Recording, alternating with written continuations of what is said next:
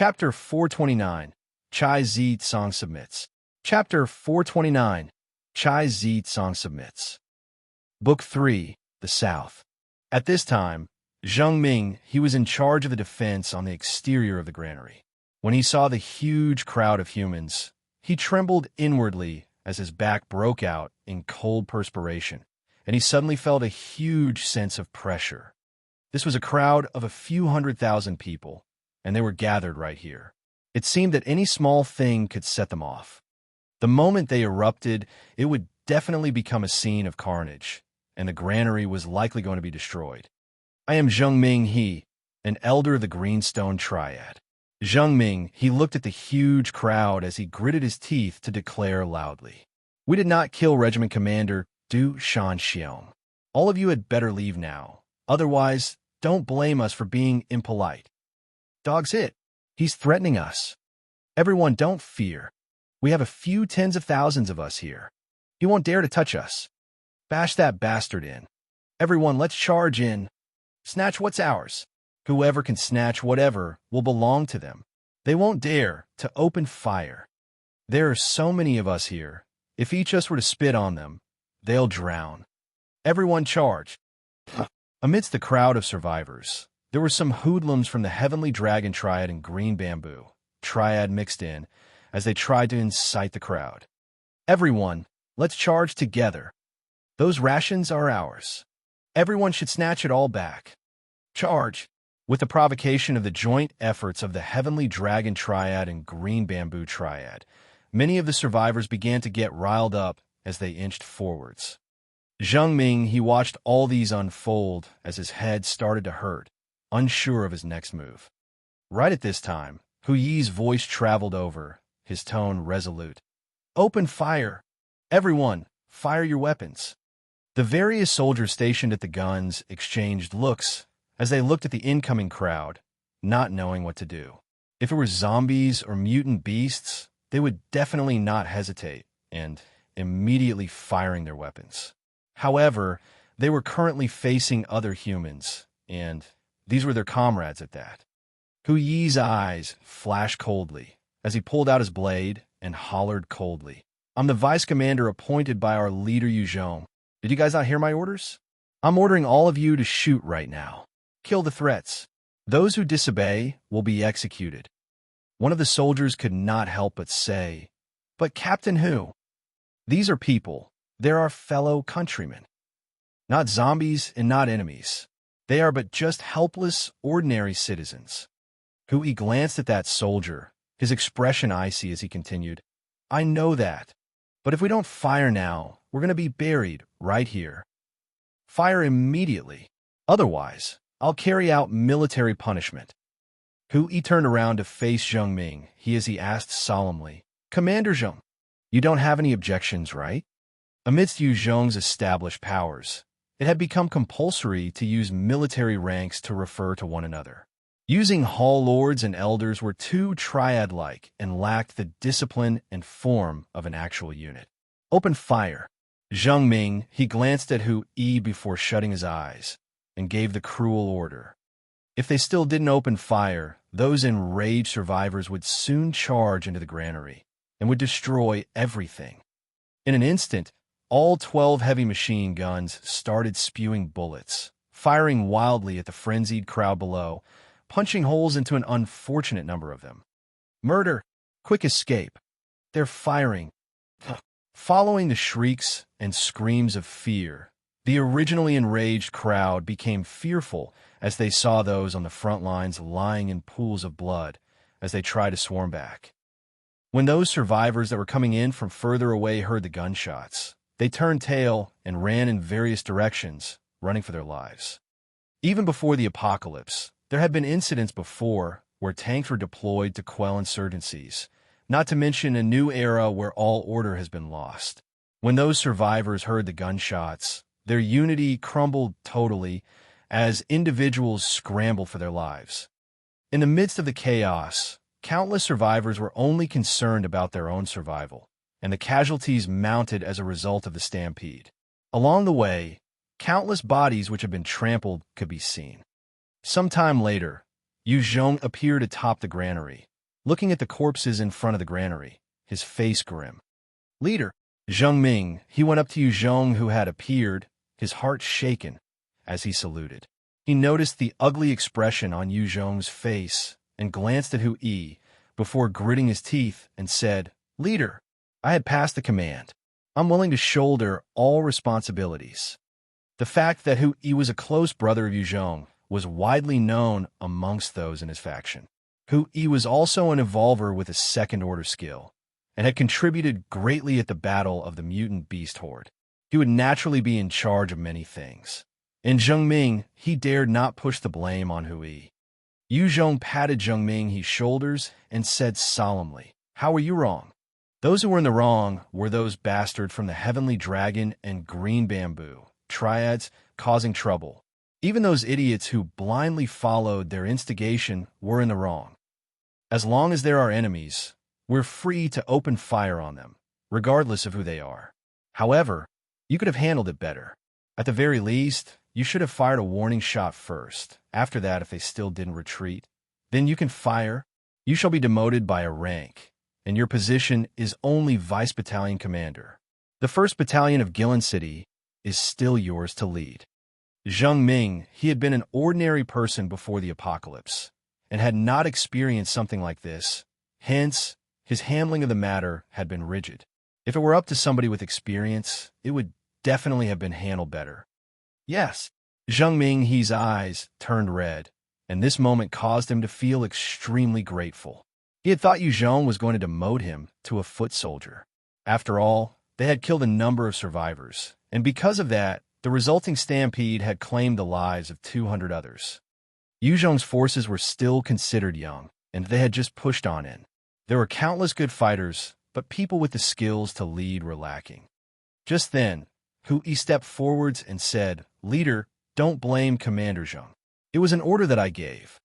With other people around, Hu Yi would refer to Yu Zhong as leader.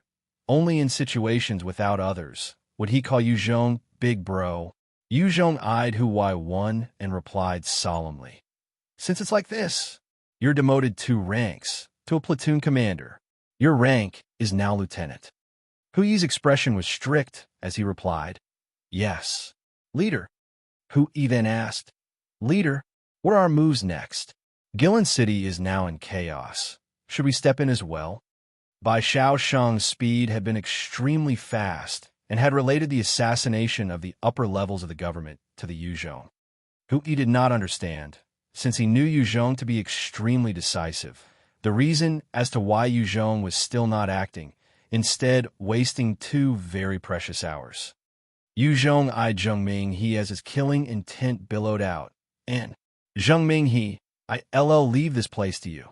You must defend this place properly. No one else other than me is allowed near the granary. Any offenders, execute them on the spot."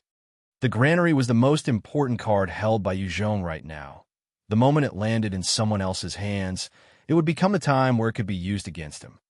Zheng Ming faced Yu Zhong as he swore solemnly, "Yes, leader, as long as I still have a breath left, this place will not be taken from me." "Good." Yu Zhong's eyes flashed with satisfaction. Just as Yu Zhong was preparing to issue the command to mobilize, Hu Yi looked out and called out, "Leader, someone's coming." "Oh." Yu Zhong turned around, only to discover Zi Cang, who was released by him, walking towards the granary with his hands waving a white flag. Yu Zhong looked at Zi Cang, and his heartbeat immediately sped up. "Let him in." Just a single Zi Cang would not be a threat to the entire granary's forces. Zi Cang came to Yu Zhong and immediately declared, "This subject is willing to work for leader. Please accept this subject." Yu Zhong eyed Zi Cang and was extremely pleased. "Good. What are your requests? Name them." Gaining Zi Cang was a huge opportunity. On one hand, he could show the example of those who submitted. On the other hand, Zi Cang knew the inner workings amongst Du Shanxiong's generals. With his support, Yu Zhong would be able to make a better judgment. Zi Cang immediately said, "I alone am weak. I hope that leader can set my brothers free. Allow us to work for you." With Du Shanxiong's death, The army had split up into multiple factions. In such situations, those with strength made the rules. Without Du Shanxiong, Zi Cang was nothing, and hence, upon consideration, he had decided to throw his weight in with Yu Zhong. After all, there were over a few hundred captive soldiers. Yu Zhong frowned and asked, "Do you have confidence in convincing your brothers?" Zi Cang replied solemnly, "If Du Shanxiong was still alive, there would be no guarantee. However, since he's dead, I have 70% confidence in persuading them." Yu Zhong grinned and said, "All right, Zi Cang, from now on, you're the 9th Platoon's platoon commander. Your entire platoon will be made up of your brothers. How's that?" Zi Cang was overjoyed and immediately prostrated himself in front of Yu Zhong. "I'm willing to fight to the death for leader." The moment he joined, he was immediately placed as a platoon commander, and he had the strength of his troops to boot. This was good news to him. In such a world where strength spoke, Zi Cang had just gained his subordinates again, and soon he would be able to have a say amongst Yu Zhong's forces. Chapter 430, Fractured Military. Chapter 430, Fractured Military. Book 3, The South. Yu Zhong had always liked to reorganize the troops that he had absorbed from his enemies. However, things were different for Guillin City. It was a time where he needed to make use of the manpower, and it had to be utilizable. Allowing Zi Cang to control his troops would swiftly draft them into formation. Therefore, Yu Zhong had chosen that option. Zi Cang came alone to the captive zone, and under his persuasion, 90% of the captives agreed to work with him. There was still that 10% that was unwilling and hence remained within the captive battalion. After making preparations, under the orders of Yu Zhong, the Heaven Union group of experts, Larman's foreign troops, and Kaishan's 2 infantry battalions that were armed to the teeth, as well as Zi Cang's military troops that strengthened the front, all gathered. The 2,000-strong army made their way towards Guillin City. Yu Zhong also assigned for those scattered troops that weren't too stable to leave the granary, leaving the place to Zheng Ming, he, and his 2 battalions. Amongst the 2 battalions, there were numerous experts who had followed Yu Zhong on his conquests along the way, as well as some who had taken part in the Battle of the Small Town, gaining huge benefits against the mutant beast Horde. Upon entering Guillin City and establishing control over territory, Yu Zhong brought Zi Cang over and asked, "Zi Cang, I want to settle the side of the military. Which faction do you think I should set my sights on first?" With regards to the relationships among the military powers, Zi Cang was more familiar, and with him around, Yu Zhong can make a more informed judgment on his next move. "Boss Yu, the military has now fractured into 6 main factions. These 6 are separated into the following. The 1st Battalion, led by Zhang Shuewang. The 2nd Battalion, led by Wang He. The 3rd Battalion, led by Zhu Lei. The 4th Battalion, led by Chen Yu. The 5th Battalion, led by Ma Fong. The 6th Battalion, led by Murong He. These are also the strongest 6 battalions trained up by regiment commander, each of them consists of 1,000 soldiers, and there are 5 other infantry battalions that are situated near the 6 powers. However, these 5 are just recently conscripted, and the recruits are still in the midst of training, without proper equipment, and lack any combat strength. Of the 6, Zhang Shuewang's 1st Battalion is the strongest and best-equipped battalion. They have an entire armed division. They have tanks, cannons, and even assault helicopters. Zhang Shuewang was the first troop that had followed Du Shanxiong since the beginning. He's absolutely loyal to Du Shanxiong and has a proud temperament. It's extremely hard to convince him. He had fought with Chen Yu in the past over a woman, and in the end, he lost to Chen Yu, which caused their relationship to be strained, even up till now. They have come to blows before. Because of his ego, his relationships with the other battalions are not that great either. Wang He's 2nd Battalion consists of the most experts. Truthfully, the 2nd Battalion is the battalion with the most number of experts amongst the whole army. Inside the 2nd Battalion, there are 20 evolvers. Wang He is also a slippery guy. His relationships with the rest of the 5 battalions are so. Zhu Lei is rumored to be the backer of the Heavenly Dragon Triad. He's a violent man, lustful and perverse, and is alleged to have over 50 women in the camp waiting on him. Chen Yu is an upright man and is a bit rigid. Ma Fong is said to be the backer of the Green Bamboo Triad. He's cunning and insidious, petty as well. He's domineering in his own ways, and there was one time where he didn't buy a ticket when he went to the bus stop. The conductor stopped him and requested for him to get a ticket. He actually slapped the conductor before barking loudly saying that he was a commander and that the conductor had best scram. His character is not much, and if not for his family, he could not have gotten to his position. Zi Cang finished off. As for Morong He, I'm not clear about his background. I just know that he's honest and straightforward, although he's a man of few words. However, whatever responsibilities due Shan Xiong handed to him, he would carry it off extremely well. Yu Zhong started pondering over the information he got. The 4 great triads of Guillin City all had backers. Yu Zhong knew this very well. It was almost impossible for a triad to expand the way the 4 great triads did without sufficient backing. Yu Zhong had brought in his own experts to launch a sudden move and swallowed up the Hong triad's position. Within Guillin City, Yu Zhong was considered a wild card and had broken the balance of the games. That was why Li Hongji and Chang Yufeng had tried to thrash the newly established Greenstone Triad. However, they had not expected that Yu Zhong did not follow the rules, and instead finished them off quickly and cleanly, as well as taking over the granary, and causing Du Shan Xiong to become anxious. Yu Zhong mulled silently. With the backing of 2 commanders, no wonder they dared to kill government officials, even killing Du Shan Xiong. With Zhu Lei and Ma Fong sitting behind the scenes, as well as causing mayhem within Guillin City, the Heavenly Dragon Triad and Green Bamboo Triad could be said to possess some capabilities.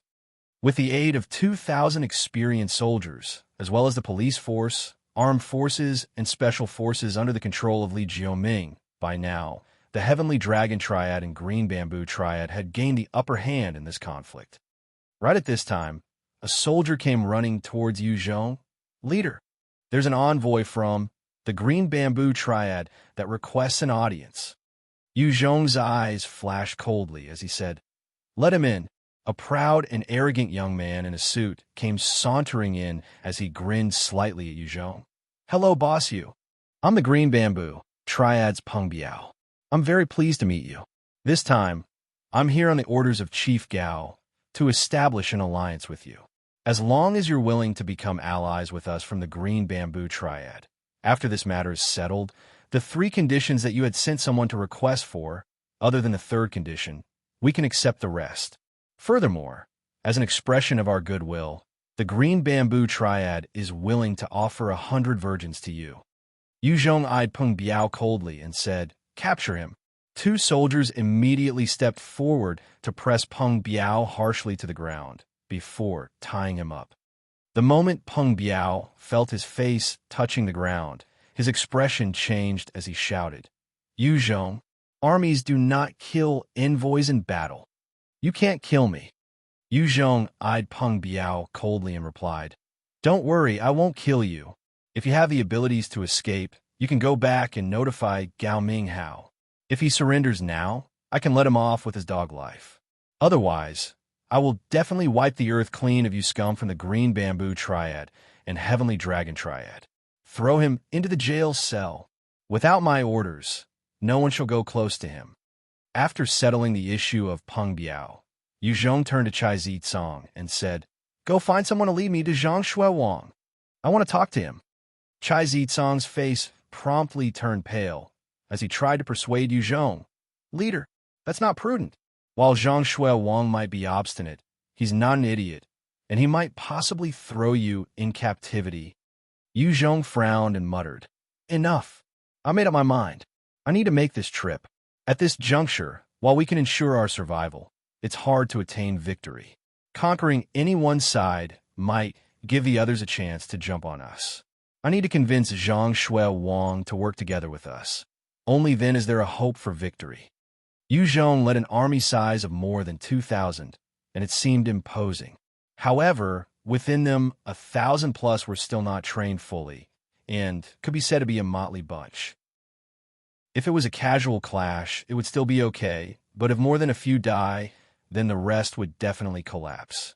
Of the remaining 1,000 some, the Heaven Union's experts make up the most of the number. However, the human heart was difficult to conquer, and there were a few who were still not satisfied with Yu Zhong. They could betray at any time. Of the entire 2,000 over, it seemed that only 400 over could truly fight.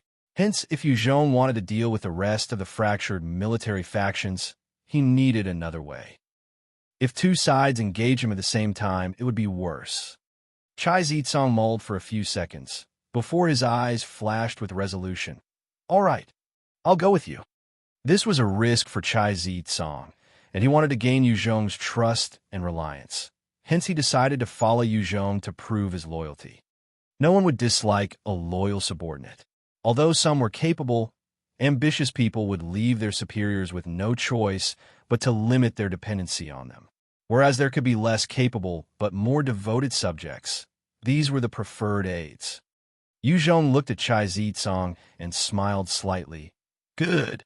After granting control of the troops to Hu Yi and passing the order to keep watch over their current location, Yu Zhong and Zi Cang left for Zhang Shui Wang's location swiftly.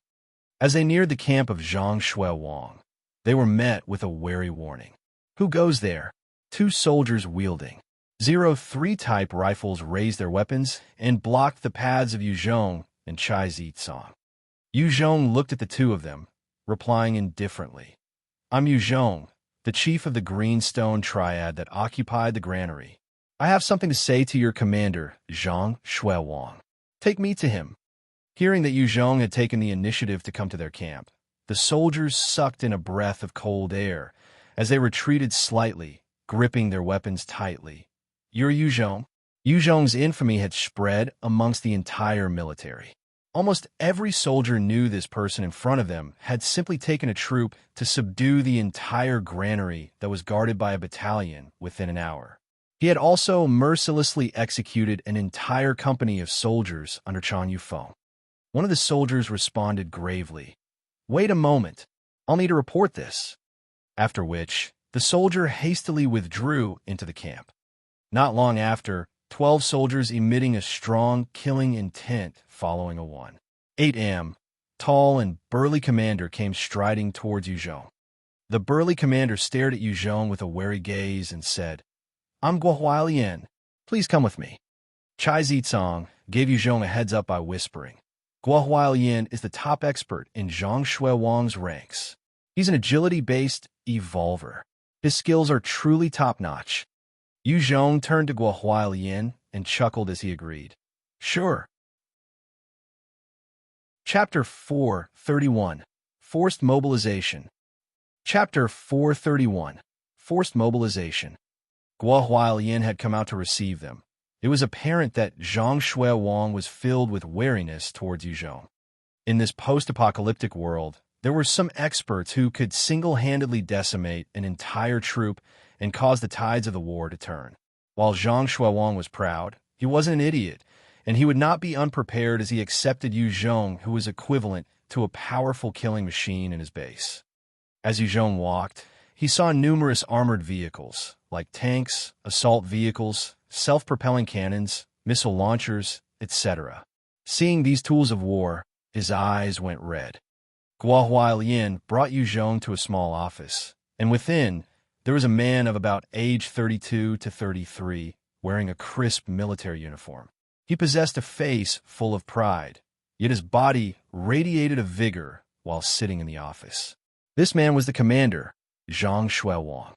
Beside Zhang Shui Wang, there were 8 men standing quietly as they stared at Yu Zhong fixedly. They had the aura of experts as well, and they were obviously powerful enhancers under Zhang Shui Wang. When Dushan Xiong was assassinated, everyone got alarmed and increased their own security. Zhang Shui Wang was no exception. Zhang Shui Wang was also an enhancer. However, his enhancement level wasn't high, only about 11 or so. After all, he was the commander of the armored division, and as long as they continued utilizing their modern weaponry to annihilate any zombies or mutant beasts, he had little opportunities to strengthen himself. Zhang Shui Wang eyed Yu Zhong coldly. Yu Zhong, what you here for? Yu Zhong eyed Zhang Shui Wang as he replied slowly. You are Commander Zhang Shui Wang, right? Du Shan Xiong was assassinated. The people behind it are the Heavenly Dragon Triad and Green Bamboo Triad. I hope that you can work with me to eradicate them. Zhang Shui Wang stared back, and his expression was one of ridicule. You're saying that Regiment Commander Du was assassinated by the Heavenly Dragon Triad and Green Bamboo Triad. Where's your evidence? Who's to say that you weren't the assassin yourself? You just come tell me this, and now you want to come and tell me to catch someone else. Do you take me for a fool? Zhang Shui Wang eyed Yu Zhong coldly as he continued. The death of Regiment Commander Du, I will naturally get to the bottom of this. At that time, I will personally lead my troops to punish those responsible as revenge for Regiment Commander Du. If you're here to waste your breath, then I suggest that you scram right back to where you came from. One of the experts standing beside Zhang Shui Wang suddenly came forward and urged, Wait, Commander! Since he's here, let's kill him. Once he's dead, the Greenstone Triad would collapse, and we can reclaim the granary. When Zhang Shui Wang heard that, his heart rate quickened. True, it was an opportunity that was hard to come by, and it was his territory here, and there were 6 evolvers as well as 20 other experts that were above level 30 inside the room. If they all worked together, it was more than enough to take care of Yu Zhong. Once he was dead, the Greenstone Triad would definitely collapse. He could then swallow up Yu Zhong's power. When he thought up to that point, he immediately came to a decision and ordered, Capture him. When Zhang Shui Wang's words had just resounded, the agility-based evolver Guillin immediately exploded forwards with an insane speed, appearing beside Yu Zhong and locking his arm. Yu Zhong was, however, prepared, and as his eyes flashed, he activated his Art of Fear at the first moment and sent it radiating outwards with him at the center. With the pressure of that strong spirit attack, Guillin immediately slowed down, his heart trembling at the force of that attack. A tear appeared in space, as a sharp bone spike shot out from the tear and pierced Guillin in between his brows, nailing him directly against the ground. As the Art of Fear continued to emit outwards, of the 11 other experts standing behind Yu Zhong, 7 were immediately affected by it. 7 more sharp bone spikes shot outwards like spears and impaled the 7 experts through their heads, nailing them to the walls. Assassins! Assassins! In just merely a few breaths, 8 experts had died at the hands of Yu Zhong, and the proud expression of Zhang Shui Wang was replaced by one of fear as he screamed and shouted while pummeling the glass window, breaking it and trying to escape. At that instant, Zhang Shui Wang's heart was filled with regret. He had never expected Yu Zhong to be this insanely strong, and had made short work of 8 of his experts. Even the strongest Guillin under him was killed immediately. Yu Zhong shot Zhang Shui Wang a look, and his pupils narrowed as he focused the Art of Fear on him, engulfing his body. Radiant green light emitted from Zhang Shui Wang's body, negating the effects of the Art of Fear.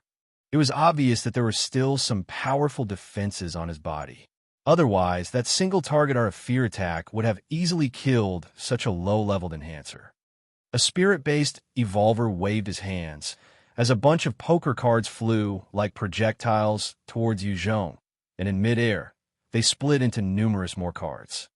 The main ability of the spirit-based evolver was controlling poker cards, and under his power, those weak cards could become sharp enough to slice armored vehicles, and even an L2 evolved zombie, which was impervious to bullets and knives, would be sliced into pieces by the poker cards. The poker cards that were filled with power filled the entire room and sealed off Yu Zhong's movements. Like a rain cloud that blots out the skies, no one would be able to evade the raindrops. This was the threat of those poker cards. Many experts had watched helplessly before being sliced apart. Yu Zhong's eyes flashed with coldness as he slapped his hands once, and a fearsome fireball blossomed out of thin air, shooting towards the spirit-based evolver. With that fearsome, blazing tornado, The cards that could slice apart armored vehicles started to burn and turn to ashes, while the flaming tornado continued in its attempt to engulf the spirit-based Evolver entirely. Facing the fiery carnage about to envelope it, the card-controlling spirit-based Evolver looked on in horror. An earthen wall immediately congealed in front of him, blocking the path of the fiery tornado. It was the work of an Evolver with the ground manipulation ability standing near the spirit-based Evolver. The fiery tornado assaulted the wall, and an immense explosion resulted, causing a hole in the wall, before it continued to rage on towards the card-controlling spirit-based Evolver. A level 43 enhancer quickly came up and started to activate a psychic barrier in front of the card controller, his face resolute. The fiery tornado landed against the psychic barrier powerfully, burning for a while before finally collapsing. This was the pros of having comrades. One by one, they managed to defend against an attack that each of them would not be able to handle singly.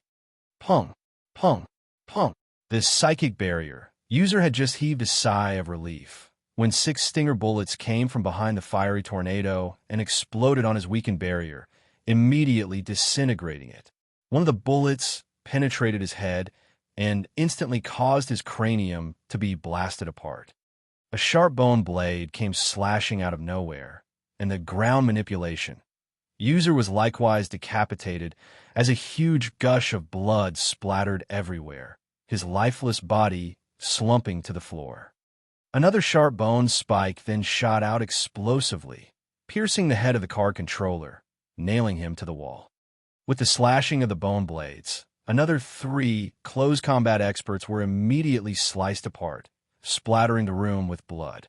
In a few moments of breath, 14 experts with decent strength had died at the hands of Yu Zhong and White Bones, and the scene in the room was like hell.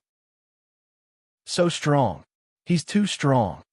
Zi Cang, who had just exited the illusion of Art of Fear, stood behind Yu Zhong, his body trembling slightly as he looked at Yu Zhong with eyes of respect and awe. It was the first time he witnessed someone actually making short work of 14 experts, amongst which were some Evolvers even. Yu Zhong's strength had totally surpassed his imagination. Yu Zhong stared coldly at the remaining experts, his gaze icy, while his aura intimidating the remaining 6 experts. Yu Zhong had not yet activated his Art of Fear, but being stared at like that caused an equally knee-shaking fear within the 6 experts.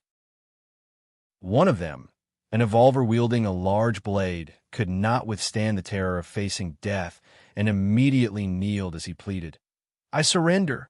Don't kill me." Yu Zhong pointed to the other experts as he barked, "Surrender, or die. You only have 1 second to consider. I surrender. Don't kill me." Under Yu Zhong's stern warning, another 3 experts could not withstand the fear of death and immediately threw their weapons down and knelt down. Yu Zhong, one of the experts, seemed to hesitate before lifting his heads to say something.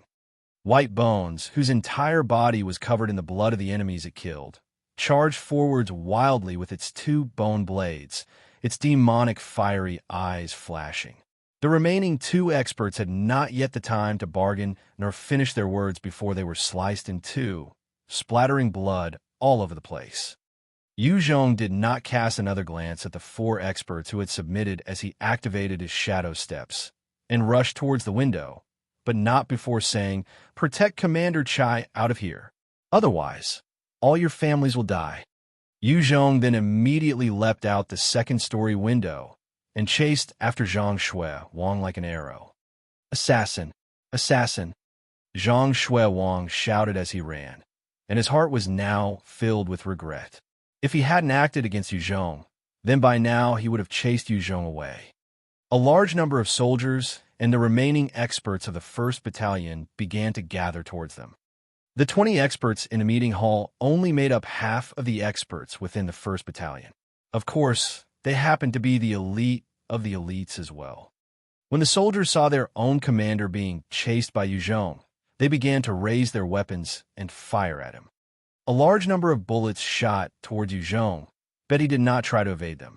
Instead, The bronze spiritual bell flew out from his chest, enveloping him with a radiant shield of light, blocking the incoming bullets.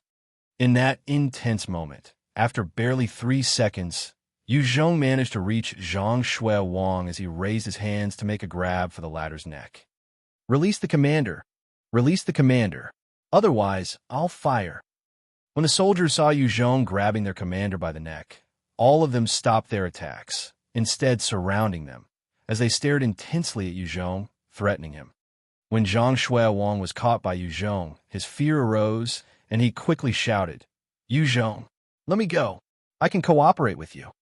Let's eradicate the Heavenly Dragon Triad and Green Bamboo Triad together." "Good." Yu Zhong then placed Zhang Shui Wang on the ground, not doing anything, instead ordering, "Immediately order your men to assault Zhu Lei." "Fine." Zhang Shui Wang could only helplessly give the order through gritted teeth. Under Zhang Shui Wang's orders, the entire 1st Battalion of Guillin City was activated, and the armored vehicles made their way towards Zhu Lei's base.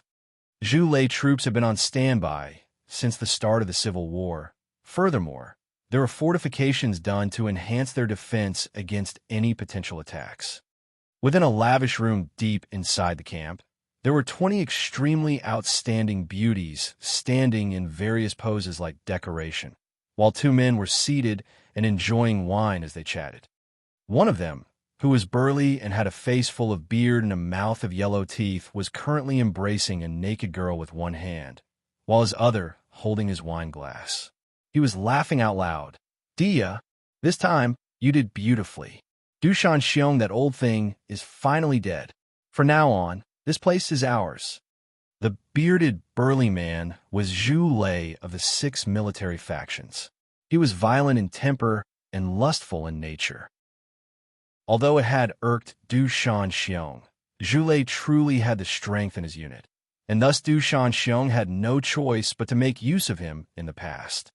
While Zhu Lei had an explosive temper, he was not a fool, and in exchange for being a backer for the Heavenly Dragon Triad, they helped to deliver numerous experts and beautiful women, in addition to large amount of resources, allowing him to grow his forces right under Du Shanxiong's nose. However, Zhu Lei had still remained fearful of Du Shanxiong. With his death, Zhu Lei was now without fear. Dia revealed a cunning smile. "Big brother. From today onwards, Guillin City will be under Big Brother's control. As long as this little one gets a taste of what Big Brother has to enjoy, it will be more than enough for me." Zhu Lei looked at Dia and laughed with satisfaction, at the same time twisting the breasts of the naked girl beside him. "Ha! Dia, just follow me tightly. I won't mistreat you." Chapter 432. Defeat of Zhu Lei's Troops. Chapter 432. Defeat of Zhu Lei's Troops. Book 3. The South. Zhu Lei eyed Dia as he pointed to the various beauties in the room and chuckled. "These chicks, whoever catches your eye, just state it. Treat it as my gift to you." There were a total of 28 naked women standing around, their figures truly eye-catching, and they seemed to brighten up the room with their looks. After society had collapsed due to the apocalypse, many allowed their inner demons and desires to fester. Zhu Lei was lustful, and while Du Shanxiong was still alive, he had been controlled. Now he was truly unreserved in his indulgence.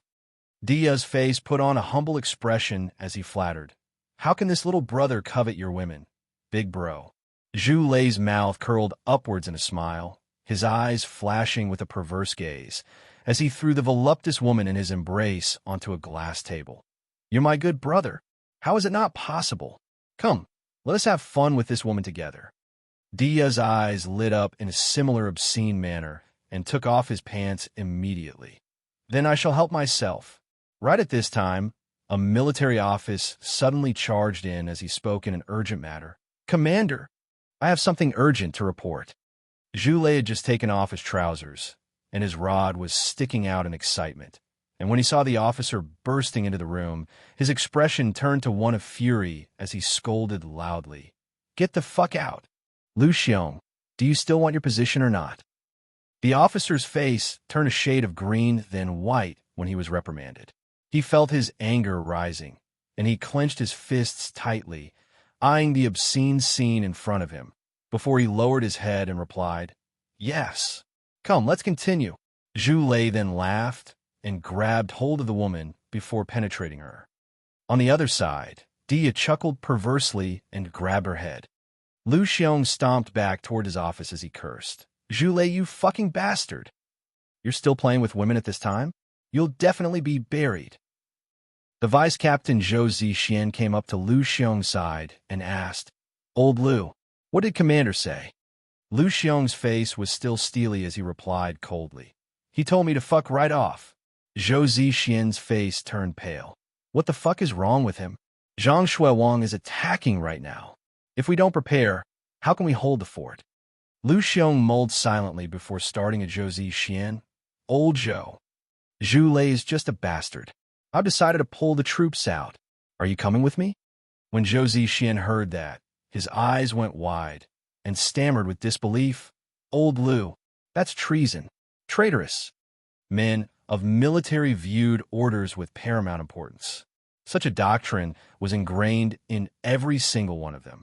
Lu Xiong's troops were also of the border troops in the past. Hence, although Zhu Lei was a lecherous and despotic person who got in with family relations, he was still the commander placed in charge of them, and Lu Xiong and the rest had no choice but to obey his orders, even though they did not approve of him. Lu Xiong's current suggestion to pull his troops away, it was proof that things had changed, and this caused Zhou Zixian to be at a loss. Lu Xiong's face was one of disgust. If I have to continue slogging for that kind of person, I'd rather turn against him. As long as one was still upright and humane, they would be unwilling to work for an obscene and rude leader. Lu Xiong had closed one eye to Zhu Lei's behavior because the country and military were behind him in the past. Now that the military was fractured and the country on the brink of collapse, the unhappiness with Zhu Lei had been building up inside Lu Xiong's heart and had burst out.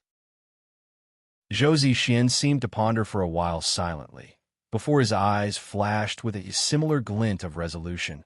"Fine, I'll come with you." "That's great." Lu Xiong's face expressed his joy. Zhou Zixian then continued asking, "What shall we do with Chun Zhengwei?"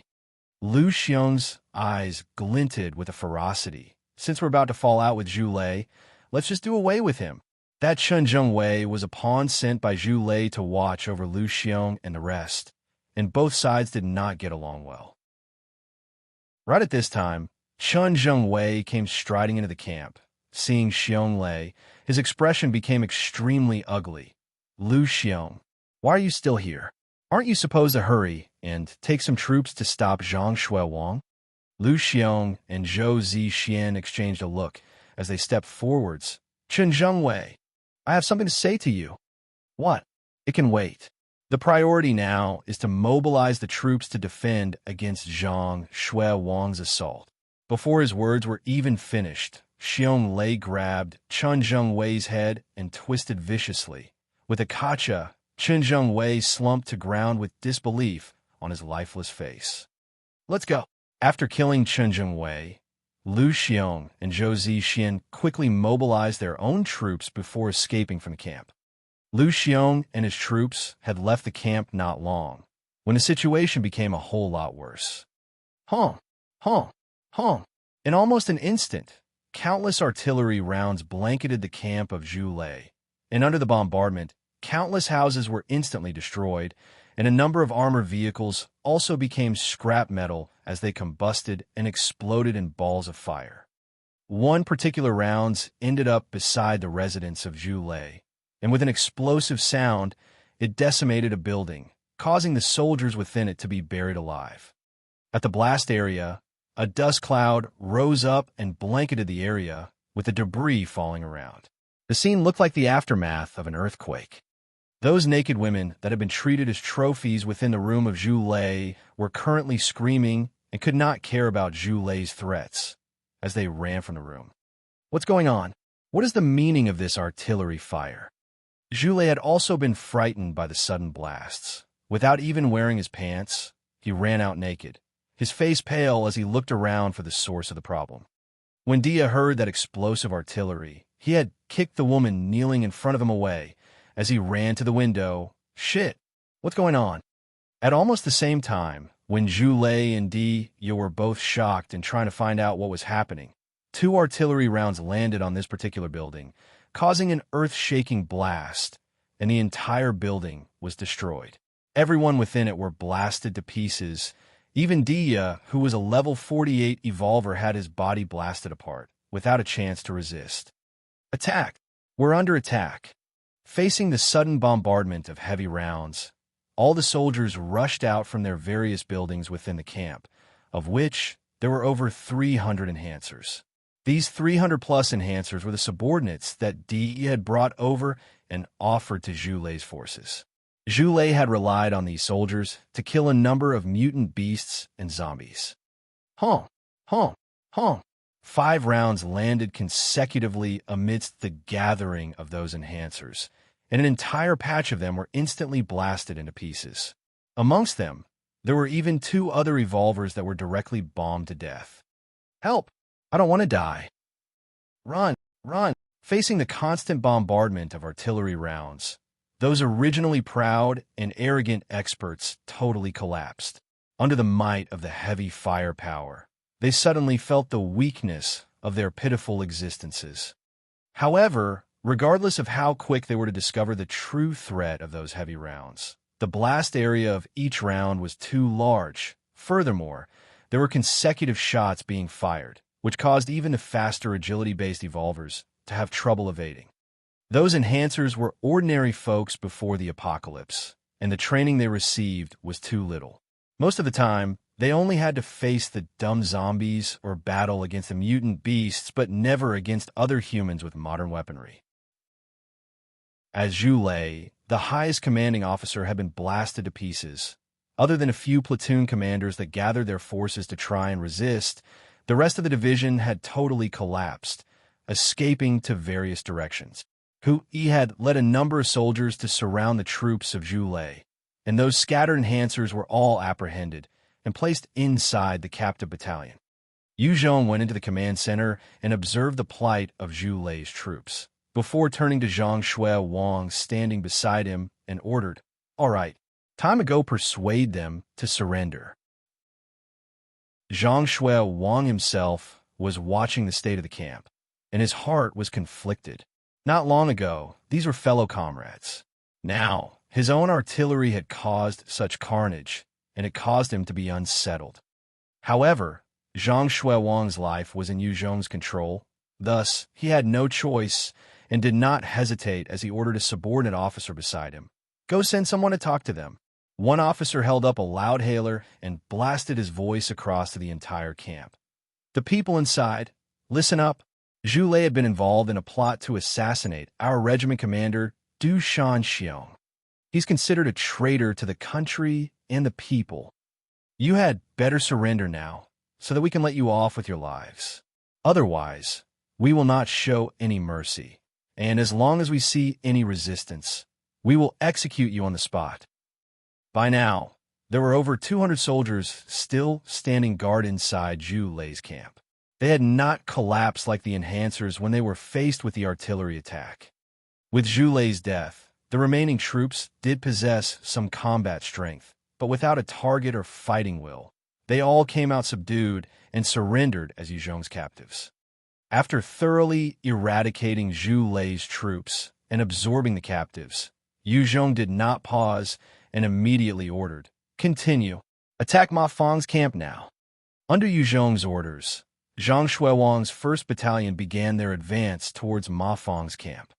Within Ma Fong's base, Ma Fong, who was decked in military wear, swung a cup onto the ground with full force, shattering it as he bellowed out in rage. "Fuck! Why is that bastard Zhu Lei so weak? He couldn't even hold out for an hour. Fuck! Zhang Shui Wang is also a bastard. He actually submitted to Yu Zhong. Damn it! Damn it! Phew, wuck." An intelligence soldier immediately came up. "Commander, be appeased. We can go and join forces with Chunyu, Murong He, and Wang He. With the 4 of us, Zhang Shuiwang and Yu Zhong are definitely not our match. Chapter 433, Continuous Submissions. Chapter 433, Continuous Submissions. Ma Fong's eyes lit up. Great idea. You go and find them now. Go speak to them about an alliance. The intelligence officer immediately acknowledged and left. The moment that intelligence officer left, a voice through a loudspeaker came resounding throughout the camp. To the people inside, listen up. Ma Fong was involved in the plot to assassinate Regiment Commander Du Shanxiong. He's now termed a traitor of the country and people. You guys had better surrender now, and you'll be left with your life. Otherwise, we won't show you mercy, can only treat you as accomplices to revolt, and will execute you on the spot. Ma Fong's face instantly fell as he cursed out loud. Zhang Shuiwang, that bastard. Since when did I take part in any plot to assassinate Regiment Commander Du? We'll fight to the death. Convey my orders. Everyone is to defend their post. Not a single one is allowed to retreat. We will trade soldiers with them and definitely not give in. Hearing the loudhailer, numerous soldiers within Ma Fong's camp started to be doubtful.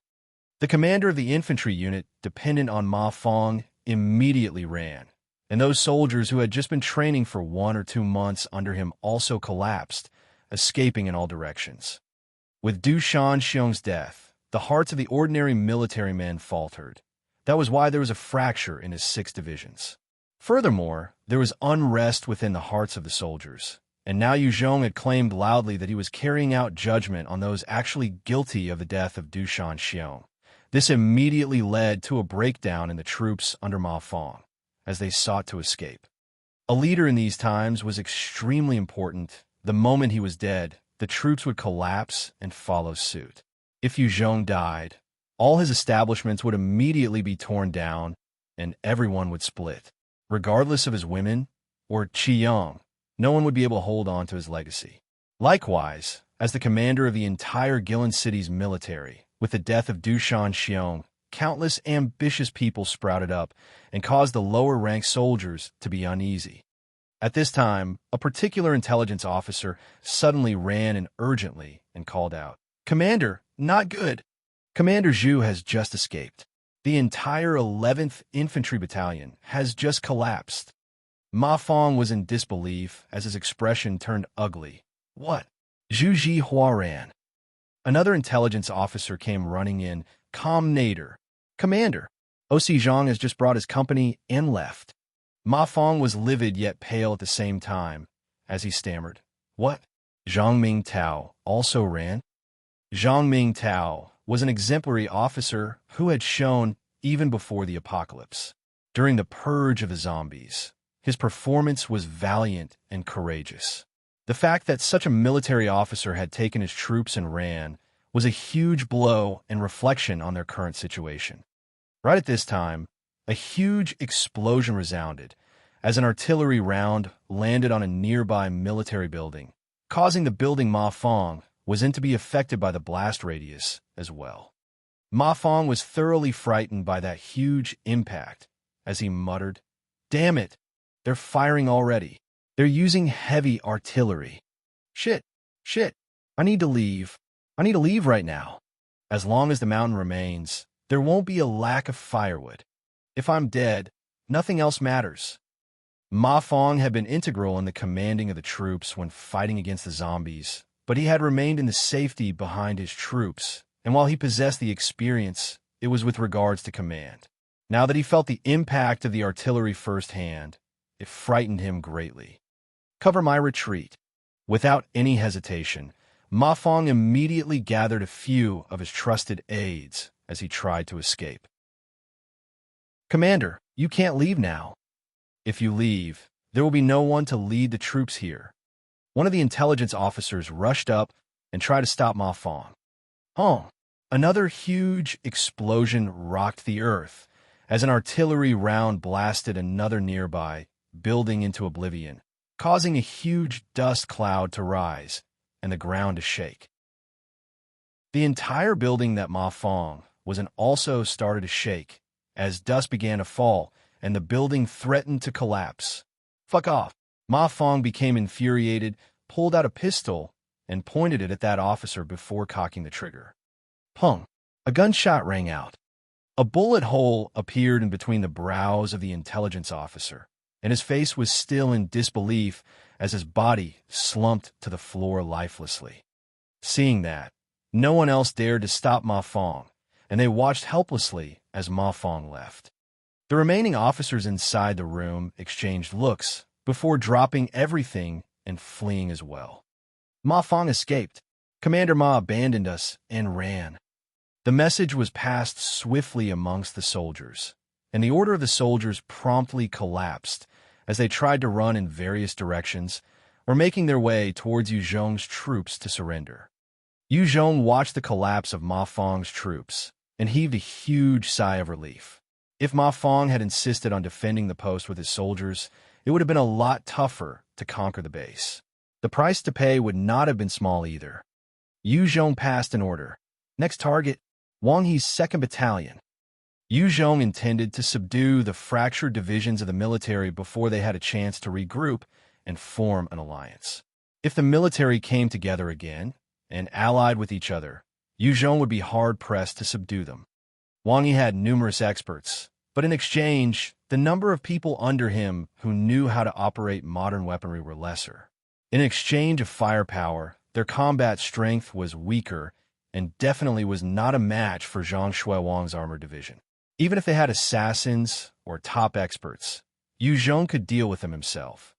With Yu Zhong's orders, the troops adjusted their target after subduing 2 major battalions and made for the 2nd Battalion. Leader, Wang He requests an audience. Just as Yu Zhong and his troops were halfway to their destination, a soldier came running up to Yu Zhong and reported. Yu Zhong's eyes brightened up and ordered, "Bring him in." Not long after, a 1.7 tall man of about 38 with a body full of muscles and vigor came walking towards Yu Zhong, his eyes holding a penetrating gaze. Wang He looked Yu Zhong up and down before saying slowly, "Hello, I'm Wang He. May I ask if you're Yu Zhong?" Yu Zhong pointed to a sofa opposite him, indicating for Wang He to take a seat as he smiled and said, "That's right. How do you do, Commander Wang?" Wang He sat down as invited by Yu Zhong. Mu Xiangling came up with 2 cups of red tea and served them to Yu Zhong and Wang He before taking a seat beside Yu Zhong. Wang He sipped the cup of red tea and immediately spoke openly. "This time, I've come alone to represent the brothers of the 2nd Battalion to submit to Leader Yu Zhong. We hope that Leader Yu Zhong will accept us."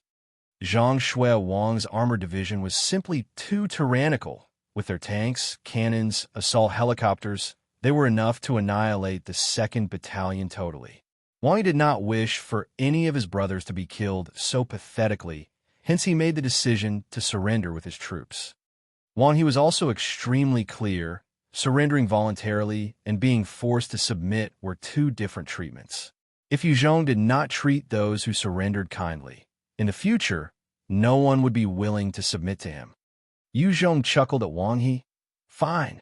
From now on, you're my subordinate. How about being a lieutenant-ranked platoon commander? Your brothers will still be yours to command."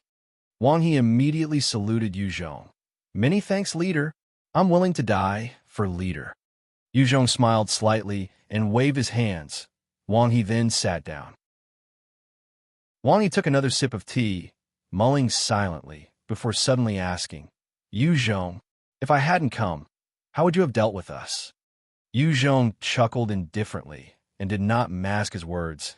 "I would have labeled you guys as traitors, then made use of the cannons and tanks to wipe everything out." Wang He laughed bitterly.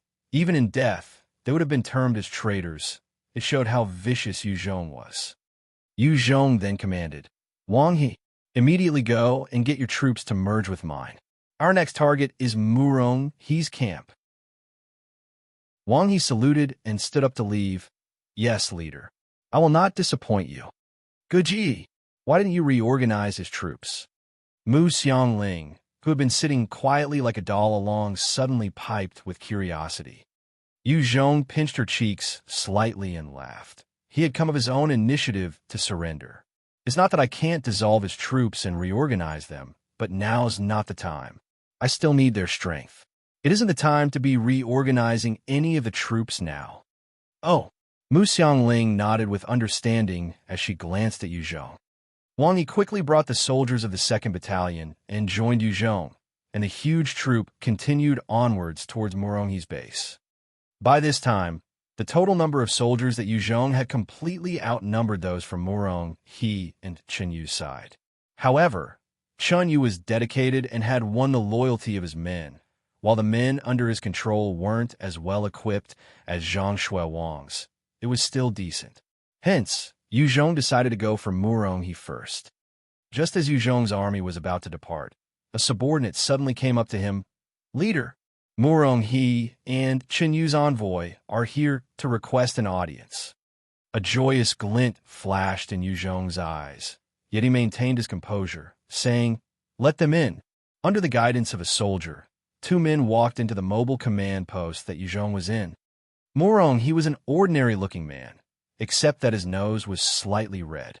The moment he saw Yu Zhong, he said, "Muronghi brings the men of the 6th Battalion to submit to Leader Yu Zhong, and hopes that Leader Yu accepts us." Yu Zhong asked, "Good. What are your conditions?" Being able to conquer an entire troop of elites without using any weapons, Yu Zhong was naturally elated. Muronghi replied craftily, "We leave it all to Leader." Muronghi naturally had numerous conditions in his heart, but at this time, not mentioning any would be best. Yu Zhong would definitely not mistreat those who submitted to him willingly.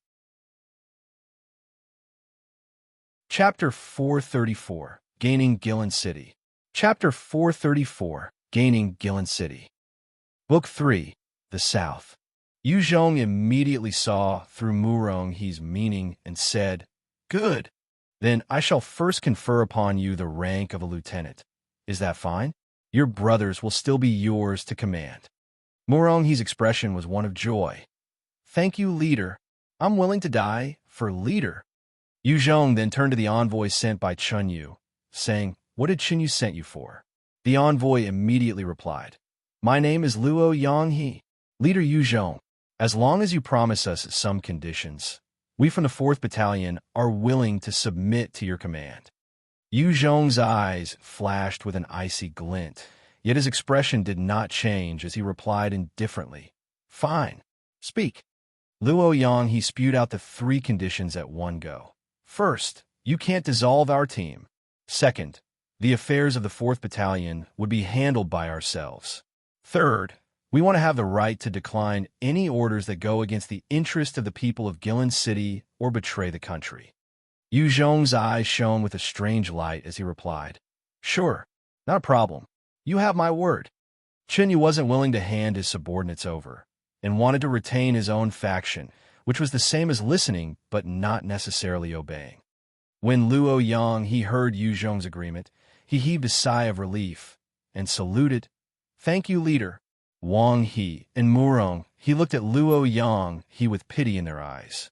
The moment Yu Zhong gained control of Guillin City, as long as he employed some methods, he could make the soldiers of the 4th Battalion suffer.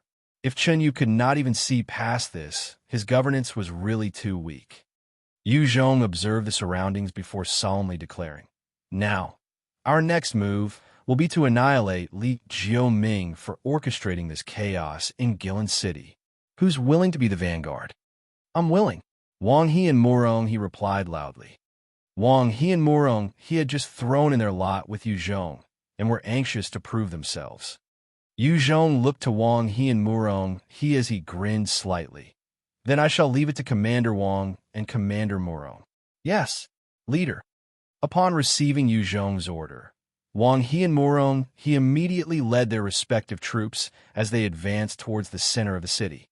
In just a few moments, numerous armored vehicles arrived in the middle of Guillin City, followed by a vehicle that was broadcasting a voice. Li Jiuming had plotted to assassinate Regiment Commander Du Shanxiong and had betrayed the country and her people. He's now recognized as a dangerous traitor. All those who had heard this broadcast, immediately abandon your weapons and submit to us. Otherwise, you'll be labeled as a traitor in cahoots with Li Jiuming, and we will execute without mercy. That's the military. So Regiment Commander Du was really assassinated by Mayor Li. Damn it, we were tricked.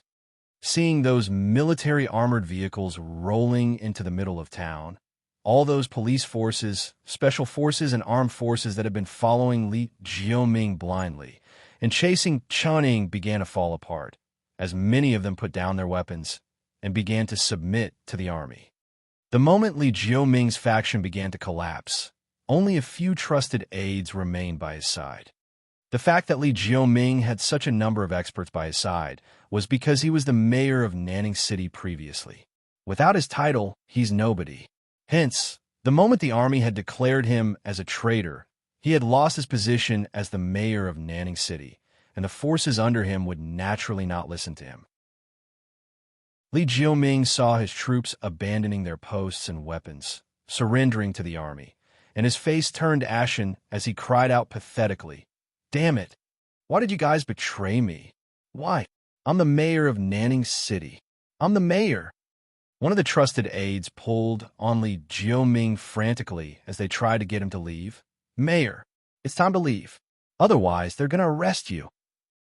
Li Jioming had been in Guillin City for so long, and naturally had a small team of loyal supporters, as they held up the nearly insane Li Jioming and made a run for it.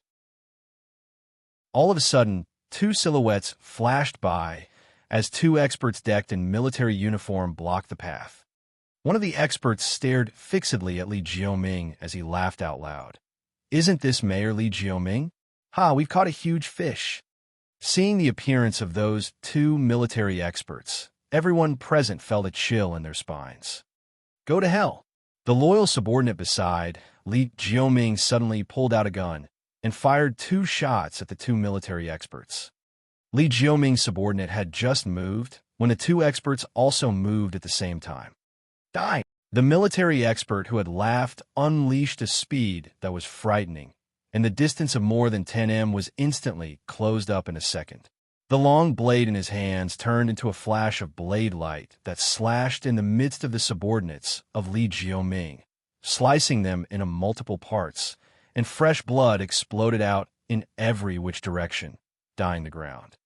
Li Jioming was stunned silly by the cruel scene unfolding in front of him, as he trembled uncontrollably, screaming, "Don't kill me! Don't kill me! I'm willing to do anything. Please let me go." The military expert placed the long blade beside Li Jioming's neck, as he turned to face the other expert and asked, "Can I kill him?" The other expert replied indifferently. The orders were, "Dead or alive. It's up to you." The military expert's eyes flashed with a vicious glint as he swung with force, instantly decapitating Li Jioming, while saying, "Then, let's just kill him. Such a disgusting politician. I hate these types the most." Li Jioming's head rolled onto the floor, his eyes set forever with a look of disbelief and helplessness. The military expert who had executed Li Jioming then asked his comrade, "Say, why do you think Commander led us to submit to you, Zhong? Based on our strength, we can totally control Guillin City." The other cool military expert replied coldly, "No matter how strong you are, a single heavy firepower round is enough to send you to heaven. Commander's foresight is more than what we can imagine. Let's go." After which, he turned around and left quickly. "Wait for me." The military expert who had executed Li Jioming called out and chased after him. Inside the small alley, there was only the corpses of Li Jioming and his trusted aides strewn about, with blood splattered everywhere. It was truly a cruel scene. Not long after the 2 military experts had left, a figure stepped out from the shadows in the alley, and it was precisely Green Bamboo, Triad's Chief Gao Ming Hao. Gao Ming Hao eyed the corpse of Li Jioming and lightly sighed, "What a pity." At the next moment, Gao Ming Hao's eyes seemed to be ablaze with a ferocity. "You, Zhong, it's your win this time. Next time, I will definitely overcome you." The moment the words left his mouth, Gao Ming Hao turned around, and his figure disappeared. With the army occupying the center of Guillin City, and Li Jioming's faction collapsing, Gao Ming Hao directly brought the remnant members of the Green Bamboo Triad and fled Guillin City. With the suppression from the military, the troublemakers within the city were subdued quickly, and the entire city regained its former peace. However, because of the assassination of Du Shanxiong, the resulting chaos had cost the lives of over 2,000 people. While Guillin City did regain its peace, there was still an unsolved issue, which was the faction led by Chuning within the city. This was a faction that was made up of the police, armed forces, as well as special forces, together with the various experts working for the government. While their total combined power was not a match for any of the military divisions, it was still a decent force not to be underestimated. Within the meeting hall of Guillin City, seated at a long conference table, on one side was Yu Zhong and his numerous subordinates, on the other was Chuning and the other government officials. Yu Zhong eyed the various upper echelons of the government and used a domineering tone to speak. "I'm Yu Zhong. I'm currently the commander of the military. I hope that you guys can hand over all your weapons and accept my reorganization. In exchange, I'll protect your personal property." By now, the forces in Yu Zhong's control was more than enough to deter any resistance, and this was why he decided to be direct and forceful as he ordered the government. When his words came out, all the officials were instantly agitated. No one was willing to give up their power, and they turned their gazes to Chuning. Chuning mulled for a while, before replying slowly, "Fine, we can hand over all weapons. We'll accept your reorganization as well. However, you must promise to protect our personal property and families, as well as the stability of Guillin City." Yu Zhong nodded when he heard that. "Sure." At this time, a middle-aged man stood up in the hall and berated Yu Zhong. "Wait a moment. I refuse. This is Guillin City. Not yours, Yu Zhong's Guillin City.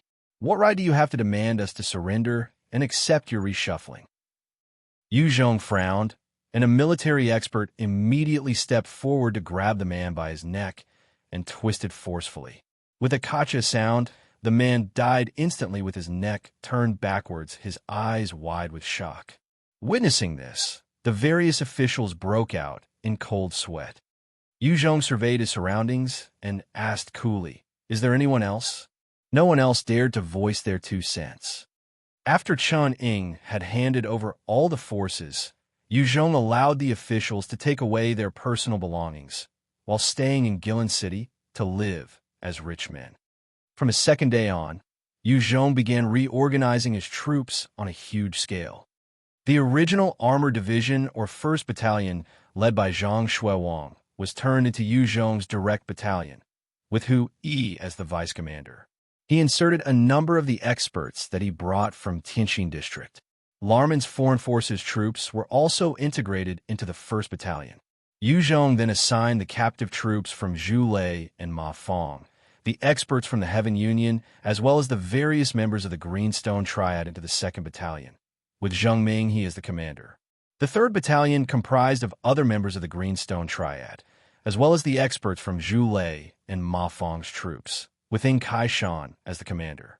Yu Zhong then set the elite experts of the Heaven Union, Zhang Shuiwang's troops, as well as the various elites from the other troops into the 4th Battalion, a special forces troop, with Bai Shaosheng as the commander. The 5th Battalion was made up of Zi Cang and his troops. The 6th Battalion was Wang He and his troops. The 7th Battalion was Murong He and his troops. And the 8th Battalion was made up of the armed forces, special forces, as well as other experts that had surrendered during the Civil War. The commander was Chun Shenggang. The 9th Battalion was made up of the new recruits that had been trained under Zhang Shuiwang previously. And finally, the 17th Battalion, made up of Chun Yu and his troops that might listen, but not entirely dependent on Yu Zhong. Other than all those, there were 4 other battalions made up of new soldiers preparing to be trained. After a round of reorganizing, Yu Zhong could be said to have established control over the entire force. Other than the 17th Battalion led by Chun Yu, the rest could be deployed by Yu Zhong as and when he wished. In fact, the 17th Battalion was likewise the same. However, he decided to abide by his agreement and did not take away the commanding rights from Chun Yu. After the cleanup, Yu Zhong's military size had now reached 10,000 people, and they could be said to be decent soldiers that were trained in modern warfare from before the apocalypse, as well as experts that had become stronger through enhancements. Their combat strength was not ordinary, and regardless of mutant beasts, zombies, or other human enemies, they would prove to be a threat. Guillin City's inhabitants were numerous, hence there were more evolvers on the whole as well. After reorganizing the troops, Yu Zhong could be said to have truly established a force with numerous experts, with the ability to activate over 20 evolvers as and when he wished. After settling the issues of the military, Yu Zhong commanded the whole troop to undergo training as he began to establish a government. With regards to the government, Yu Zhong directly brought back Qining, whom he had stripped of all authority, to act as the governor.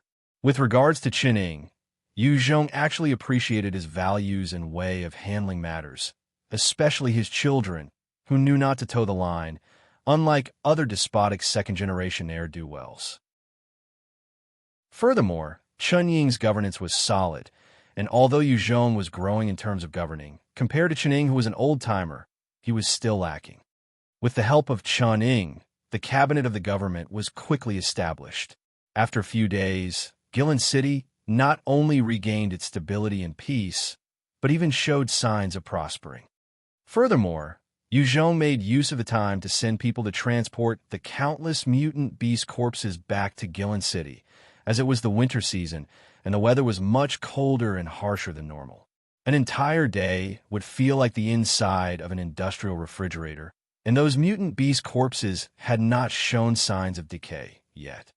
The moment the corpses were brought back to Guillin City, under Chun Ying's supervision, countless mutant beast processing plants popped up and began to prepare the corpses into materials as well as food sources. Even the hair was used for various means. Gaining such a wealth of resources, the entire Guillin City could partake in this huge benefit. Many found jobs and gained more food as a result. Yu Zhong also gained more mutant beast hide, as well as other usable melee weapons made from the carcasses of the mutant beasts. It was truly a win-win situation. Chapter 435. Chapter 435. UXIN's First Night. Chapter 0435. Chapter 435. UXIN's First Night. Book 3. The South. In the evening, Yu Zhong held up the blood essence of the Type 3 mutant beast and looked at it as he was submerged in his thoughts. That Type 3 mutant beast blood essence was an important ingredient in the manufacturing of the Ming version 1. With a single blood essence, adding on some other ingredients, it could produce 20 vials of Ming version 1. All Yu Zhong had to do was to pick out 20 of his experts that were above level 30, and he would have 20 experts with a second-order skill each. However, it was precious and valuable to Yu Zhong as well, due to its potential in strengthening himself. This fact made him hesitate. Yu Zhong considered for quite a while, before his eyes flashed with decisiveness and swallowed the blood essence into his stomach. Forget it! Raising my own strength is the priority now. There are so many experts under the sun. If my strength is insufficient the moment I die, everything will be for naught. The fact that Yu Zhong had reached where he was now was largely due to his own strength. If he wasn't tyrannical enough, he wouldn't have made it to this point. After all, he had been an ordinary person prior to the apocalypse, unlike Du Shan Xiong, who was a regiment commander. Without strength, it would be hard for others to acknowledge him. When the blood essence entered Yu Zhong's abdomen, it turned into a hot source of energy that spread across his entire body, enhancing every cell continuously. At the same time, there was a faint pink gas within that blood essence that wafted within his body, causing his temperature to rise rapidly. Upon swallowing that Type 3 mutant beast blood essence, Yu Zhong had immediately come to an understanding as he pressed a button by his bed. As expected, there's an aphrodisiac poison within. Soon after, the bedroom door was pushed open, and Ning Yuxian appeared, dressed in a light nightgown. She saw Yu Zhong laying down on the bed, as his body seemed to be heating up, and immediately rushed over and asked in concern, "Yu Zhong, what's wrong?" Yu Zhong raised his head, his eyes suddenly flashing with the ferocity of a beast, as he stared fixedly at Ning Yu Exen.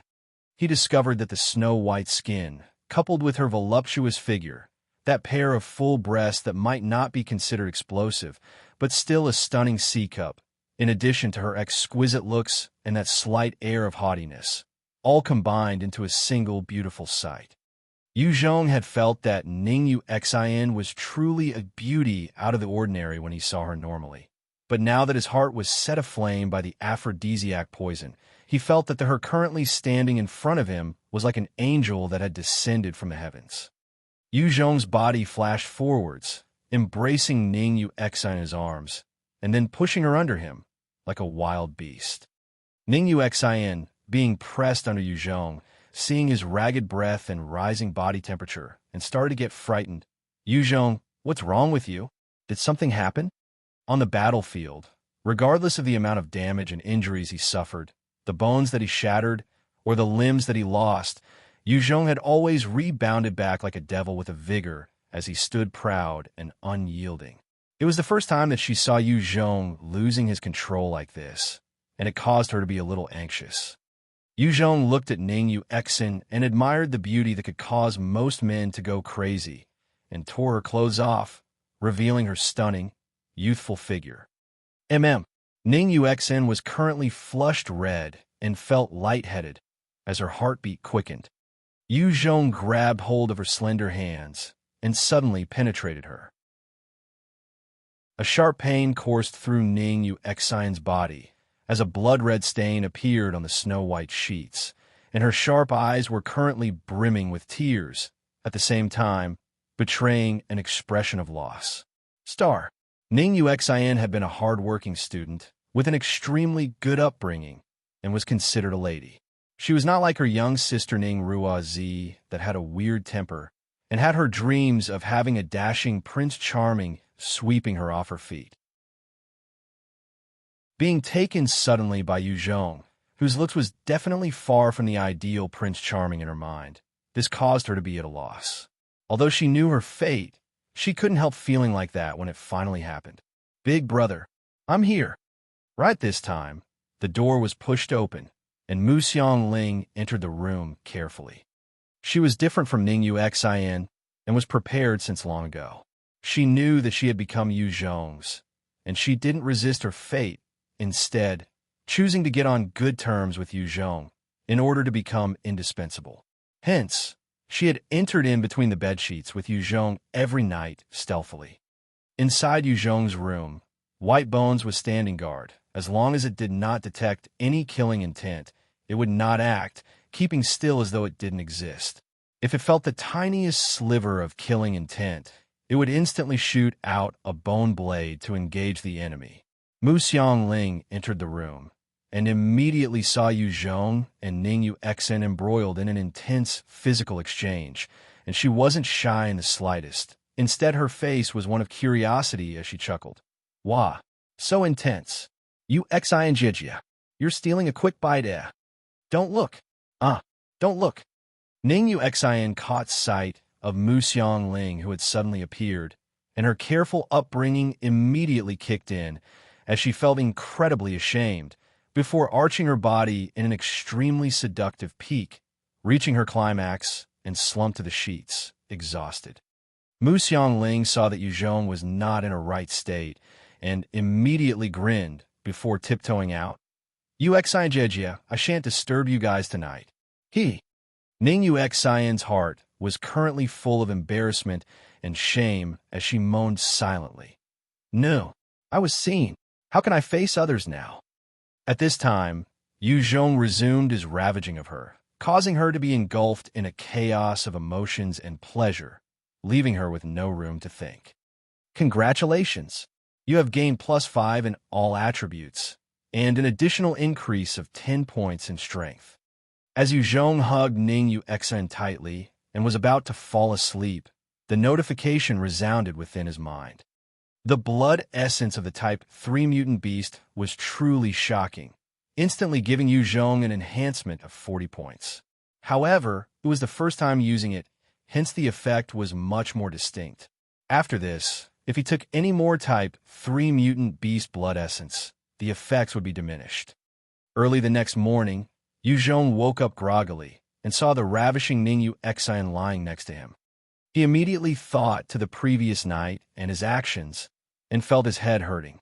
At that time, he had been inflamed with desire, but he didn't lose his consciousness nor memories, and he could remember every single detail of what he did very clearly. Yuzhong admired her delicate face and bent down to kiss her forehead. No matter what, this beauty had already become his, and he would not let go. The moment Yuzhong kissed, the spot he touched flushed slightly red, before her entire face turned red as well, and her body trembled slightly. Seeing this, Yuzhong knew at once that this alluring woman was already awake, but she was so shy that she did not dare to open her eyes. Yuzhong looked at the trembling Ningyu Xian and felt mischievous, lightly licking her neck and bit her collarbone gently before chuckling. So damn fine. Shall we have one more round? Woo! Ningyu Xian immediately moaned out like a frightened kitten and shot upwards, grabbing the blanket and wrapping that gorgeous body of hers, curling into a ball and begged Yuzhong. Wegij, not now. Right at this time, Mu Xiangling bounded through the door, dressed neatly as she revealed a vibrant smile, and said, "Oh, good morning, big brother." Mu Xiangling wore that innocent smile as she bounded up on the bed and grabbed Yuzhong's arm as she teased. Hee hee. Are you guys playing a game? I want to join in. Yuzhong ruffled Mu Xiangling's head and threatened, "Go eat your breakfast. Otherwise, I'll spank your bottom." Mu Xiangling's eyes scrunched up as she shot them a meaningful smile. "I got it. Big brother. Better have some fun with you, Xian Jijia." Ningyu Xian saw that smile of Mu Xiangling and thought back to last night, and her face immediately flushed red with embarrassment again. After washing up, Yuzhong brought Ningyu Xian to the dining hall. At the table, Yuzhong, Ningyu Xian, Xian Jiao, and Mu Xiangling sat down to dine. There were 8 beautiful maids standing in 2 rows on either side of the table, waiting on them.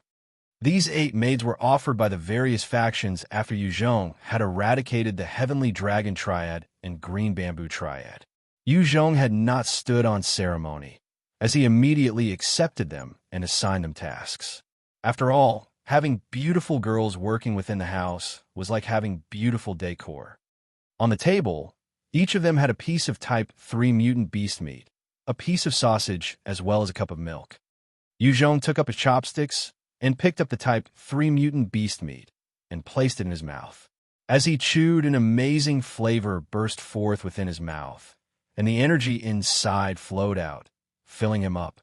The meat of the Type 3 mutant beast brought about lots of benefits, with ordinary folks gaining at least 1 or 2 points of enhancement after consuming it. Although it was not effective for Yuzhong, it could replenish his energy. Mu Xiangling finished up her Type 3 mutant beast meat, when suddenly she started to become feverish as her eyes went out of focus, and she slumped to the table. *1. Another white bed ruined by red blood.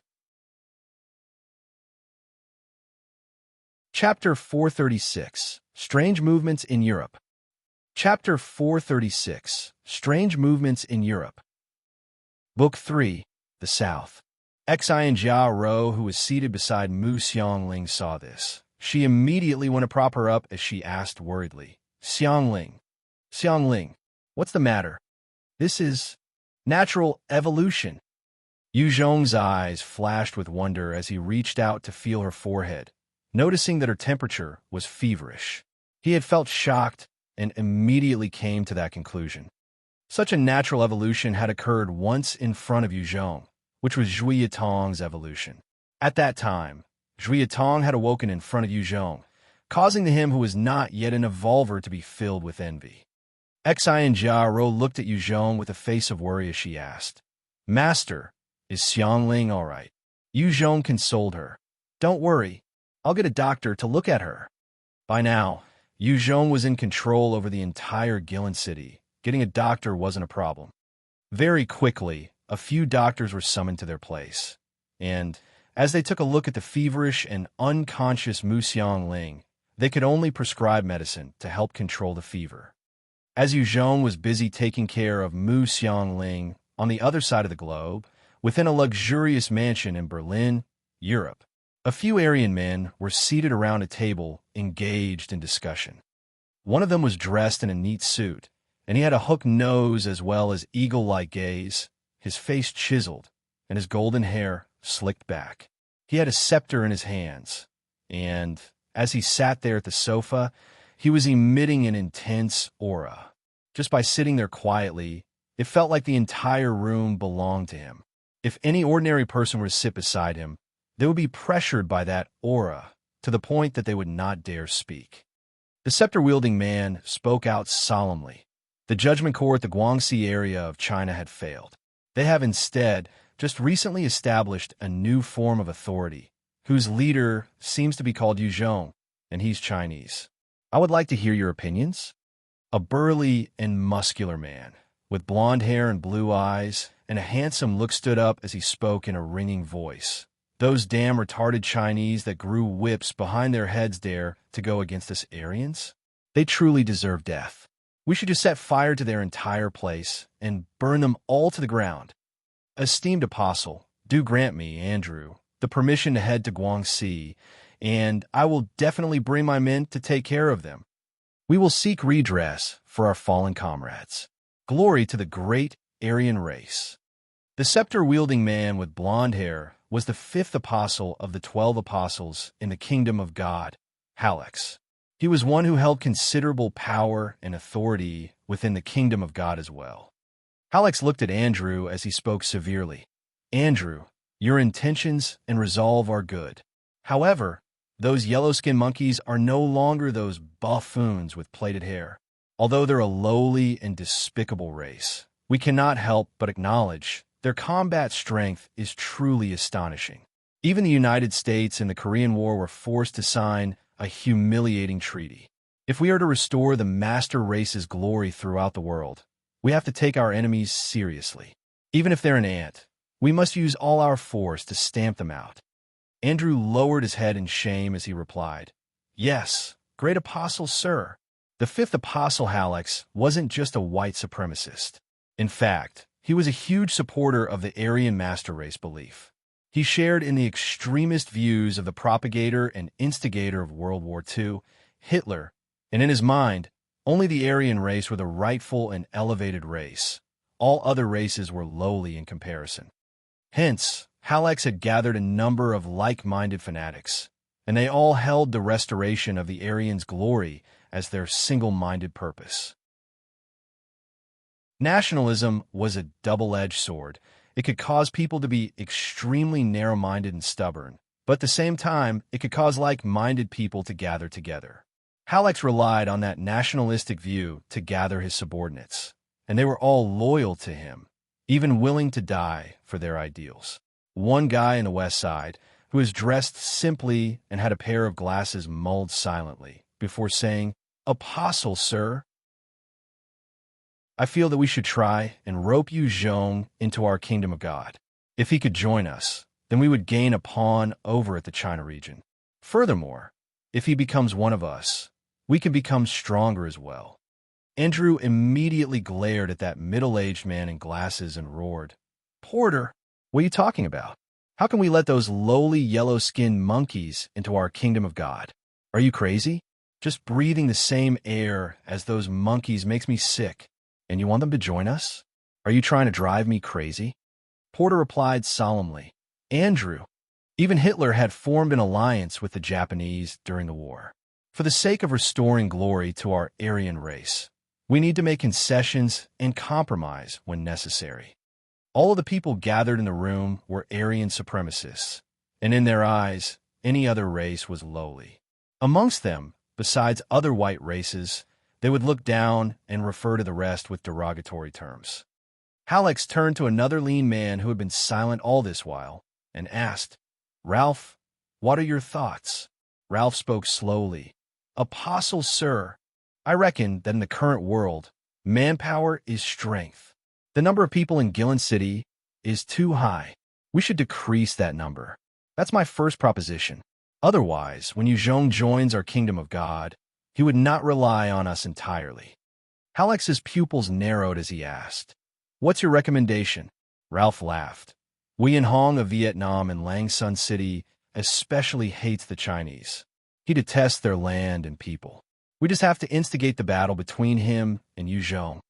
Porter lifted his glasses and piped in, "Ralph, it's winter now.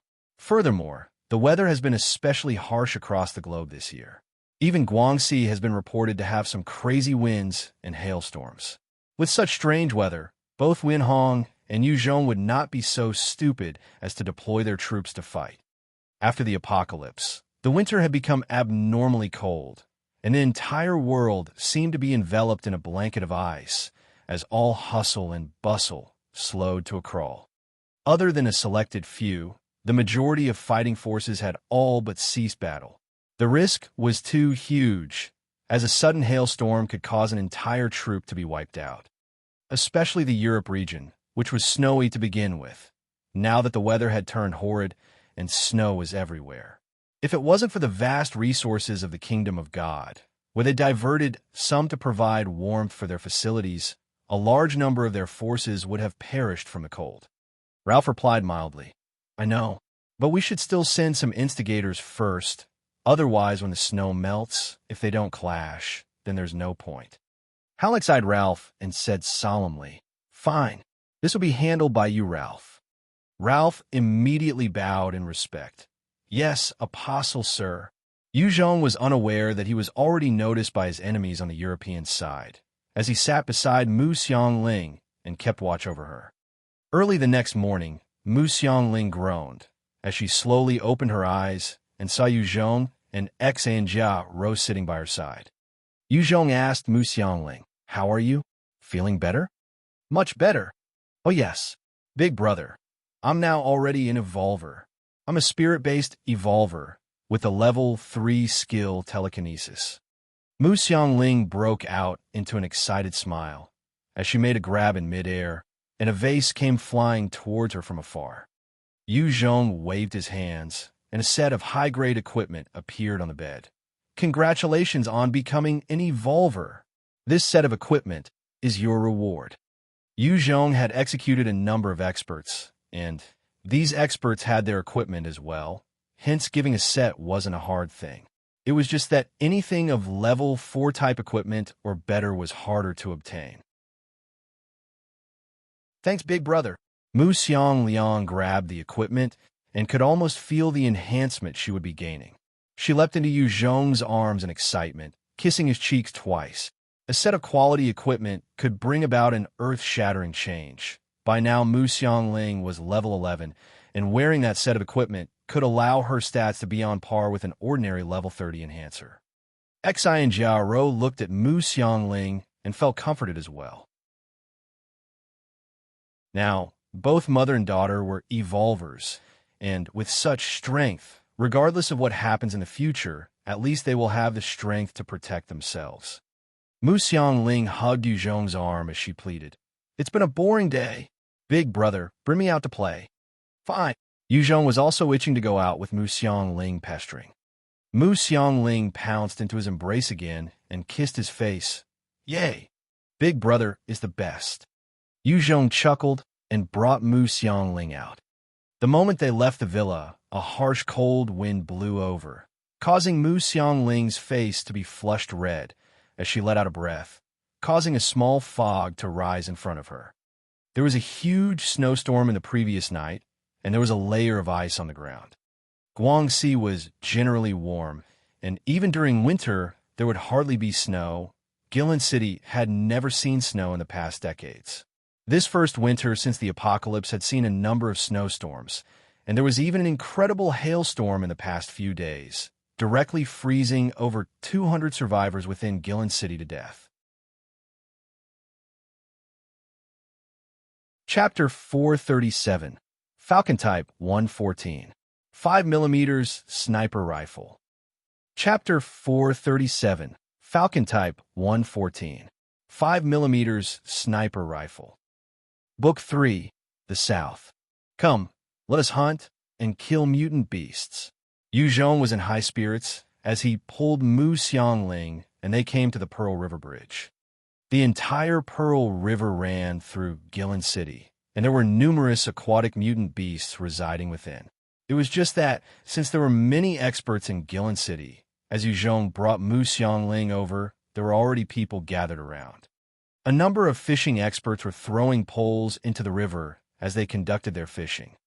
There were also a number of Guillin City experts that stood quietly near the riverbank, awaiting the aquatic mutant beasts to come ashore.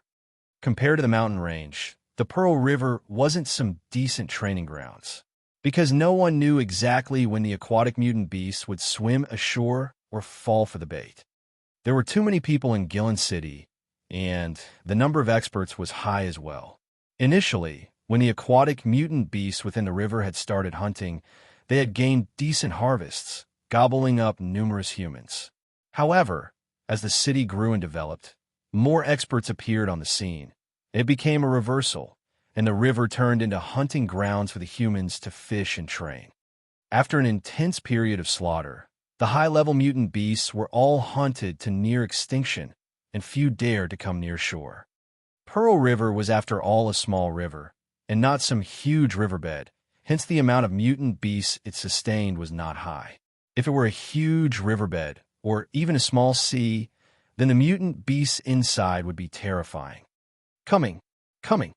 All of a sudden, there was activity near the surface of the water, and the ordinary humans immediately fled the scene. At the next moment, a huge water spout gushed to the skies, and a huge mutant black fish popped out from the water, pouncing towards the shore. At this time, 7 experts came rushing over with military blades, as a flurry of blade strikes lashed out on the body of the mutant black fish, directly slashing it into a dozen pieces. Mine! This is my prey. It obviously is mine. What are you snatching for? Don't quarrel. Let's split it evenly. After making short work of the mutant black fish, the 7 experts began arguing intensely over the rights to the mutant fish. At the end, they agreed to a compromise, and the expert who contributed the most gained the largest portion, and the rest split the remainder equally. Sell me 1 gene of fish meat. I'll buy for 8 gene ration ticket. I want 10 gene of fish meat. I'm willing to pay 80 gene ration ticket. The moment those experts had finished discussing, the ordinary humans came swarming over, raising their tickets in order to purchase the fish meat. Ordinary survivors would usually be unable to feast on the flesh of the mutant black fish. However, evolvers and enhancers could get to enjoy such nourishing food, especially those who were merchants as well. Using the mutant black fish meat as an ingredient, they could prepare some dishes that were worth more money. Mu Xiangling looked at the commotion and spoke with a little concern. So many people. Big brother, there are so many people here. The competition is bound to be strong. Since hunting strange beasts would give opportunities for enhancement, there would be instances of quarrels and even fights over the mutant beasts. Such incidents were endless. Not an issue. Watch me. Yu Zhong chuckled and pulled out a Type 2 nuclei, and after tying it with a steel wire, he threw it into the water and pulled out a vial of blood from a Type 2 mutant beast and dripped some in the water.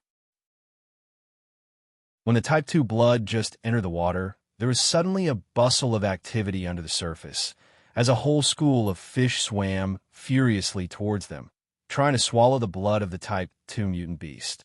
After another 5 minutes, huge waves appeared once again, as numerous mutant black fishes appeared from the water as they pounced towards the Type 2 nuclei. The Type 2 nuclei was like a treasure that helped these mutant beasts evolve, hence the moment they caught scent of the blood, and since the existence of a nuclei, they would charge over in a frenzy. Yu Zhong smiled lightly as he handed the level 4 black tooth blade to Mu Xiangling and said, "Look, aren't they out now? I shall hand them to you." Mu Xiangling activated her telekinesis power and grabbed the black tooth blade in midair, before controlling it to shoot towards the mutant black fish, and with a flash of the blade, the mutant black fish was easily sliced in two, fresh blood spraying everywhere. The black tooth blade was a level 4 treasure, and its sharpness was incredible. With Mu Xiangling controlling it with her power, it was easy to deal with the mutant black fish. If it had been any other normal weapons, it would be harder for her to use them to penetrate the armor of the black fish. Decent equipment would raise the combat potential. After killing that mutant black fish, Mu Xiangling instantly rose by 2 levels, and her confidence gained a huge boost as she charged on once more, slicing another mutant black fish into 2. With the control of her telekinesis, the huge black tooth blade was slashing through the air as though it was being used by a person to execute a set of sword arts, flowing beautifully as it slaughtered the mutant black fishes. The moment any of those mutant beasts leapt out the water, they would be immediately dealt with, and soon, the riverbank were filled with mutant black fishes' corpses. Seeing this Mu Xiangling easily slaughtering a number of those mutant black fishes, many of the eyes present turned bloodshot. When those mutant black fishes came up to shore, they would become dishes for the human experts. However, since those mutant black fishes had been hunted aggressively, few dared to come up to feast. Today, Mu Xiangling had managed to slaughter a dozen at one go, and they were extremely jealous. It was a decent haul. If converted to ration tickets, it was enough for them to head to the most lavish nightclub and live freely for a certain period. Just as Mu Xiangling killed about over a dozen mutant black fishes, the 7 experts that were not weak came up to Yu Zhong, and their tone extremely unfriendly as they barked. "Wait a moment. Who allowed you guys to hunt mutant beasts here? Don't tell me you guys don't know that it is our gangs, the Tianan Triads, territory?"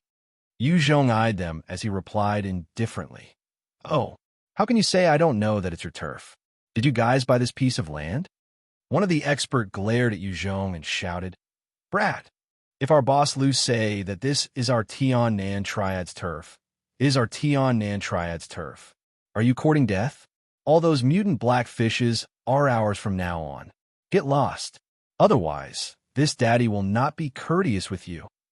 Although they had seen Mu Xiangling killing the mutant black fishes easily, they had not been intimidated. They were also experts of above level 20, and combining their forces, killing a level 30 enhancer wasn't a problem. Furthermore, while Mu Xiangling was just a little lowly, they disregarded Yu Zhong even more. Regardless of era or time period, there would always be hooligans out to create trouble. Although Yu Zhong had dissolved the Heavenly Dragon Triad and Green Bamboo Triad, within Guillin City, the various other smaller gangs and triads were starting to act up. Mu Xiangling called out back at the 7 experts in a sturdy voice as she scolded them. "Scram! If you don't, this lady won't treat you nicely. Little bitch, you're courting death." The chief of the Tianan Triad, Chief Lu, instantly got enraged and shot forwards, his hands reaching out to slap Mu Xiangling. Mu Xiangling immediately darted behind Yu Zhong. Yu Zhong directly lashed out viciously with a kick on the chest of Chief Lu, causing this level 31 enhancer to instantly fly back 6-7 meters, crashing onto the ground. "Everyone, attack together! Kill him!" The remaining 6 were furious as well, as they charged at Yu Zhong together. These 6 were all strength and agility-based enhancers, with no special skills. Furthermore, their strength and agility weren't enhanced much. With a single movement from Yu Zhong's fist, a flurry of shadows came assailing the 6 men, causing them to be knocked to the ground as well. From afar, the various experts of the other triads saw this scene, and their hearts turned cold, not daring to challenge Yu Zhong's authority. "Leader!" The moment those 6 men fell to the ground, Bai Xiaosheng came swooping in like a specter, with 6 other men in black uniform behind him, all emitting the auras of sharp swords, as they appeared beside Yu Zhong. Bai Xiaosheng and the other 6 men in black were all experts that Yu Zhong had selected specially as his trusted elite team. Each of them possessed tremendous fighting power, and had followed him through countless battles. They were also his personal guards. Yu Zhong personally had great strength, but if all the experts present were to surround and attack together, there was a possibility of him falling at their hands. Hence, he had established a small unit whose primary objective was to ensure his safety. The team was named Zhongnan Sea Bodyguards. Yu Zhong pointed to those 7 experts who had been defeated by him as he declared, "Arrest them! Throw them into the Scum Battalion to be trained harshly. Each of their targets will be to hunt 500 zombies." Yu Zhong's Scum Battalion went by different standards and different instructions. Some of the scum were enhancers, and killing zombies were extremely easy to them. Towards such people, their targets compared to ordinary humans were different. Bai Xiao Sheng waved his hands as the 7 Tianyin triad members were dragged away like dogs. "Bring them away." Out of the blue, the water's surface rippled again as a Type 2 mutant black fish the size of a house broke out of the water, moving towards the shore. When the various experts saw that, their faces turned in fright as they retreated backwards hastily. The Type 2 mutant blackfish was also in existence, which only some top-tier experts could handle. And these top-tier experts were either in the employment of bigger factions or currently undergoing training in a mountain range. Hence, it was not possible for them to be present. Of those present, there were no experts who were able to deal with the Type 2 mutant blackfish. "Right on time. We've caught the big one." Yu Zhong saw the monstrous Type 2 mutant blackfish, and there was a hint of glee in his eyes as he tugged hard, pulling the Type 2 nuclei back into his hands. The Type 2 mutant blackfish felt the nuclei that could enhance itself landing on Yu Zhong's hands, and it immediately swam towards land in agitation.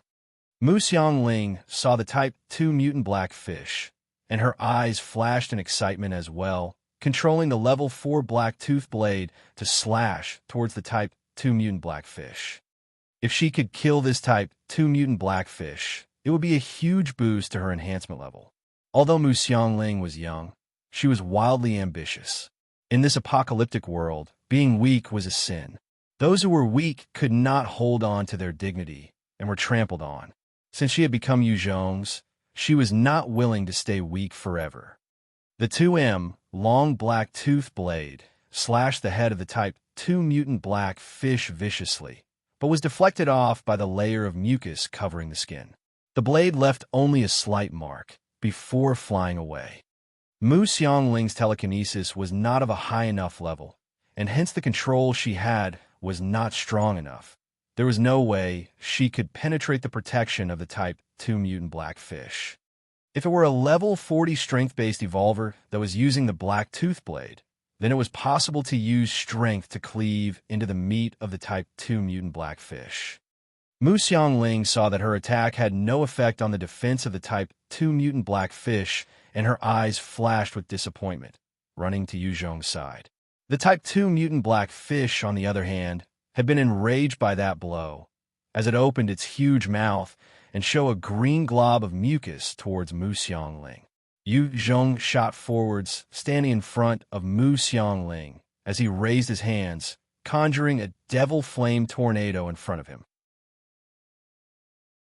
It swallowed up the incoming green projectile, incinerating it cleanly till there was nothing left. From within the devil flame tornado, a sudden sharp arrow of flame shot outwards, piercing the head of the Type 2 mutant blackfish and exploding within, causing the brain of the Type 2 mutant blackfish to be melted into nothing, directly killing it. The gigantic Type 2 mutant blackfish then slumped lifelessly onto the ground, dropping a green treasure box and 100 survivor coins. Yu Zhong eyed the dead Type 2 mutant blackfish and felt a sense of lament. Just a few months back, he had been a weak existence in the face of such a Type 2 mutant beast. However, now, he had grown to become an expert who could easily make short work of such a Type 2 mutant beast. Yu Zhong opened up the green treasure box, and after the glowing light dissipated, a 2M long sniper rifle that was covered with shining metal luster and sci-fi colors appeared in front of his eyes. Level 4, Falcon I-Type 14, 5mm sniper rifle, with an effective range of 3,000 meters. Every day, it will automatically generate 1 round. Good stuff.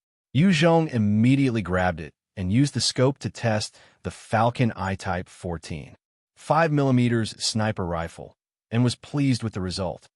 Currently, of the snipers in the world, the top-tier ones had a maximum effective range of about 1 kilometer, maybe even 2 kilometers.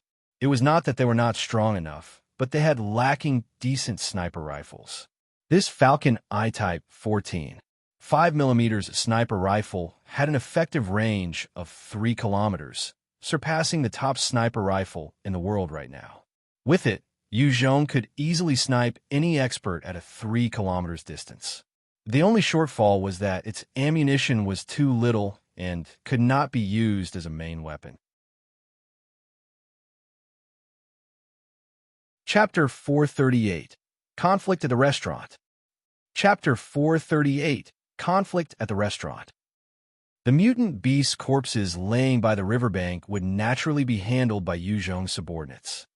Yu Zhong held Mu Xiangling's hands as they came to the city center of Guillin City. They discovered that currently there were all sorts of vendors and people walking about and browsing, the bustling activity a close shadow of the pre-apocalyptic glory. Although there have been incidents of riots and instability, there were still many people in Guillin City. So while there were deaths, it was not heavy enough to impact the energy level within Guillin City. Yu Zhong observed the flourishing scene and felt a sense of pride. This huge city of about 900,000 survivors now belonged to him.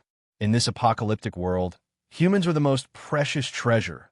With about 900,000 people, he possessed a decent amount of fighting resources. All of a sudden, a rumbling sound came from beside Yu Zhong, as Mu Xiangling lowered head in embarrassment, saying, "I'm hungry. Let us eat then." Yu Zhong looked around the busy street, before pulling Mu Xiangling along, and entered an extremely clean and simple shop, which was filled with customers. The moment they stepped into the shop, they caught a whiff of an exotic aroma of herbs and fresh meat. The customers inside the shop were stuffing their faces with fragrant bowls of mutant beast meat. Esteemed customers, when Yu Zhong and Mu Xiangling entered the shop, they were greeted by a pretty lady whose exquisite features, including a pair of big eyes and a healthy color, was smiling brightly. Her long hair was tied in a ponytail, and she welcomed both of them to a table to be seated. Upon sitting down, Mu Xiangling eyed the young, beautiful waitress warily, her eyes filled with dislike. The young lady in ponytail asked, "May I know what would you guys like?" Yu Zhong asked, "What would you recommend here?" The waitress smiled and introduced a few dishes. "Our famous dish here is the braised mutant pork shoulder, as well as the braised mutant blackfish. These are our signature dishes. Other than those, we also have some common dishes." Yu Zhong nodded. "Let's have those too then." "Great." The waitress immediately noted their order and left swiftly towards the kitchen. Mu Xiangling then broke into a sweet smile. "Hee hee, big brother, that young miss is quite the beauty, isn't she? Do you want me to help you chase her? If I act, she will definitely be yours." Yu Zhong reached out to pinch Mu Xiangling's cheeks as he chuckled. "Silly, if I want any beauty, it's just a simple matter of opening my mouth. Why should I need you to do it for me?" Being together with Mu Xiangling, Yu Zhong was extremely at ease. At least this little lowly didn't fear him like other people. In his path to reach where he was, to gain control and authority over Guillin City, he had killed without blinking. Even his subordinates and trusted aides viewed him with a little fear amidst their respect. Hence, they didn't dare crack jokes openly. Even his close brother, who he had been assigned to be trained together with the new recruits, and did not have the time to chat idly. Hu Yi's combat strength was tyrannical, but he was lacking in his military bearing.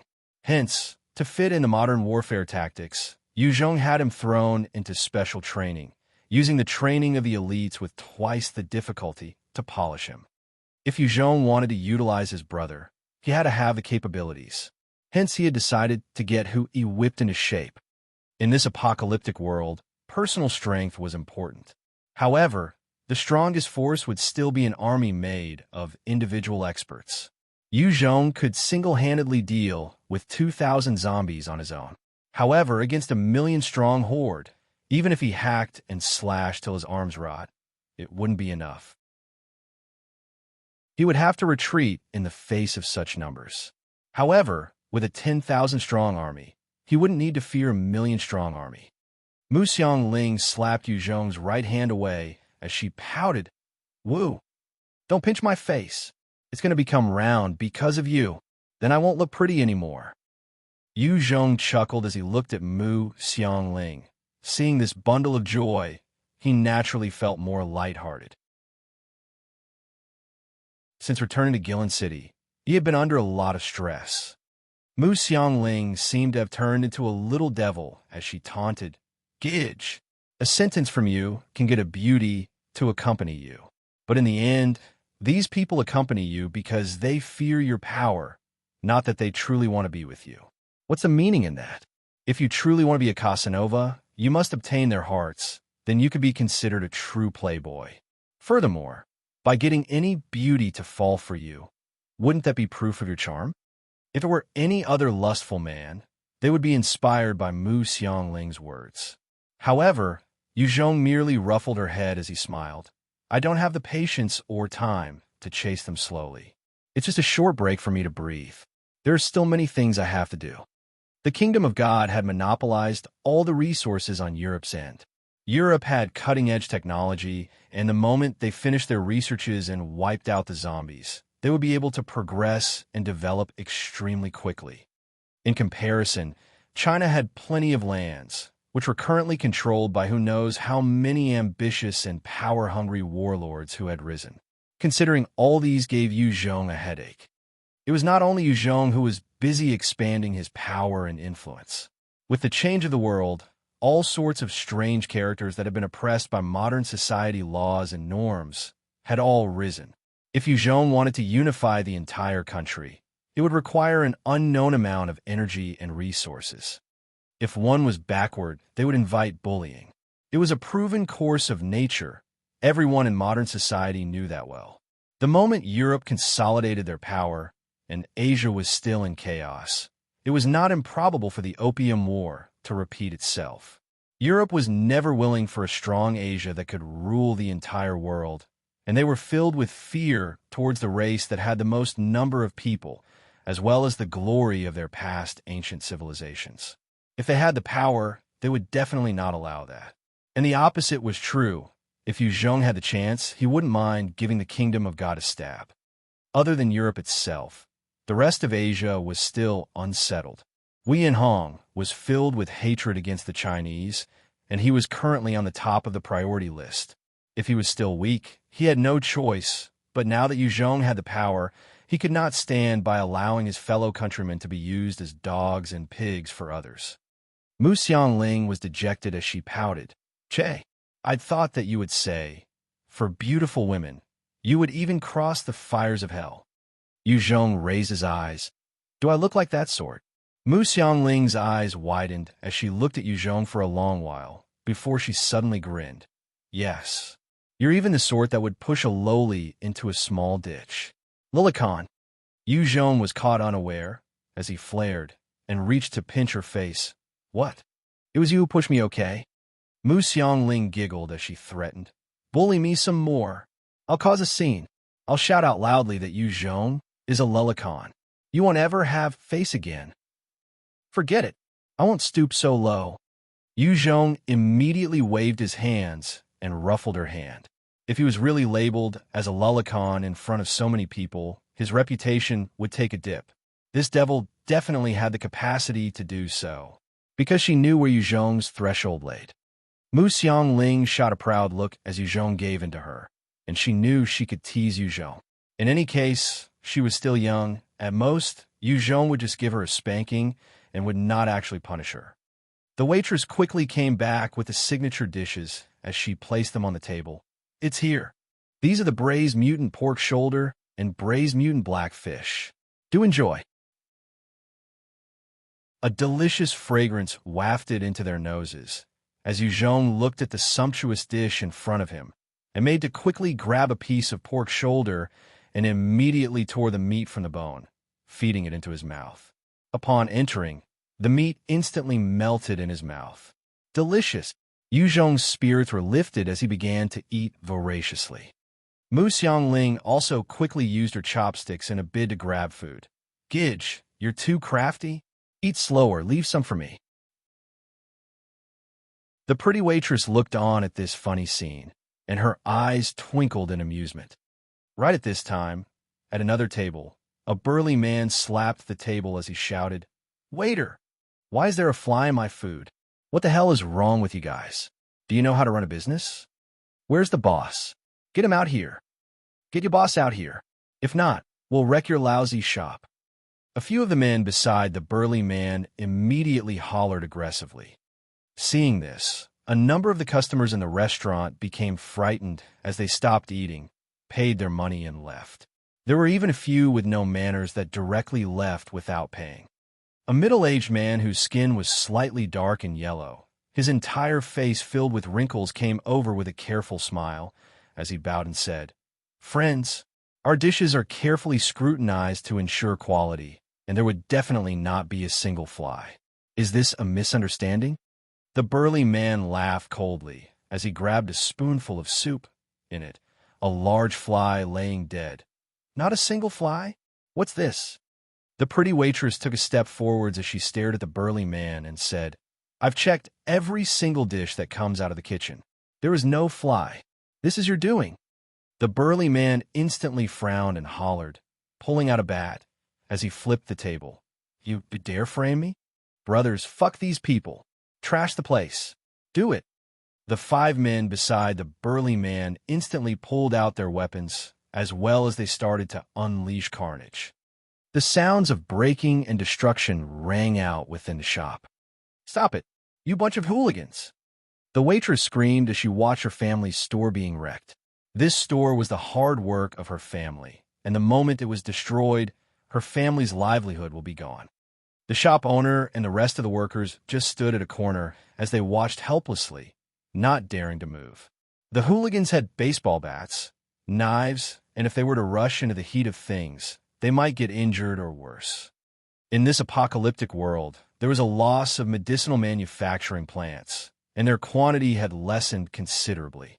With each usage, the amount left was dwindling. Hence, medicine was even more expensive now. They did not dare to get hurt. A hooligan came up to Yu Zhong and Mu Xiangling, and his eyes flashed with ferocity as he barked, "Get lost! Can't you see that we're conducting business here? Do you want to die? Quickly flee." The waitress looked at them and shouted out in worry. She knew that these hooligans were not any decent people and would not hesitate to hit or even kill a little girl. There were simply no hooligans that held to the principles of not hitting women or children left in the apocalyptic world. Mu Xiangling's eyes flashed angrily as she lashed out with a vicious kick at the groin of the man like a cheetah. "Trash! You dare spoil the mood of my meal." After gaining a set of equipment, she had the strength equivalent to 2 grown men, and this single kick actually caused the hooligan to be sent flying back 2 to 3 meters. When the hooligan received that blow, his eyes looked like they were about to pop out, his hands grabbing his stomach as he doubled up in pain. Tears streamed down his eyes. Mu Xiangling sent the hooligan flying with a kick and turned around to look at Yu Zhong smugly, before her gaze traveled to Yu Zhong's groin. What a vicious lowly! Yu Zhong suddenly felt his back break out in cold sweat, and his legs immediately snapped shut. Even with his endurance reaching a high 151 points, that bullets could not penetrate his skin, that part was still his weak point. For that matter, it was the weak point of all men. The waitress witnessed this, and her eyes flashed with a glint. So strong. The leader, who was the burly man, looked at Mu Xiangling, his eyes gleaming fiercely as he roared, "Everyone together! Catch that bitch, and we'll have some fun before we sell her off to some nightclub." Led by that burly man, the remaining 4 thugs quickly charged towards Mu Xiangling.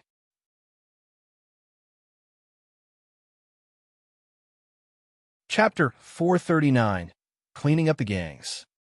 Chapter 0439, Cleaning Up the Gangs.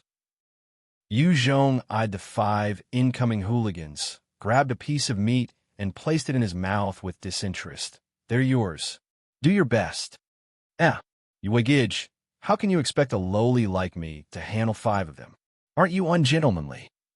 When Mu Xiangling heard Yu Zhong, she got excited and started to warm up. Oh, right. Is it okay to cripple them? Yu Zhong replied mildly. It'd be best not to. They still have some use. We can throw them into the scum battalion. If you cripple them, then we just have to kill them. Yu Zhong had no favorable impressions of such hooligans that bullied the weak commoners. He had intended to punish these hooligans by sending them to the scum battalion as cannon fodder. If they were crippled, he wouldn't spend any medicines to heal them. He would only do so for good people. Got it. Mu Xiangling let out an excited smile as she lifted her hand and activated her ability as 5 chairs suddenly flew towards the 5 hooligans viciously, controlled by an unseen force. At that instant, the 5 chairs hit the 5 hooligans heavily and were destroyed by the impact, at the same time causing the 5 hooligans to be injured gravely, spitting blood from their mouths as they fell to the ground. A high-level enhancer. Damn it, you actually dare to injure me. I will definitely make you wish you were dead.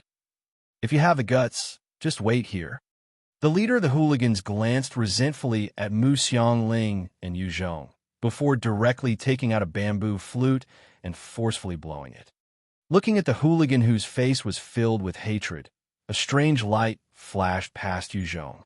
He didn't leave, but quietly stayed sitting there, continuing to eat the shop's signature dishes. Oh, interesting. So you still have backup. Good. I really want to see what sort of person is supporting you from behind the scenes. The resentful hooligan glanced at Yu Zhong and smiled coldly. You'll know soon. Who dares to touch my men? Do you not want to stay in Guillin City anymore? Following an indignant shout, a young man, accompanied by 4 police officers, strode into the shop. The leader of the hooligans instantly rushed up to the young man and implored loudly. Young Master Dan. It was these 2. It was them who hit us. Young Master Dan, you have to give us brothers justice. Yu Zhong glanced at the young man who had been escorted in by the 4 police officers, and he smiled faintly. So it's actually Dan Yu, long time no see. As soon as he saw Yu Zhong sitting at the table, Dan Yu's heart instantly exploded. Both his knees softened, and he was so frightened that he directly fell paralyzed onto the floor. After all, he knew that the person in front of him was actually the controller of Guillin City. Just one order from Yu Zhong would be enough to make him die a miserable death. Moreover, the reason that his father was able to regain his original post was because he had correctly chosen to stand on Yu Zhong's side at a key moment. Even if it were Dan Yu's father, Yu Zhong would still be able to make him die with ease. Young Master Dan, what's wrong? Right, it was those people who attacked young Master Dan. Go capture those 2 people and bring them back to the police station. One of the police officers instantly propped up Dan Yu and directly pointed at Yu Zhong, his brain working like lightning as he attempted to curry favor with the young master. Attack your mom! Dan Yu was so scared that his soul almost scattered. He viciously gave the police officer a slap to the face. Luo Ping, you bastard! Are you trying to kill me? Following that, Dan Yu ruthlessly kicked the leader of the hooligans onto the floor, his face flashing with an ominous glint. Only after finishing all this did Dan Yu bend his waist, kneeling down before Yu Zhong with a flattering smile on his face and saying, Apologies, young Master Yu. It was I who had eyes but failed to recognize Mount Tai. Sorry. Upon seeing this scene, apart from Yu Zhong himself and Mu Xiangling, everyone else was stunned. The fact that there were 4 police officers escorting Dan Yu was already enough to show that his background was extraordinary. Yet upon seeing Yu Zhong, this extraordinary son of an official was actually so scared that he instantly fell to the ground. This made everyone feel incomparably astonished. Yu Zhong glanced at Dan Yu, who was kneeling before him, and said indifferently, by Xiao Sheng, Come out, take all of them away, and lock them up. The people over there on the floor, you can directly throw them into the scum battalion. Yes. Head. Very quickly, 8 experts wearing black suits, each of them exuding a terrifying aura, entered the shop. Personal guards of the head. As soon as they saw the 8 experts, the 4 police officers' faces all paled as they instantly guessed Yu Zhong's identity. They didn't resist at all, letting the guards restrain them. Yu Zhong's personal guards very quickly took away the pale-looking Dan Yu, the 4 police officers and the 6 hooligans lying on the floor, only leaving behind the wrecked little shop. The energetic ponytail girl filled with youthfulness then came up to Yu Zhong, bending down slightly as she thanked sincerely. "Thank you. I'm called Chun Bingxia. Many thanks for helping out." If it wasn't for Yu Zhong, perhaps the entire shop would have already been smashed by those hooligans.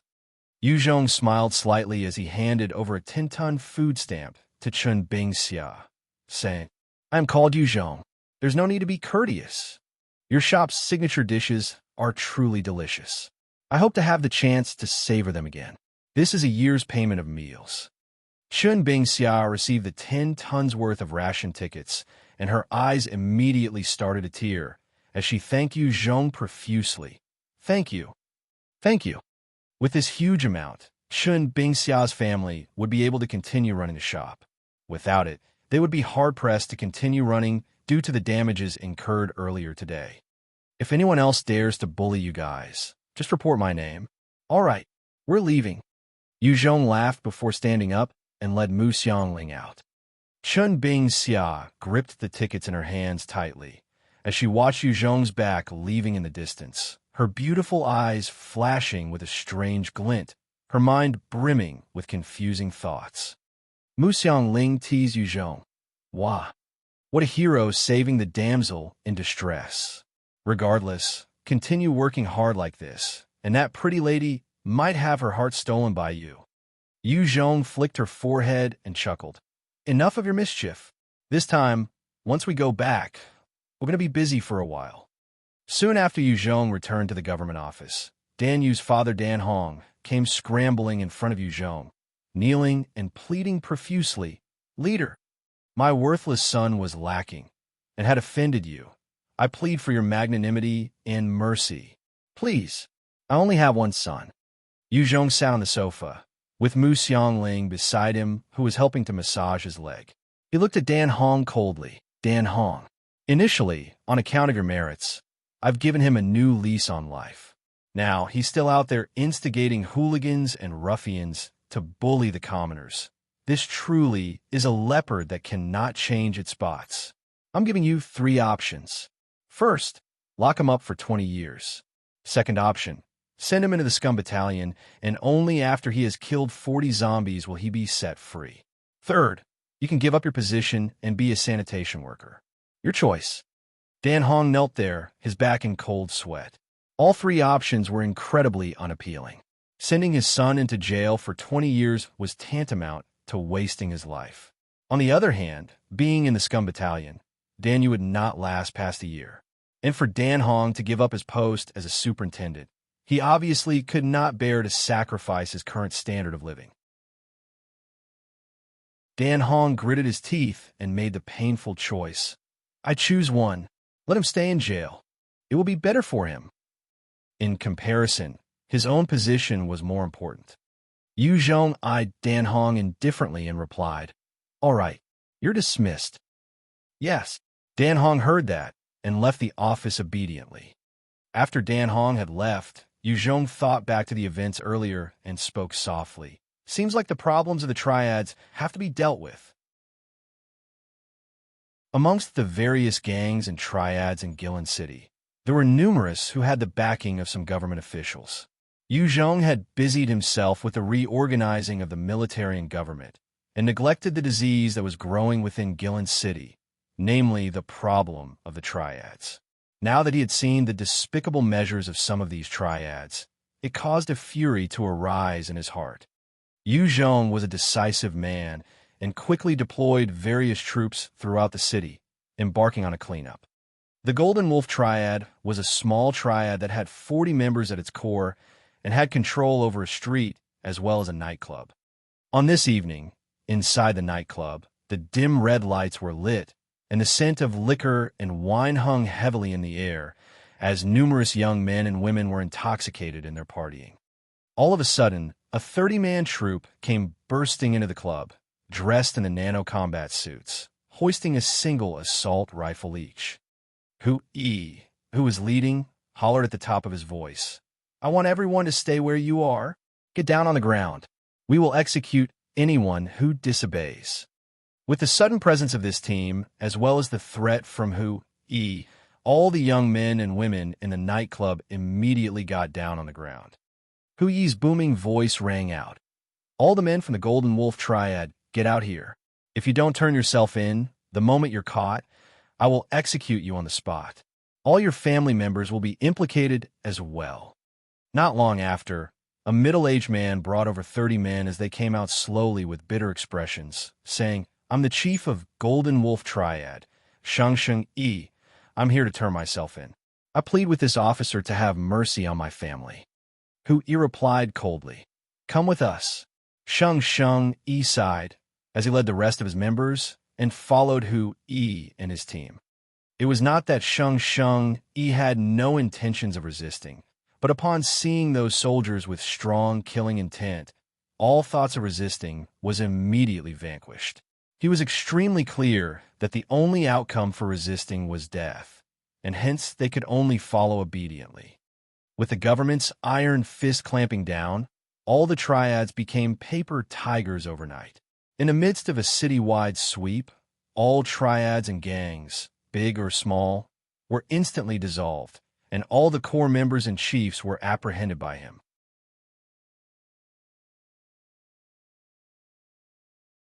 Chapter 440. The Zombie Horde Moves. Chapter 440. The Zombie Horde Moves. Of the 4 great triads that used to exist in Guillin City, the Scarlet Phoenix Triad, led by Ding, Mei had by then submitted to Yu Zhong when he started the cleaning process. They handed over their weapons and accepted the reorganization of their forces, becoming part of Yu Zhong's troops. Yu Zhong cleaned up every single gang and triad in order to purge any evil intentions and characteristics. The feel of the city instantly became better and seemed to flourish even more. Those who had wild ambitions to try and rile up trouble began to keep themselves in check. There were a few companies started by enhancers and hunters specializing in hunting zombies as well as embarking on other scavenger missions. Yu Zhong did not force them to close down nor change anything, because with their existence, he had these people voluntarily cleaning up some of the loose corners that he could not afford to spare time with. At the same time, these people were largely passionate in their jobs and could help drive resources back towards Guillin City.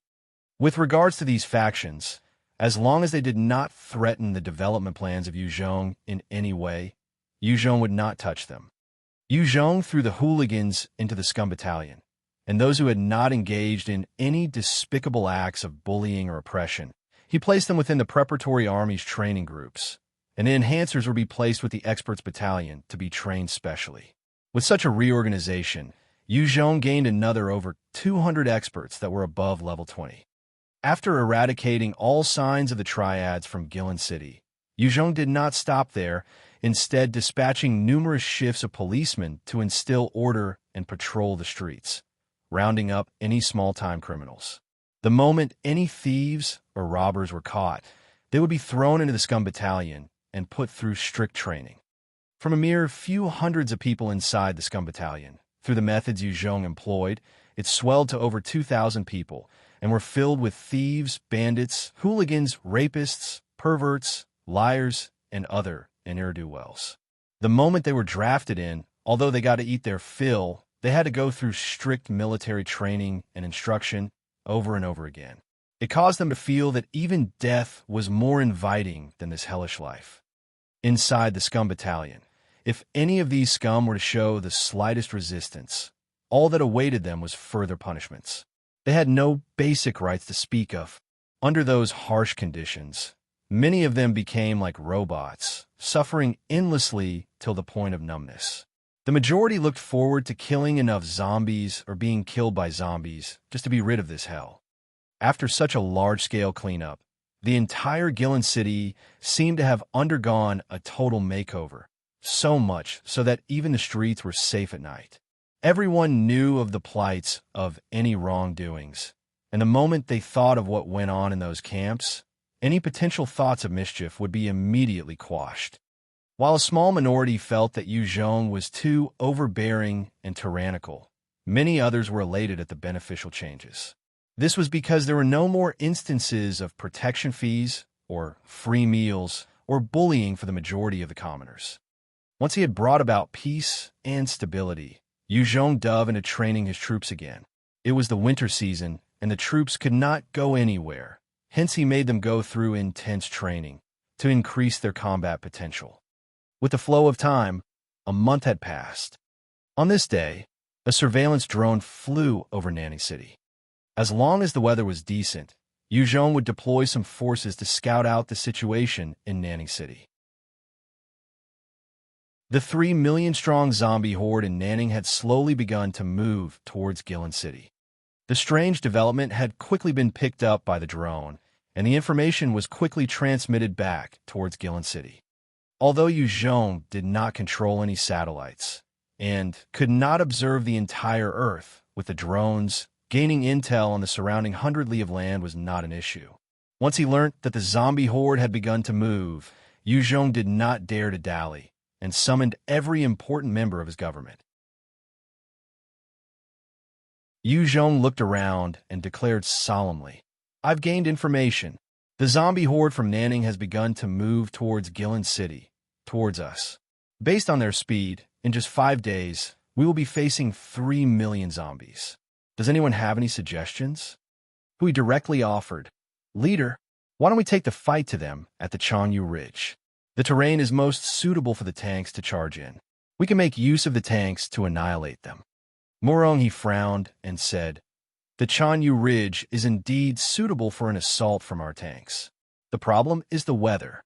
If there were to be a sudden change in weather, the troops there would lose the support and become stranded.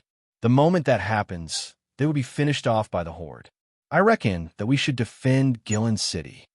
Zhang Shui Wang replied coldly, "Holding them off here is too dangerous.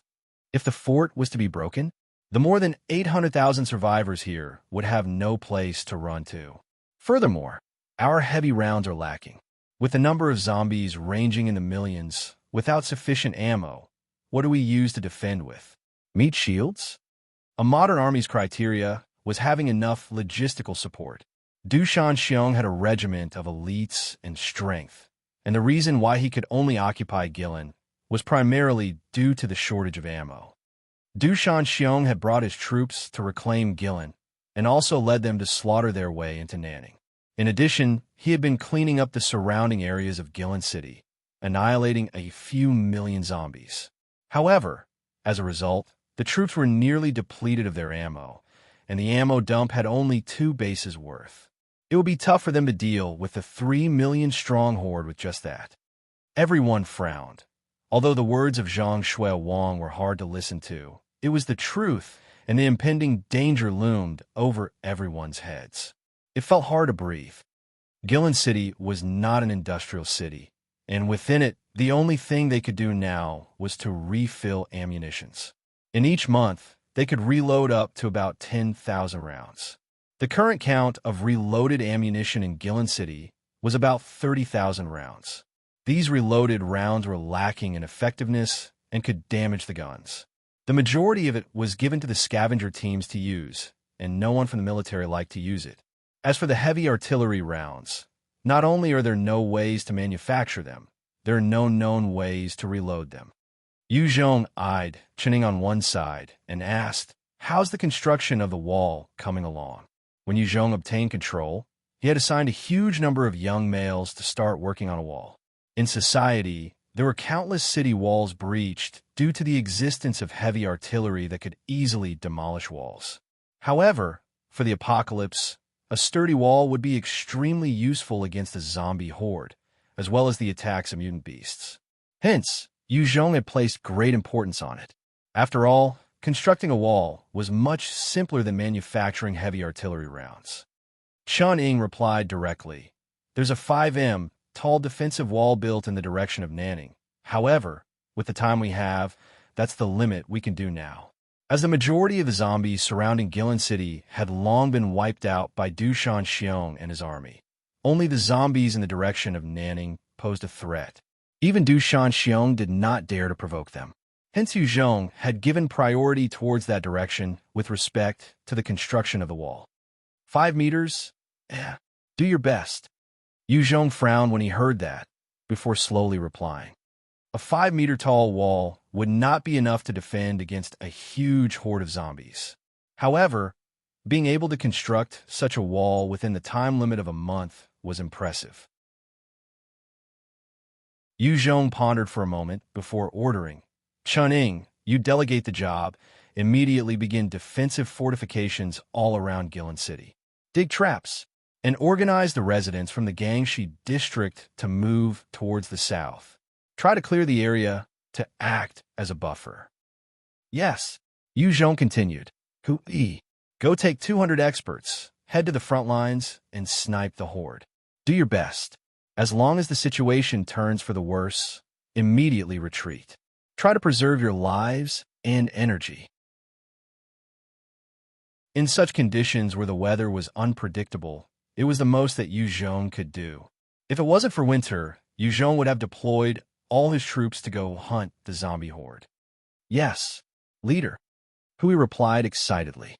Yu Zhong then swept everybody present a glance as he said solemnly, "Everyone else, resume your training, await further orders.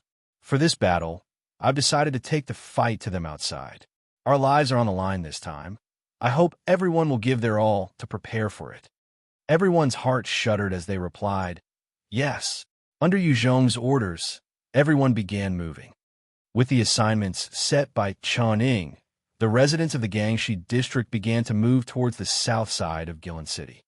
At the same time, over 100,000 young men were mobilized and began fortifications outside Gangshi district. As there were many people working on it, with their combined efforts, countless fortifications and simple works were completed within a night outside the city walls. Within the city, many females were activated as well, preparing numerous bowls of food to be sent to those men toiling outside the city gates, everyone doing their best in order to protect their place. On the other side, Hui led 200 experts and they lugged over 100 gene of equipment, put on the nano-combat suits, and rode their motorcycles towards a distance. Yu Zhong had intended to be on the front lines himself, but as he had just obtained control of Guillin City, the sentiment of the masses had not stabilized yet, and he had 2 little trusted aides. The moment he left, there would bound to be some ambitious joker. Hence, for the sake of the whole picture, he chose to stay here. This battle was one he could not afford to lose. The moment he lost, close to 900,000 people would fall prey to the zombies. Hui and his team rode nonstop for almost 4 hours before they came near the zombie horde. What a spectacular sight! Hui and the 200 experts looked over from a high point not far from the horde and could see the mighty undead force, seemingly with no end, threatening to envelope everything as they moved.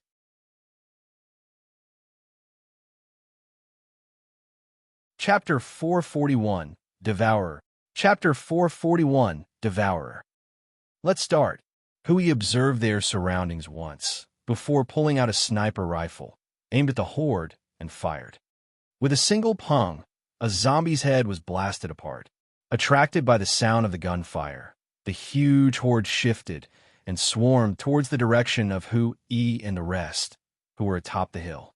There are simply too many of them. We would rot before we managed to kill them all. One enhancer whose level reached 38 waved his hand as he spoke, and a number of blades made out of air sliced towards the zombies in front, instantly decapitating 20 over of them. Another who had the gun specialization skill pulled out 2.03 rifles and began to fire without stop. Every single round fired from each gun would kill a zombie. One of the enhancers had plant manipulation, and he planted a mutant seed under the tree, and soon countless vines exploded out from the ground, wrapping around a number of the zombies, shredding them into pieces. The rest of the warriors raised their own 03 rifles and aimed at the zombies without haste, making sure to kill them with a single shot each time. There were about 200 experts on this side, each of them being above level 30, and had plenty of experience in killing zombies. None of them had any fear towards the zombies. As long as their stamina could hold out, it was hard for them to die. With the combined efforts of those 200 experts, although the small hilltop seemed to be surrounded by the dense horde of zombies, none of the zombies could break past the defenses. Huge numbers of the zombies were being decimated constantly, while those in front would be trampled by those behind. Soon, the total number of zombies killed by this team of elites had reached more than 2,000. At this time, the horde suddenly parted, and a number of 3M tall, strange zombies appeared. They had protruding bellies, their limbs were coarse and bulky, and they had long tails, with bodies covered in a layer of scales. Their eyes were completely milky white, and their hands had long, sharp nails, matching their teeth. The moment these strange zombies appeared, they began to swallow up the corpses of the ordinary zombies, and there seemed to be no end to their appetite as they continued to gobble up the ordinary zombies into their bodies. Hui looked at the strange zombies swallowing up the rest, and a notification appeared in his mind. Level 60 Strange Monster, Devourer I-Type. It can swallow ordinary zombies to constantly evolve and grow stronger. Its initial level is 50. Swallowing enough ordinary zombie corpses will allow it to reach level 70. Swallowing higher-grade corpses may give rise to potential further growth and evolution. Hui took a look at the Devourers, and his heart went cold. He quickly aimed a rifle at the head of one of the Devourer and fired wildly. The dense hail of bullets assaulted the Devourer and simply bounced off, not hurting it in the slightest. "Allow me." The expert who could control blades made of air stood forward, his eyes flashing with a glint, and he expended a huge amount of stamina to conjure a huge blade that could bifurcate even an armored vehicle as he sliced towards the Devourer. The huge blade made of air landed on the body of the Devourer, and the skin dented inward slightly before causing the blade to be dispersed. At the next instant, the Devourer immediately opened its mouth and shot out a black, murky poison arrow at the Enhancer, who controlled the airblade. "Ah!" The expert immediately wailed in agony when he was struck. His body instantly rotted, and his eyes lost the color of health before he suddenly pounced towards Hui. Hui's face changed in horror as he kicked the expert towards the ground, before roaring, "Zhang, what are you doing?" The expert looked up with soulless eyes as it climbed up and pounced towards the others. Hui immediately shot forward and pulled out his dark magic blade to slice off the head of Zhang. As he roared, "He's infected! Shit! Everyone be careful. That Devourer can cause someone to turn almost instantly with its spit. Don't let it get on you." Hearing those words, the expressions of everyone fell. They had worn the mutant beast's hides, and few things could endanger them. However, at the initial point of the apocalypse, the scene of their friends and loved ones turning into zombies right in front of them had been deeply embedded in their minds. Their attacks became a lot more guarded and did not attack the Devourers, instead choosing to deal with the ordinary zombies. Those Devourers also seemed to ignore the humans on the hill, instead choosing to swallow the corpses of the zombies unhurriedly. Hui looked at those Devourers hanging around the foot of the hill, and his eyes flashed with a hint of urgency. "Damn it! What do we do? Are we going to stand here and watch as those freaks become stronger?" The experts on the hill were killing the ordinary zombies without stopping, while the Devourers were swallowing up the corpses, and both sides came to a standstill. However, it was clear that if they were to allow the Devourers to evolve, they would be wiped out.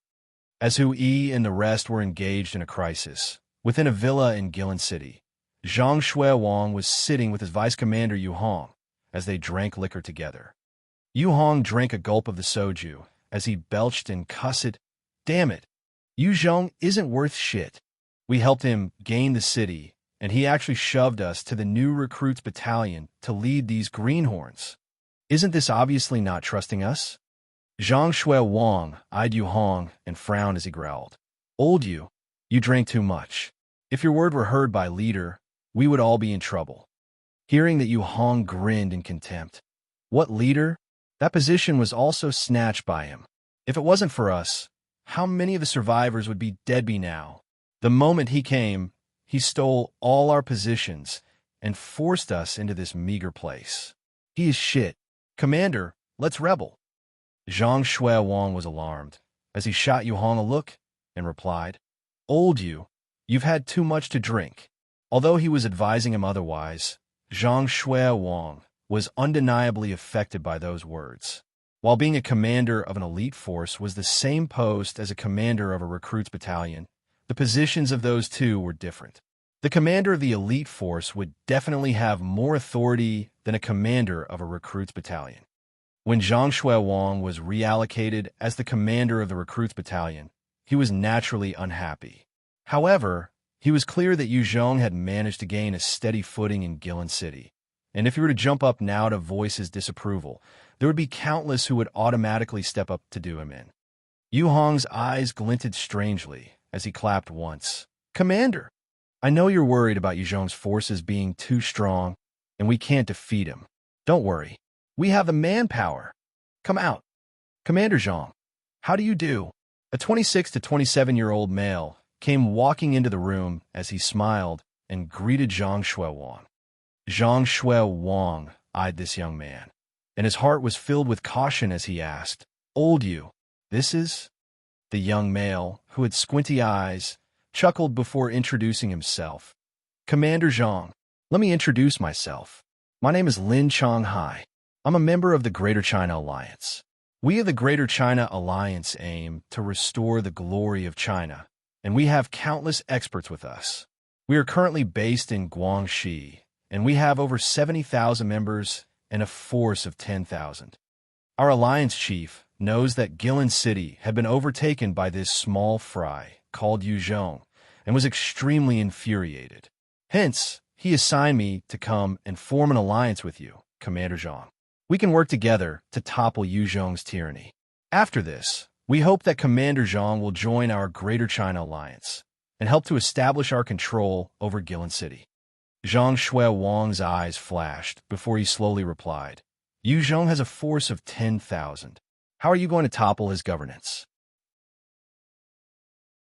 Lin Changhai chuckled mysteriously. Commander Zhang, other than you, there are already 2 other high-ranking officials who have been unhappy with Yu Zhong's rule and have joined us already. Furthermore, Gao Ming Hao from the Green Bamboo Triad, as well as other experts from the Heavenly Dragon Triad, even Shun counties when Fu Xi and Asterisk had all agreed to join us. At that time, once the army of the Greater China Alliance reaches, you guys work from the inside, we attack from the outside. Such a prong attack will guarantee that Guillin City will become ours. Yu Zhong is now busy dealing with the zombie horde, and he would not think of acting against us. Zhang Shui Wang mulled silently before asking softly, Currently, the 3 million-strong zombie horde is making its way towards us. After gaining Guillin City, what does the Greater China Alliance intend to do? Lin Changhai laughed indifferently. Since the aim of the zombie horde is Guillin City, after we have done away with Yu Zhong, we will organize for everyone to evacuate the city. After which, we will slowly chip away at the zombie numbers, and one day, we will regain Guillin City and Nanning City. Ensuring the survival of everyone is of utmost importance. Zhang Shui Wang seemed to have resolved the questions in his heart as he replied, All right, I'll promise you guys. Tell me your plan. Lin Changhai was elated and proceeded to divulge every single detail of their plan to Zhang Shui Wang. From the direction of Bin Chi City, a 10,000-strong force dressed in all sorts of garbs, carrying various weapons, were currently marching on towards Guillin City.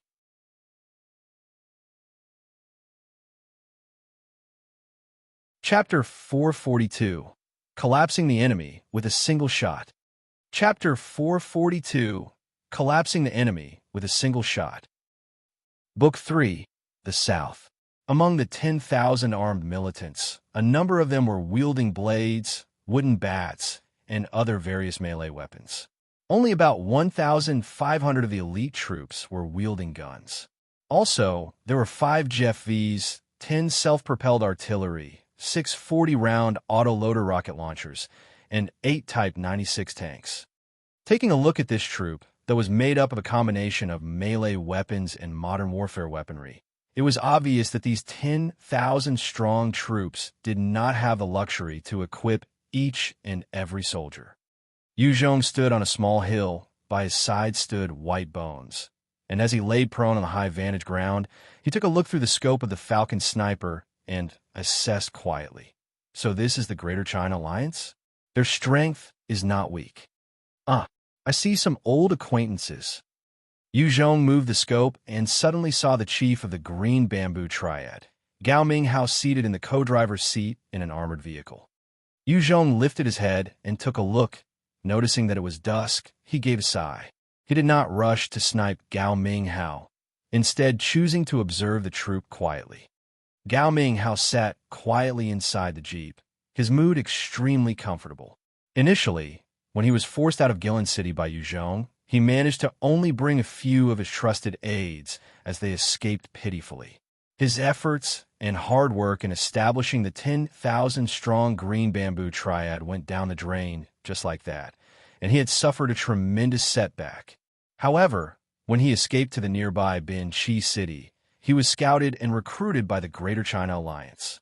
The Greater China Alliance allowed Gao Minghao to lead his own troops and helped him bolster his forces. Now he was a small warlord commanding over 1,000 soldiers. Although these were male survivors wielding melee weapons, they were under his control. It caused him to feel great again.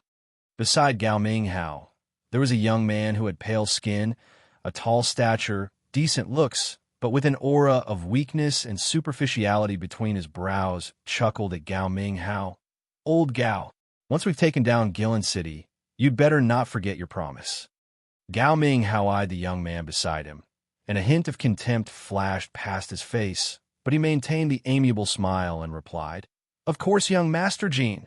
After we take down Guillin City, I would definitely find a pair of beautiful twins for your enjoyment."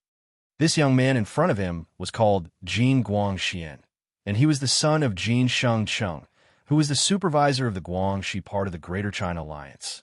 Although Jin Guangxian was handsome, he was extremely lustful in nature and was the perfect example of a hero father and wastrel son. He would be in the company of ladies most of the time, and Gao Minghao despised him. However, Gao Minghao knew how to carry himself, and although he viewed Jin Guangxian in contempt, he continued entertaining him, becoming one of his close friends. Jin Guangxian chuckled loudly as he said, "Haha, the other time, you brought me a mother-daughter pair. They were not bad. However, they're a little old for my taste. Next time, do take note. I like young and beautiful girls." In the eyes of Jin Guangxian, Gao Minghao was like a dog kept by his house, and regardless of how he ordered, it would be fine. At most, he could just give him a dog bone to chew on, figuratively. In the past, it was the same for Yuan Shikai and his eldest son, Yuan Keding, who was like that as well. He treated Duan Qi Rue and Feng Guizhong, whom his father did not dare take lightly, as slaves, and was extremely despotic. Gao Minghao held his rising anger in check, while giving Jin Guangxian a warm smile. "Sure, I got it, young Master Jean. Next time, I'll definitely take note." Right at this time, snowflakes started floating down from the skies. Seeing the snow falling, one of the men in military uniform immediately turned and rushed towards the jeep, smacking the doors hard as he called out, "Young Master Jean! Young Master Jean! Open the door. I have something to report." Jin Guangxian eyed the soldier, his expression one of displeasure as he rolled down the window, and felt the chill creeping in, causing him to shiver uncontrollably. He hurriedly asked, "What?" "Duan Ziku. Spit it out. If there's nothing, don't come and bother me." Duan Ziku did not mind Jin Guangxian's disrespect, instead urgently replying, "Young Master Jean, it's snowing now. What do we do? Shall we get the troops to find some shelter first?" Jin Guangxian's eyes narrowed as he replied coldly, "No way.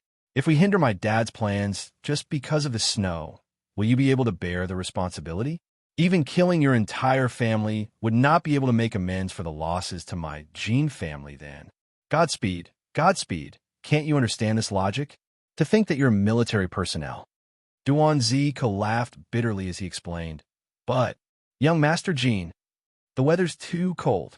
We're all Southerners, and aren't used to this. If it continues, the soldiers will either freeze to death or be injured heavily. Guangxi was originally warm to begin with, and it seldom snowed there, not to mention snowstorms.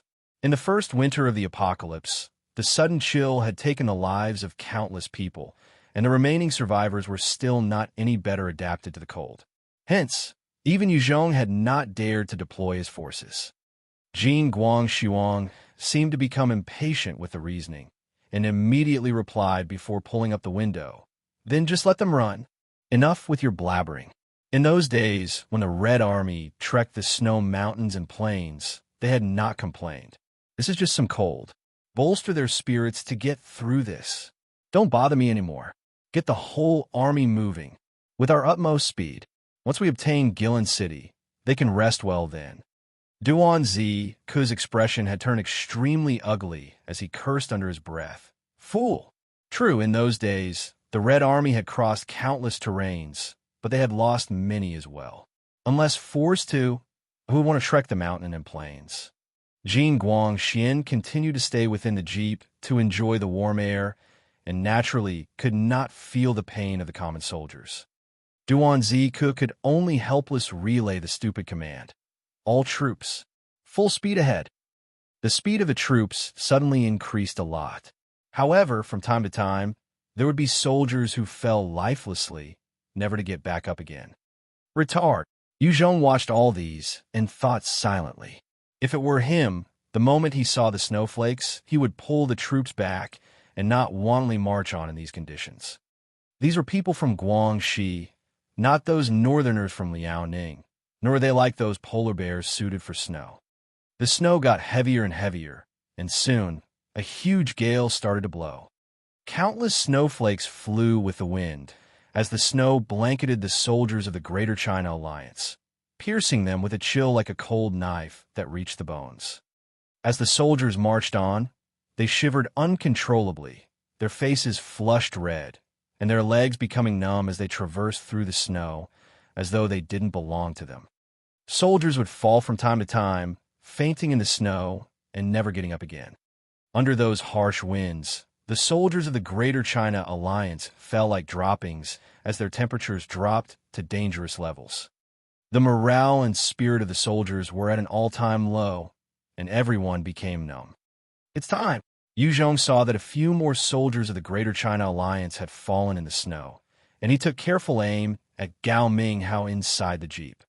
Yu Zhong was only about a kilometer away from Gao Minghao, and he quietly adjusted his breathing, getting his attention at its maximum, and his entire focus was on Gao Minghao solely. When the jeep came to a sudden halt, Yu Zhong immediately pulled the trigger. With a single pung, a 5mm sniper round immediately pierced through the air, piercing the defensive glass of the keep, and blasted Gao Minghao's head into pieces.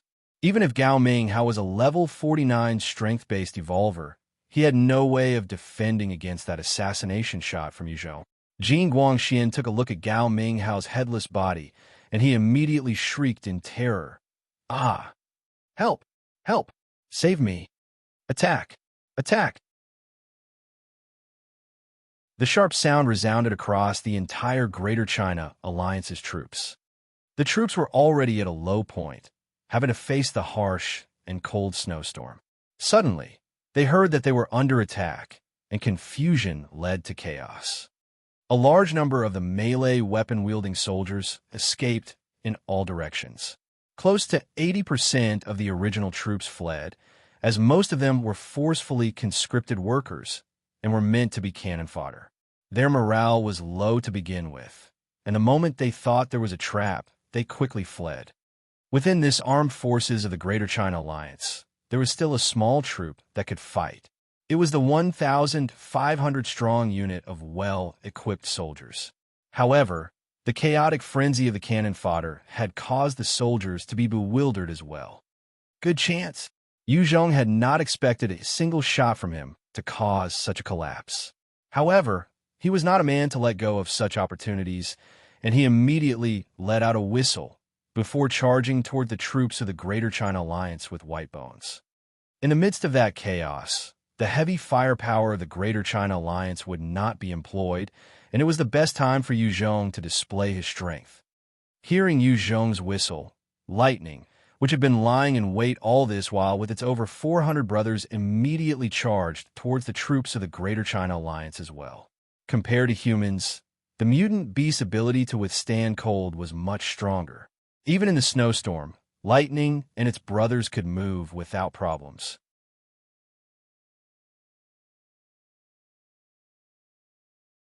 Chapter 443, Type 3 Lightning.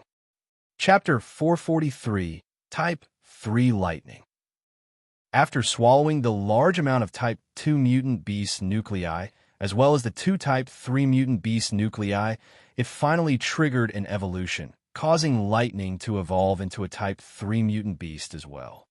Currently, Lightning was almost an entire size larger than its previous form, and it had 40 times the speed of a normal human. The moment it unleashed its full speed, it would cause a sonic boom from breaking the sound barrier. In just a matter of 4 seconds, Lightning had crossed the distance of 1,000 meters and charged into the midst of the Greater China Alliance's troops with a resounding boom. Its claws slashed about, and numerous soldiers would find their heads swiped away, causing fresh blood to fountain upwards and splatter everywhere. Powerful! Yu Zhong observed Lightning as it broke past the sound barrier and unleashed its devastating damage. This was the might of a Type 3 agility-type mutant beast. It was simply astonishing. Although Lightning did not have the fearsome defense of the Type 3 green Jiao Python, nor the immense strength, as well as the threatening corrosive poison spit, it had its simplest and most effective weapon, speed. That sonic speed was enough for it to lay waste to numerous enemies. Damn it! 20 of the Greater China Alliance's enhancers were infuriated, and they charged at Lightning. Lightning eyed those enhancers above level 30, and its body flashed, suddenly appearing in the midst of them. In 2 mere seconds, the heads of those 20 enhancers were smacked away, fresh blood splattering everywhere, and they could not even catch a glimpse of Lightning's movements. Yu Zhong activated his shadow steps and managed to reach a maximum speed 17 times that of other humans and could barely manage to keep up with Lightning's figure. Even with this speed, he was barely reaching the terrifying degree of combat potential that Lightning now possessed. As for other enhancers whose speed were lacking, they could not catch any of the movements, not to mention putting up a resistance. Yu Zhong charged forwards and appeared near a tank. He activated his Art of Fear, and a huge spirit force assailed outwards, with Yu Zhong as the center. In a single instant, all the soldiers within the tank were submerged in the terrifying hallucinations and fainted. Only those with spirit values high enough or special skills and equipment that could block the Art of Fear attack from Yu Zhong survived. Those other tank operators were simply helpless. The rest of the tanks were focused on the mutant leopard cats and were firing wildly at them. As rounds after rounds blasted in the midst of the leopard cats, some of the mutant leopard cats were blasted into charred pieces. Those mutant leopard cats could not withstand the heavy firearms. Even Lightning, a Type 3 mutant leopard cat, would be blasted to smithereens if it was caught, not to mention the ordinary mutant leopard cats. The various IFVs were also firing at the mutant leopard cats with their 25mm cannons, blasting a few of the mutant leopard cats apart, dyeing the ground crimson with rivulets of blood. As for those self-propelling rockets, due to the restrictions of the range, they could not display their full might. Yu Zhong took the opportunity when the Greater China Alliance was distracted by the mutant leopard cats and flashed about, activating his Art of Fear continuously, sending waves of terror sweeping outwards in all directions. His tactics caused many of the soldiers in the tanks and IFVs to faint from the terrifying spirit attack. On the other side, White Bones had charged into the midst of the soldiers, its bone blades dancing about, slicing any soldier unfortunate enough to be in its way into pieces. After losing the suppression of the IFVs and tanks, the 400 mutant leopard cats wreak havoc on the remaining unlucky soldiers, charging into their camps and pouncing on many of the fleeing warriors, ripping their necks off. The moment the soldiers had to face the mutant leopard cats right after being buffeted by the snowstorm, their spirits were on the brink of collapsing, and many of them threw down their weapons and tried to escape. They did not know where to run to in the middle of the snowstorm, but it was better to be frozen to death than to be eaten alive by mutant beasts. Yu Zhong eyed those fleeing soldiers and hollered loudly, "Throw down your weapons! Raise your hands in the air! I'll spare those who surrender." Those soldiers had lost all will to fight, and were only concerned about not being eaten alive. The moment they heard Yu Zhong's words, they quickly abandoned their weapons, raising their hands, and looked at the mutant leopard cats with fear. Lightning howled once, and all the mutant leopard cats eyed those humans who surrendered, their eyes flashing with unwillingness, but turned their attention away from them and made for others who had not surrendered. Seeing that it was effective, all the remaining soldiers immediately surrendered to Yu Zhong. Duan Ziku came up with a bitter expression as he announced, "I'm Duan Ziku. I'm the commander of these soldiers. I'm officially surrendering, and I hope that you can look upon my troops favorably." Yu Zhong pointed to the shuddering figure of Jin Guangxian that he dragged out, whose face was pale, and asked, "Who's this?" Jin Guangxian immediately stammered out loud, "I'm Jin Guangxian. I'm the song of Jin Shengcheng, the Greater China Alliance supervisor of the Guangxi region. I've surrendered. You can't kill me." Yu Zhong glanced at Duan Ziku before saying solemnly, "I'm Yu Zhong. Duan Ziku. How about being my subordinate? Working for someone like him is too demeaning for you." Yu Zhong had initially intended to just observe the troops of the Greater China Alliance. He had not expected the Jin Guangxian to be such a bag of straw, and had actually ordered the troops to march on in the snow. With a single shot, he was able to dismantle the great army of this Greater China Alliance, causing them to collapse. Currently, there were only Lightning and its 400 brothers beside Yu Zhong. No one else was present to control the captives. Regardless of what kind of person Duan Ziku was, or whether he had the ability or not, he was still the commander of these soldiers, and this was the optimal choice now. Yu Zhong stared at Duan Ziku and said, "As long as you serve me, I'll naturally look favorably upon you and your troops." Duan Ziku mulled silently for a while, before lifting his head and asked, "Yu Zhong, if I were to join you, what are your plans? Are you going to become a warlord?"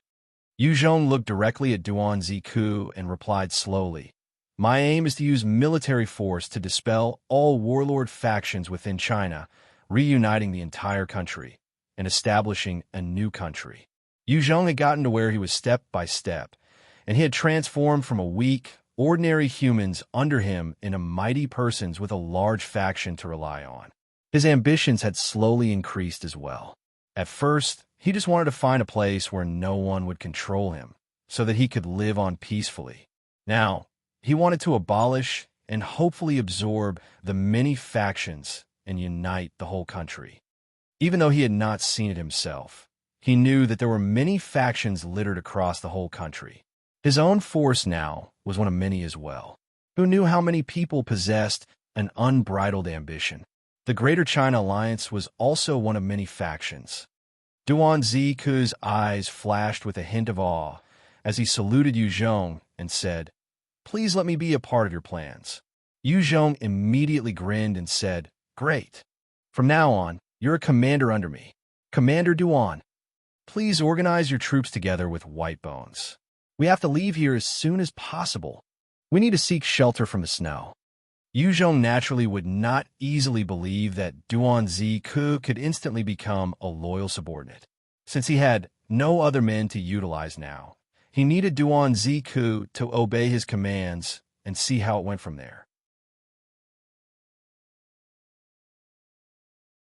Duan Ziku heard the orders and immediately saluted once more, before striding towards the others.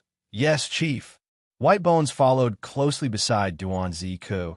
If there were any strange movements, White Bones could easily take care of it. Duan Zi Ku had a presence and authority within these troops. Very quickly, he managed to gather all the captives and even woke those soldiers who had fainted from the art of fear hallucinations. Yu Zhong led the force that had only 1,200 soldiers remaining toward the small town.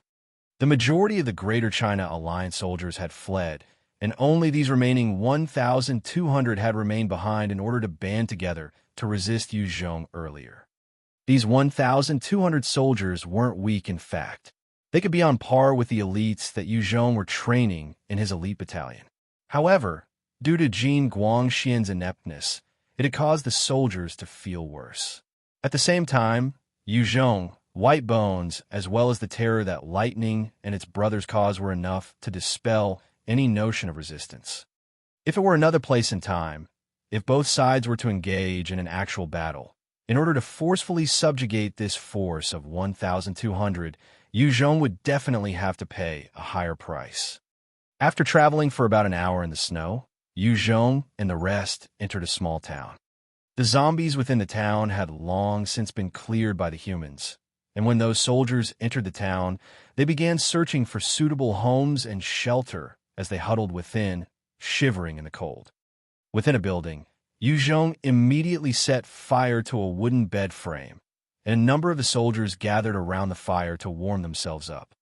The two attributes that determine the body's resistance to the cold was vitality and endurance.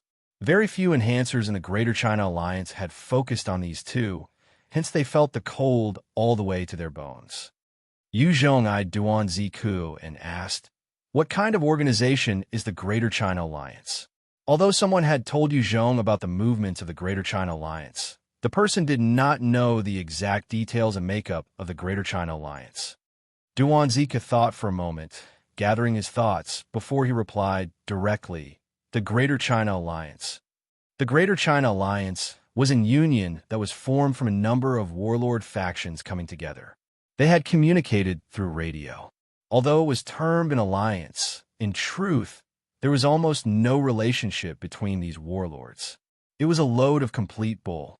Other than the broadcasting station, they lacked other means of communications. At the same time, no one of them wanted to give up their own establishments they worked so hard to get. However, after the alliance was formed, the total number of people these warlords shared amongst themselves became over 1 million, with many experts amongst them. It was a decent-sized threat to anyone who hears of them. Although they did not have any close relationships, they would share intel from time to time, and it became such that an alliance was more beneficial than not. Jin Shengcheng was in charge of the Guangxi region, which happened to be the strongest force. He had over 80,000 survivors under him, and had opened 2 military camps near him, retrieving 5 infantry battalions worth of equipment. At the same time, he established a survivor force of over 20,000 as they went around in search of more resources. Duan Zi Ku was the leader of one of these forces, numbering at 10,000. Of course, Jin Shengcheng could easily deploy a 20,000-strong army, was because he forced a lot of young men to be drafted. As long as there were fit and able-bodied young men, he would conscript them into the forces. These was how he managed to put together a force of 20,000. Truthfully, if Yu Zhong was that vicious as well, he could easily pull out a force of 200,000. However, their combat power would definitely be lacking, and just paying the wages of the 200,000 would be enough to burn through his resources. Jin Shengcheng's base of operations was in Ninghua District, near Binqi City. Although he could not conquer a city, subjugating a small district wasn't a problem.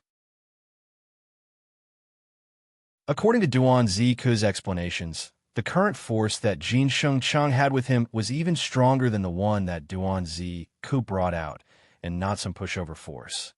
Yu Zhong looked at Duan Zi Ku and said solemnly, "Tell me all about the call signs you guys have within Guillin City." Yes. Duan Zi Ku's heart went cold and directly gave the information. Yu Zhong memorized those secret call signs and told Duan Zi Ku. I'm going out for a bit. Duan Ziku, White Bones, you guys lead the soldiers to rest here within the town for a day. Yes. Duan Ziku eyed White Bones beside it before responding in a clear voice. White Bones nodded slightly at Yuzhong. It had already a primary level of intellect, and had gained 1 point of enhancement in it. It already knew how to handle some basic matters. The moment Yuzhong went out, he leapt on a lightning's back and said solemnly, "Back to Guillin City." Lightning instantly unleashed its maximum speed, bounding off into the snowstorm like a hurricane itself. With its speed that broke the sound barrier, sharp winds blanketed Yuzhong constantly. If it wasn't for his high endurance, he would have been shredded to pieces. With lightning's full speed of Mach 1, in just half an hour, Yuzhong had already returned to Guillin City.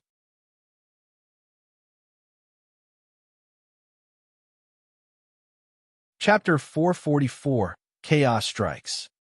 Chapter 444, Chaos Strikes. The snowflakes were falling from the sky. On the road leading from Guillin City to Binchi City, Murong, he had a look of worry as he looked at the sky. His emotions riled up. Shit, why did it start snowing? This sort of weather is really going to be a bother. Standing beside Murong, Zhang Shui Wang, smiled gently. Relax, Murong. Although the snow is a little heavy, it's not a snowstorm yet. As long as they can get past it, they would be able to reach here. Murong, he shook off the snow on his shoes before sighing heavily. He chuckled bitterly. I'm worried that the longer it takes, the more likely that person is going to find out. That will be dangerous. Zhang Shui Wang was unsure what to think and kept silent. At this time, in the distance, in the midst of the snowstorm, a signal was fired into the sky, lighting up the skies. Murong, he saw the signal and became excited. They're here. They're here. Murong, he had been waiting bitterly for this moment, and the moment he saw the signal, he became excited. Right at this time, an intelligence officer came to Murong. He sighed and saluted before saying, Commander, Leader Yuzhong had sent someone to seek an audience. Do you want to grant an audience? A look of wariness immediately flashed past Murong He's eyes. Who's that? Yuzhong had countless experts under him, and just as things were going to happen, Murong, he wasn't willing to allow an expert to stand guard beside him. The officer replied, That person is Dan Hong. Murong, he mulled for a while before saying, Bring him to me. Soon after, Dan Hong came in front of Murong He and said, Commander Murong, Leader has an assignment for you. Please head over to the army by yourself. Murong, he became sullen as his eyes narrowed. Now? Can't it wait? Dan Hong's expression fell as he handed a document over. Commander Murong, please don't make things difficult for me. This is a document from Leader. If you don't go, I have the authority to detain you. Murong, he held up the document and looked at it once before laughing coldly and tore it apart forcefully, right in Dan Hong's face. Yuzhong, what an arrogant attitude. Just because he wants to remove me, it will happen as he wish. Dan Hong's expression changed for the worst as he rebuked, Murong He, are you thinking of rebelling? Murong, he laughed coldly and ordered, That's just my intention. I'm rebelling against that tyrant Yuzhong. Apprehend him. Release the signal. 2 soldiers came forward and grabbed Dan Hong, while another immediately released a signal towards the skies. The moment the signal flare rose to the clouds within Guillin City itself, another flare was fired. You dare to rebel? Dan Hong was dumbstruck as he looked at Murong He, his expression turning ugly, his body trembling uncontrollably as well. A strange glint flashed across Murong He's eyes as he spoke in a ringing voice. So what if I do? Yuzhong is cruel and merciless for the sake of the country and the people. I'm cleansing this place of him. It's time. It's time. Kill Yuzhong. Kill Yuzhong. For the sake of the country, kill Yuzhong. Those trusted aides and officers beside Murong, he were hollering with passion. Under their instigation, the rest who had no prior intention to rebel could only shout along helplessly. In such circumstances, those who had a contrary view would most likely face death, and they didn't want to die yet. Furthermore, they have not followed Yuzhong for long, and weren't particularly loyal to him. Just when the scene was turning chaotic, Yu Zhong strolled out silently from the shadows, looking at Murong He and the other rebelling commanders as his cold and aloof voice rang out. "Oh, is this a rebellion, a treachery to our country?" The moment Murong He caught sight of Yu Zhong, he sucked in a breath of cold air and retreated a few steps. The 8 experts beside him immediately came in front of him to stand between Yu Zhong and him. Within Guillin City, almost everyone knew how crazily strong Yu Zhong was, and other than those mythical and legendary figures that have been training nonstop within a mountain range, not a single person dared to say they were a match for Yu Zhong.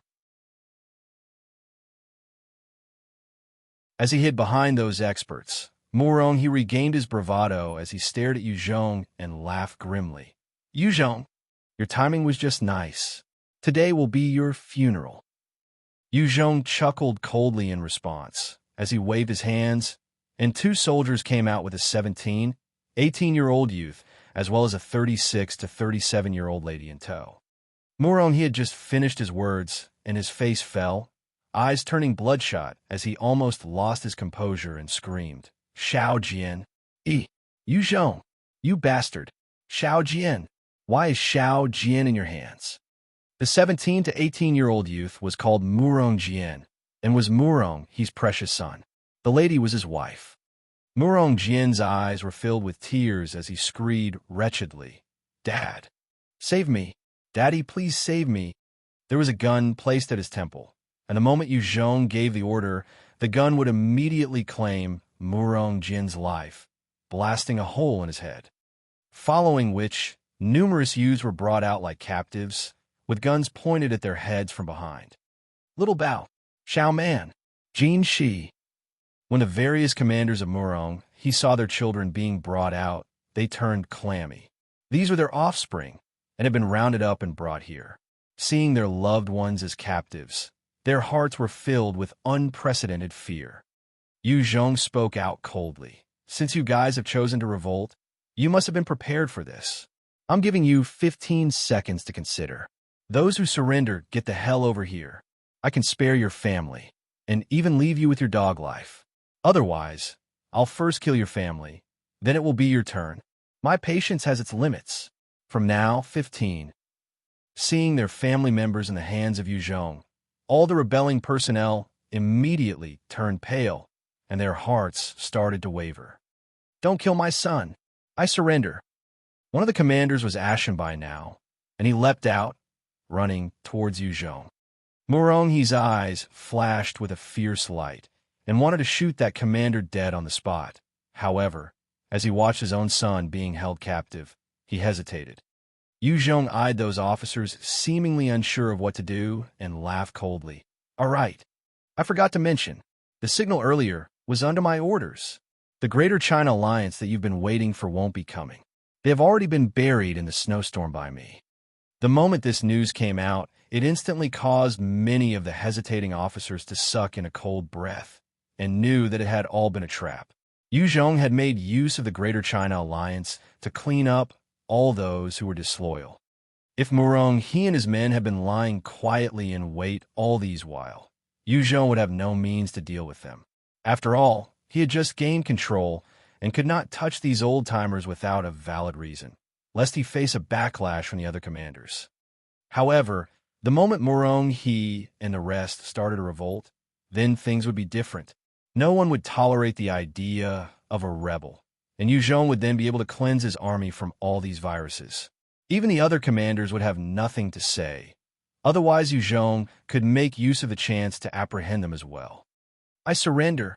Don't harm my wife and daughter. I surrender. Don't kill my son." With no hope of victory, many of the officers looked defeated and devastated and began to surrender, kneeling on the ground.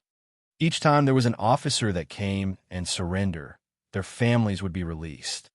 After 15 seconds, there were only 6 experts and 7 other pale-faced commanders left beside Murong He. Murong He had a stricken look as he shrieked, "Wait! Yu Zhong, I surrender. Please release my son, Xiao Jian, and my wife. Kill Yu Zhong ordered coldly. Pong, pong. A stream of gunshot sounds rang out, and the families of the 7 commanders were all shot dead, as 20 young men and women slumped lifelessly in pools of their own blood. Seeing this, all those who had surrendered had expressions of shock as they shuddered. If they were just the slightest bit slower, their families would have been gunned down like that in cold blood. This young man in front of them had a heart of steel and was not merciful towards any obstructions to him. Yu Zhong, I want our family dead. Yu Zhong, I won't forgive you. The commanders beside Murong, he instantly roared in madness, their eyes filled with deep hatred and sorrow as they made to charge at him. Do it. At this time, Zhang Shuiwang, who had been standing beside Murong, he ordered coldly. The 7 personal guards of Zhang Shuiwang immediately opened fire, spraying at the officers beside Murong He. Under the blanket of bullets, those officers had not the time to defend and were instantly punched full of holes as they fell to the ground dead. Sharp bone spikes came out from a soldier that was inconspicuous beside Zhang Shuiwang, directly nailing the heads of the 6 experts guarding Murong He to the ground.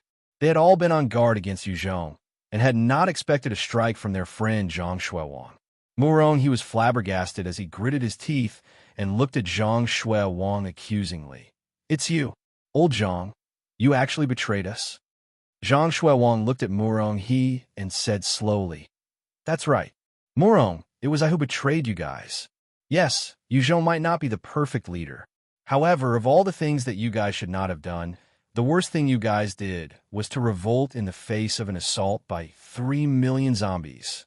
Have you ever thought that in such weather, how would the 900,000 survivors escape to anywhere? Even if they did successfully escape to the next city or district, how many will die in the process? For the sake of the citizens, you guys have to pay.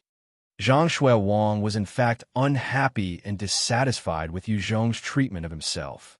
However, he was a man of principles and looked at things from a larger perspective. He was extremely clear that in such weather conditions, the moment they had to evacuate the 900,000 survivors, many would not be able to live past a few days. Hence, the moment the Greater China Alliance tried to entice him into joining them, he had immediately went to report to Yu Zhong. Yu Zhong, this is all on me. Please look favorably upon my family. I will definitely give you a proper account. Murong He smiled sadly and pulled out a gun from his pocket, closing his eyes shut and pulling the trigger. With a pong, the brains of Murong He were blasted out and splattered onto the ground as his lifeless body slumped down. The moment Murong He died, the rest of the officers immediately knelt to surrender, and those who were going with the flow immediately put down their weapons, their hands hugging their heads. There was a tension in the air as they awaited their judgment. Yu Zhong eyed those kneeling officers and coldly ordered, Take these rebels and their families and throw them in the scum battalion. Place them on the front lines. Such trash, even at such a critical juncture, they want to cause problems.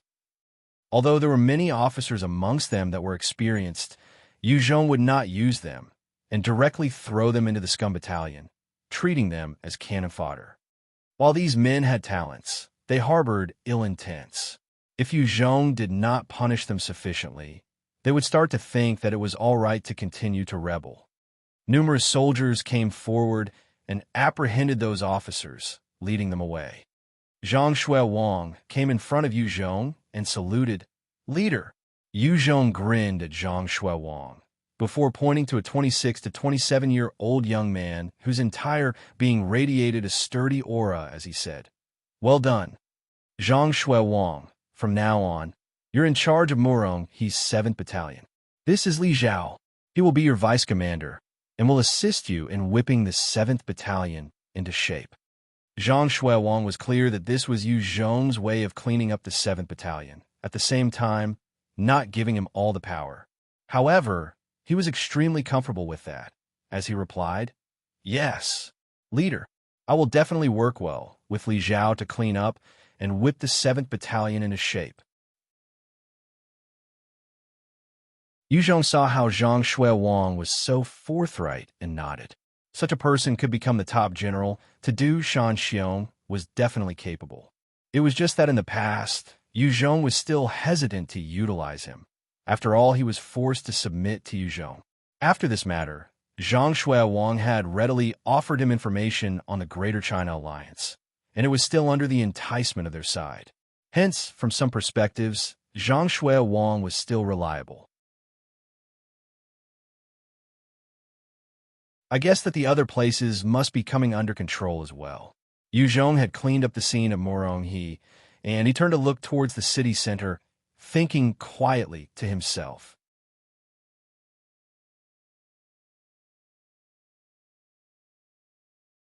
Chapter 445, The Powerful War Phoenix Squad.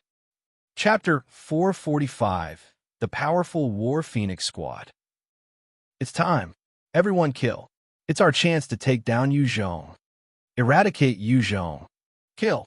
When Yu Zhong embarked on his cleansing of the triads and gangs, many of them had collapsed, but a few experts had managed to hide within the safety of their families and friends. There were even a few who switched to the conducting of legitimate businesses. However, they missed the days of past where they could walk around brazenly and oppress anyone as they liked. The moment someone gave a signal, many of them leapt at the chance and banded together. When Murong had released the signal, all sorts of characters unleashed their inner suppressed dissatisfaction and anger, wrecking anything that they laid their eyes on. Aha! Burn! Burn! I'll raise you all! A number of young coolies of about 15 to 16 years old with their hair dyed blonde were running through the streets with torches, setting fire to every shop they saw. Anyone who rushed to protect their own shops would be beaten up till they could not get up. No, you animals! One shopkeeper saw his blood and sweat being set ablaze by those hooligans, and his eyes shone with a gaze full of agony and fury. He had bought the shop after painstakingly saving his ration tickets. He was prepared to live a better life, now that his shop was burnt to the ground by those coolies, and his heart was full of pain. Right at this time, 20 armed policemen equipped with assault rifles charged over, eyeing those coolies with an icy glare, and instantly fired wildly. Ta-ta-ta, gunshots rang out. A number of coolies were instantly shot full of holes as they slumped to the ground. Don't kill me. I'm still 14. I'm only... One coolie saw his comrades falling in pools of their own blood, and he screamed out in terror. Even the rascals of today's society knew to use their age to their advantage to escape punishment. However, in the apocalypse, as long as one was a terrorist, regardless of age, race, or background, the special forces would execute without prejudice. In fact, whenever the fabric of society was threatened, and in any chaotic situation, there would be terrorists or extremists with agendas that made their presence known and felt. Against these terrorists, the People's Republic of China had always chosen to execute them. However, as the control of the media had always been tight, there would be no chance for any such cases to make any headlines. And only such firm, iron-like treatment could scare and deter any potential troublemakers. Otherwise, they would spread their ideologies and threaten society itself. It must be known that a single jewelry shop could be worth a few hundred thousands. If there were such people around, there would be no end to the robberies and acts of self-interest. That young coolie had barely screamed out for 3 seconds when bullets riddled his body full of holes, and he slumped to the floor dead. Those special forces did not so much as spare more than a few glances at the dead bodies, before they continued towards other areas to suppress the threatening insurgencies. Ha! 6 enhancers who were at least level 30 and above were wielding their knives and marching brazenly on the streets. Their task was to incite more chaos and trouble within the town center of Guillin City, attracting the attention of the army under Yu Zhong. Help! They're murdering people. As the 6 of them went around and wantonly engaged in slaughter, the masses were plunged into chaos. Punk! All of a sudden, the leader who had just killed a number of people was suddenly shot, a new bullet hole appearing in his head. His entire body slumped to the floor. Sniper! The faces of the remaining 5 immediately fell as they made their way hastily towards an alley. Right at this time, a flash of a black shadow went by, accompanied by the swishing of a blade, and one of the enhancers was immediately chopped in two at the waist. Before the remaining four had the chance to react, the black shadow flitted about and slaughtered another two. Two silent blades made out of air was conjured, and chopped the remaining two apart as well. After making short work of those 6 enhancers, a special forces unit came coming out of an alley and asked the black figure, "Friend, who are you?" The figure was wearing a black cape, his entire body dressed in black, and his looks handsome. The youth looked towards the leader of the special forces, Zhang Heng, and replied solemnly, "I do not care for these brutes that cause such wanton slaughter. Please don't mind me." The corner of Zhang Heng's mouth lifted as he looked at the youthful male in black and led his men towards another direction, as he replied, "Let's go." In this world, there were all sorts of figures who became enhancers. There were some students, some farmers, officials, even army personnel and villagers could become enhancers. And amongst these people, there were bound to be 1 or 2 eccentric characters. In this apocalyptic world, having 1 or 2 Cape vigilantes wasn't necessarily a bad thing as well. Zhang Heng had seen many things. As long as the youth was not his enemy, he didn't want to make an enemy out of him either. After all, while the youth did truly come off as pretentious, he was not weak at all. The youth dressed in black watched Zhang Heng and the rest leaving toward another direction and hastily called out, "My name is called Li Tai, Blazing Wind Li Tai." Reporting his name after doing a good deed, that was Li Tai's habit. Otherwise, with all his efforts to do good, no one would know of him. Zhang Heng chuckled silently and continued to proceed with haste. Under the combined efforts of the 3 police forces, all those troublemakers who took the chance to wreak havoc were suppressed. There were even civilian experts who lent a hand as well, subduing any offenders. Yu Zhong had not done anything spectacular, but his cleaning up of the streets, as well as the sentencing of any bad eggs to the scum battalion, had earned the respect and admiration of the commoners, as the whole of Guillin City had become a lot safer. After all, without the oppression of those gangsters and hoodlums, those small-time businessmen didn't have to deal with the extra layer of cost. Their lives also became a lot better. Just as the police force were engaged with handling the city, at a villa that belonged to Yu Zhong, a group of women were wielding weapons and launching an assault on the building. These women were the ex-members of the Scarlet Phoenix Triad. How come it's still not done? Ding Mei's eyes were icy cold as she glared at her trusted aide Wang Yu and questioned sternly. Wang Yu was an ordinary-looking woman with a face full of pimples. Her long hair reached her shoulders, and her stature was burly and tall, reaching a height of 1.7 m. She was the top expert under Ding Mei, and her enhancement level was 45, and her combat ability truly astonishing. In this world, it was not that only beauties were experts. In fact, most current female experts had builds like Wang Yu and were ordinary-looking as well. Other than Ji Qing Wu and Yao Yao on Yu Zhong's side, the rest of the beauties had been groomed by him after spending a large amount of resources. With enough resources, a normal person could also become an expert. However, if such an expert were to clash against an expert like Yu Zhong who had battled his way upwards, the combat ability would definitely be vastly different as well. By now, Wang Yu's body was shuddering just a little as she broke out in cold sweat under that fearsome gaze of Ding Mei, and she replied carefully, "Chief, their firepower is too fierce. If we want to force our way in, the sisters would suffer a lot more." Ding Mei's expression frosted over as she stood straight up. "Regardless, we have to take this place down. Yu Zhong's not a simple character. The moment he makes his way here, we will all suffer a fate worse than death. Before he reacts, we need to subdue the villa and take his women and family hostage. Only then we can hold the cards to attack and retreat whenever. This is our only chance. If we fail, we won't have a next time. Forget it, I'll do it myself."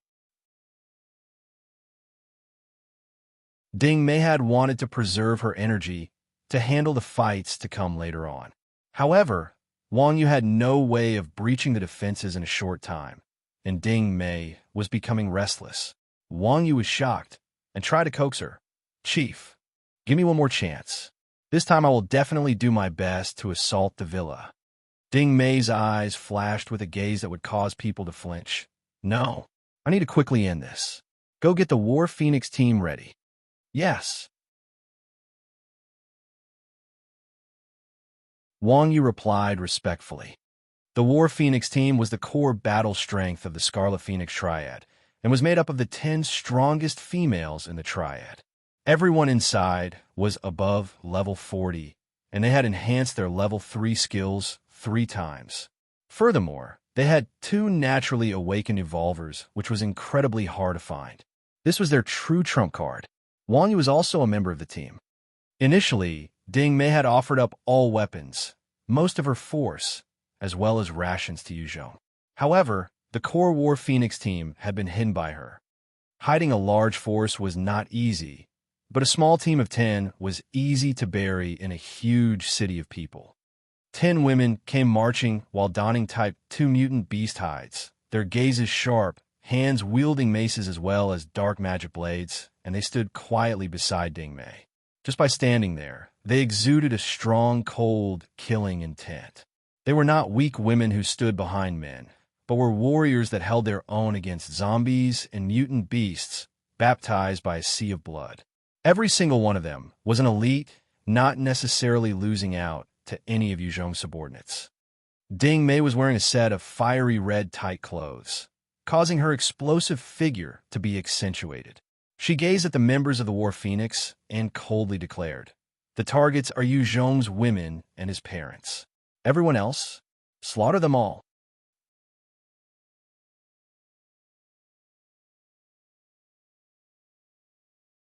Chapter 446, Fearsome Weapons of War. Chapter 446, Fearsome Weapons of War. After saying her piece, Ding Mei's eyes flashed with a cold glint, and she shot towards the villa of Yuzhong like an arrow. The 10 members of the War Phoenix followed closely behind. Under the lead of the War Phoenix, 70 other members of the original Scarlet Phoenix Triad also grabbed their weapons and spread out in a skirmish line, launching assaults on the villa.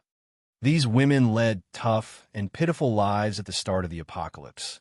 After being absorbed into the ranks of the Scarlet Phoenix Triad and undergoing the intense training, every one of them possessed a strong fighting will and would not lose to the soldiers under Yuzhong.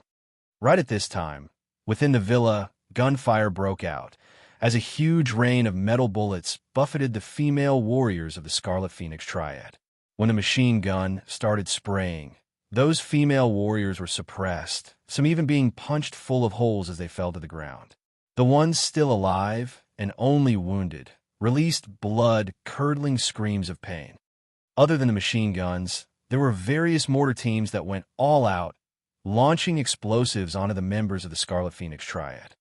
Under the assault of such heavy fire, many members of the Scarlet Phoenix Triad were blasted into pieces. The battlefield was a cruel and merciless place. Here, be it women, the elderly, or even the children, would not be spared from any firearms, as the guns had no eyes, nor moral codes, only serving to kill enemies. Facing that sort of firepower, regardless of how strong-willed the women were, they would still be injured. The area was filled with moaning and shrieking women. As for the War Phoenix, who were led by Ding Mei, they fended off the bullets and charged towards the villa in a mad rush, using their skills and abilities to resist the attacks. One of them, an agility-based evolver, flitted about in the rain of bullets like a specter. As long as the bullets weren't hitting her head, they were being deflected off by the mutant beast hide. Although she had received a number of bullets, she wasn't injured and wasn't dead. Another enhancer with the telekinesis ability activated a psychic barrier, and as the bullets hit the barrier, they bounced off harmlessly. There was even an enhancer who could manipulate metal, as she activated an entire thick steel carapace around her, and as the bullets landed on the metal defense, they bounced off it, not damaging it in the slightest. A summoning type in their ranks summoned a 3M tall polar bear, and the polar bear relied on its massive size to block the bullets. Ding Mei's eyes flashed, and as she ran through the rain of bullets, she eyed the distance and waved her hands. In that instant, 3 flying daggers shot out like lightning, piercing the necks of 3 soldiers, killing them immediately. Wang Yu eyed the soldiers afar and slapped out with a single hand in attack. A number of ice shards appeared out of thin air and shot towards the soldiers of Yuzhong. Barraged by those ice shards, 2 of the soldiers were immediately killed, and another 3 heavily injured, their bodies seemingly frozen solid. The prowess of the War Phoenix was truly tyrannical, as they relied on just their abilities to resist the firepower from Yuzhong's subordinates. Just as Ding Mei had killed 7 of the soldiers and was preparing to charge into the villa, when she felt a strong chill at the back of her spine. She discovered that in the villa, there were 4 IFVs hidden amongst the grass with their cannons aimed at the gate, waiting to fire. Other than those 4 IFVs, there were even 8 other 14 5mm machine gun-mounted vehicles aimed at the gate as well. The next moment, the IFVs and machine gun-mounted vehicles unleashed a wild barrage of bullets at Ding Mei, as well as the members of the War Phoenix. The barrier user was instantly assaulted by a torrential rain of bullets, and after withholding for 3 seconds, the psychic barrier disintegrated as she spat out a mouthful of blood. A stray 14 5mm round then struck her body, tearing her body in 2. The 3M tall polar bear was also punched full of holes the moment it faced the heavy firepower, and one of the cannons pierced directly through it and punched a massive hole in the body of the summoner right behind it. Even the female, who was surrounded by a layer of steel, was not spared. The thick 3 centimeters layer of steel that covered her was punctured at numerous places, and her body riddled with holes as a result. The agility-based evolver, who had a speed that could match by Xiao Sheng, managed to dodge all the normal bullets, but unfortunately, she did not dodge 114 5mm round. In an instant, she was sent flying back a few meters, landing crumpled on the floor, her bones mangled in many areas. She spat out a mouthful of blood before dying. The Type 2 mutant beast hide could resist a 14 5mm bullet, but those rapid machine guns carried an immense force, and unless they had an endurance like Yuzhong that was 15 times that of a normal person, they would almost definitely be pierced through. Yuzhong had hidden a number of such weapons within the villa, and the moment they unleashed their ferocity, those exceptional female warriors of the War Phoenix instantly lost 7 of their members, while the remaining 3 and Ding Mei had to expend all their energy just to be able to escape. Ding Mei hid behind a cover with a bewildered and stricken look. How did it come to this? Don't tell me.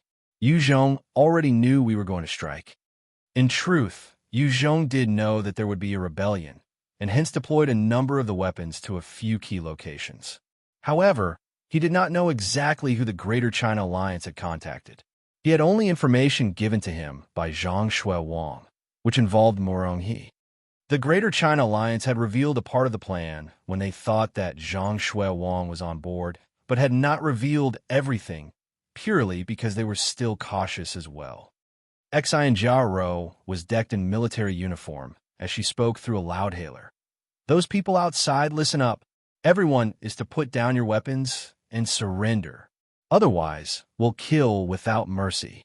When Ding Mei heard Xian Jiao's words, she clenched her fists tightly and grinded her teeth. She was extremely unwilling, thinking, surrender? Never. I will never lower my head to anyone. Right at this time, from afar, the sounds of propellers rang out, and 2 assault helicopters flew overhead.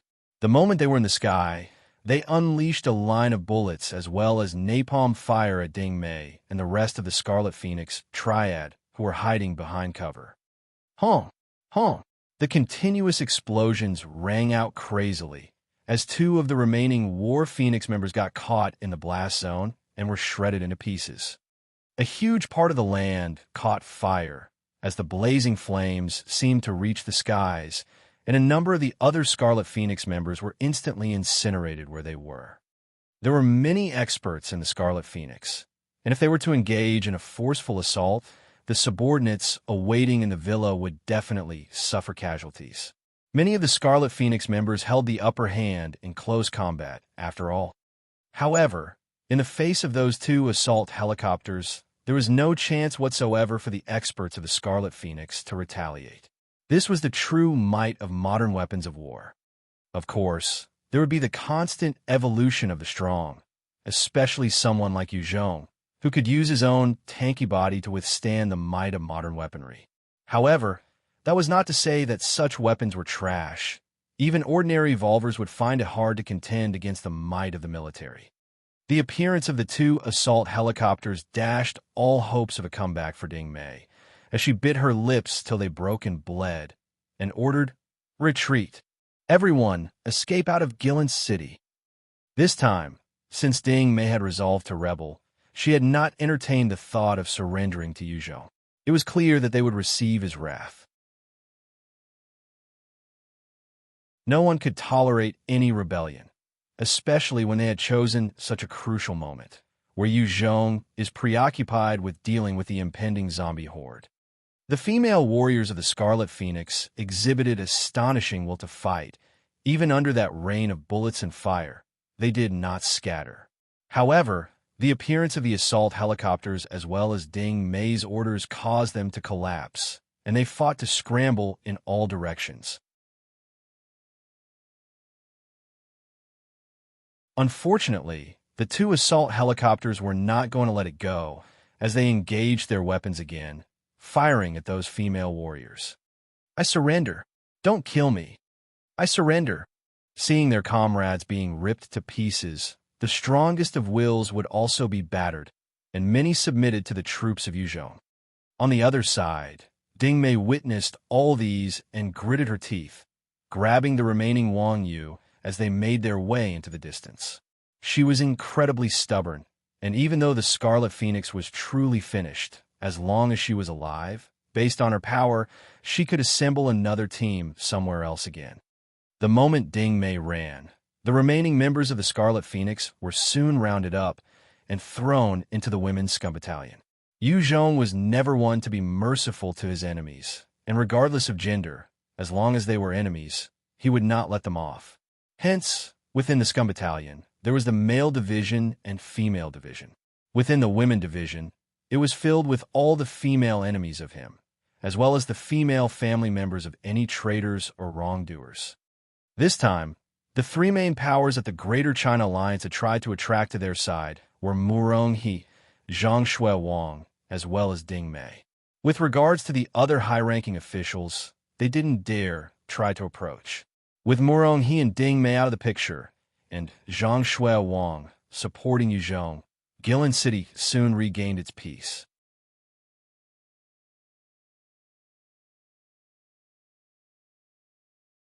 Chapter 447, The Zombie Horde Attacks. Chapter 447, The Zombie Horde Attacks. Within an office in Guillin City, Yu Zhong and Hu Yi sat opposite each other. Ning Yuxin prepared 2 cups of clear tea and served them both before leaving the office. Hu Yi had an ashamed expression as he spoke. "Big brother, I'm sorry. I didn't even manage to hold on for a day and lost 30 of our brothers." With 200 experts that were above level 30 that had went on the expedition, losing 30 was no small loss. Yu Zhong had a grave look as he questioned, "What happened? How were you guys defeated so quickly?" Hu Yi and the 200 enhancers were all strong and could handle a group of more than 10,000 zombies on their own. As long as they made use of the terrain, even 3 million zombies would be impeded by them for at least a day or two. However, they had actually returned within a day. There must have been a reason. Hu Yi's face was crestfallen as he replied, "Big bro, within the Horde there's a new evolve type. It's called the Devourer, and they can consume other zombie corpses to evolve. Ordinary attacks cannot do much to them. They're agile and can spit out poison goo. The moment the goo touches someone, the person would immediately become a zombie.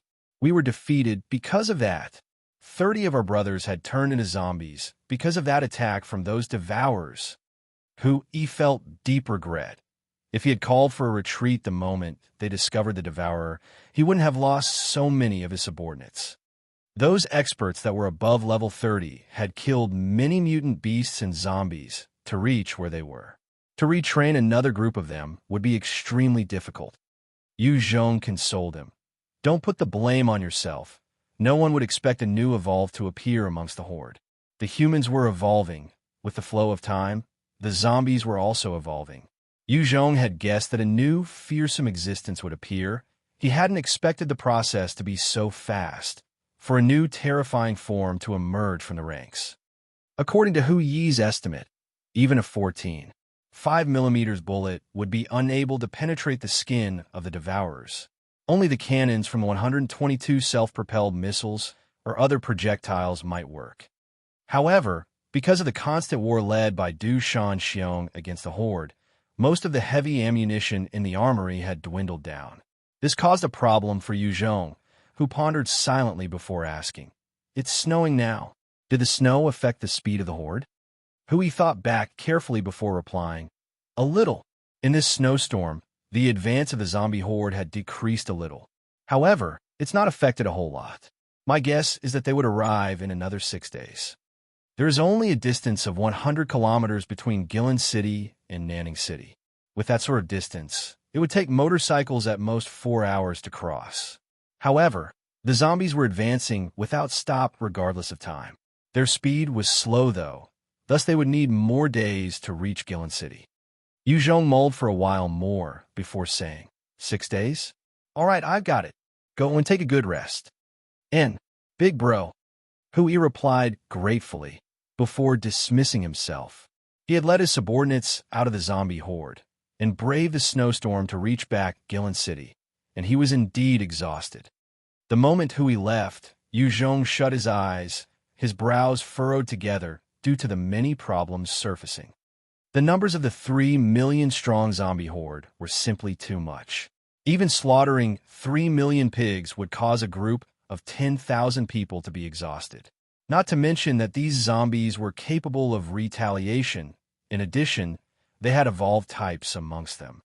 With the current military strength of Yu Zhong, exterminating a horde of 100,000 was easy enough, but anything above 1 million would be tiresome. With the numbers reaching 3 million, Yu Zhong's heart felt like it was being pressured by a huge stone. The remaining ammunition in the armory was too little. If they had enough, then the 3 million zombie horde would be a joke. The rounds from the 122 self-propelled missiles could level half a football field. Just a single round could decimate over hundreds of densely packed zombies. Because of these rounds, Du Shanxiong had been able to use a regiment against a few million ordinary zombies. Without it, his regiment would have been swallowed up long ago. Although Yu Zhong had come up with numerous preparations, he had no confidence of an assured victory against the 3 million-strong zombie horde. Ningyu Xin came into the room, sitting beside Yu Zhong with her unique scent, as she asked in worry, "Is everything okay? What's on your mind?" After joining Yu Zhong in body, Ningyu Xin had slowly come to accept her position and fate. "Nothing much.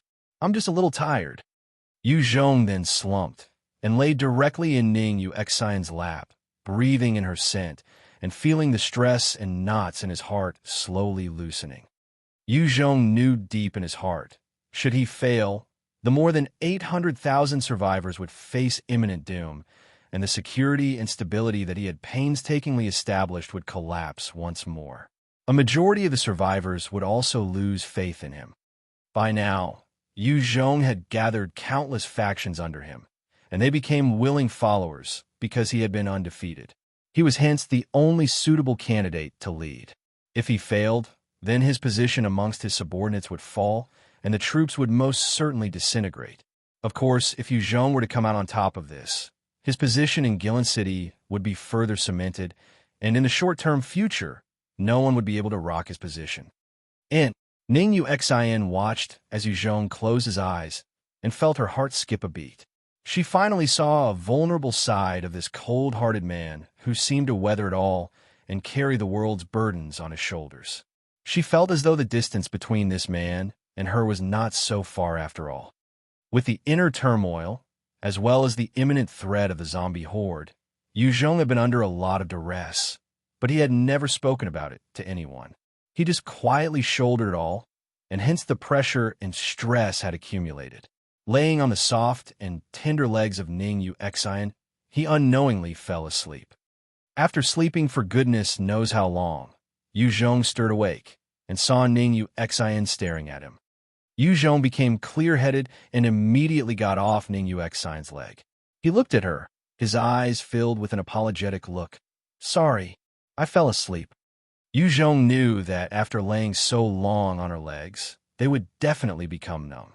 The corners of Ning Yu Xian's mouth curled, as she narrowed her eyes in an enchanting way as she smiled and said, "Aren't I already your woman? If you're still going to stand on ceremony, I'll be angry." "Ha!" Yu Zhong chuckled and embraced this pretty lady in his arms. 5 days passed by in a blink, and countless rotting corpses came shambling towards Guillin City, with tattered clothes draping over their bodies as the horde appeared in the horizon. The bitter cold could freeze a normal person to death and cause the morale and fighting spirit of soldiers to plunge. If the troops had been marching in the snow, they would incur a huge loss. However, the intense cold seemed to have almost no effect on the zombies, only serving to make their movements more rigid. "They're finally here." Yu Zhong stood quietly at the front lines, looking at the sea of zombies, pressure building in his heart. If it came down to commanding a huge army to battle, Yu Zhong could not compare to actual military generals. Hence in the command post, he had Zhang Shui Wang, Zheng Minghe, Chun Yu, and other proper military personnel, while he himself went to the front lines. When those soldiers at the front lines saw Yu Zhong, the highest commanding person in Guillin City, standing beside them on the battlefield, their morale reached a high never seen before. Leading was the basic principle of a commander, not being protected like a general. Yu Zhong knew that about himself, and after countless battles, he was an incredible fighter with tremendous strength and would not be able to exhibit his qualities through commanding. Instead, it was on the battlefield. The seemingly endless zombies came shambling towards the defensive location, and while their speed was slow, they were closing the distance. "Open fire!" Yu Zhong shouted as he eyed the incoming horde. Following Yu Zhong's orders, the various weapons all unleashed their prowess, raining destruction and carnage upon the horde of zombies, causing large patches of them to be felled. As countless ordinary zombies were shot down from within the horde, more than 500 L2S came charging out from all directions of the horde, making for Guillin City. At the same time, there were countless other L1S and ordinary zombies following closely behind. At the front lines, 2 battalions, the 3rd Battalion led by Ing Kaishan and 5th Battalion led by Zi Cang, were stationed. The soldiers were all experienced veterans that had fought against zombies, and the moment they saw the L2S, they immediately used their grenade launchers against them. As the grenades landed on the L2S, the resulting explosion blasted their bodies into pieces. An L2 might be impervious to ordinary bullets, but could not withstand the impact and force of those grenades. In front of those 2 battalions, there were countless barbed wires, and as the ordinary zombies shambled forwards, they were ripped and shredded by the blades before being flattened underneath the zombies pushing from behind. On top of that, there were countless uneven picks made of ice, which were made by using hot water in the midst of construction. It was simple but effective, and as those zombies hit those steps, they were stopped by those picks, directly squashed from behind, and never getting up again. These were all simple traps, but enough to cause over 1,000 of the zombies to fall before being crushed by their own.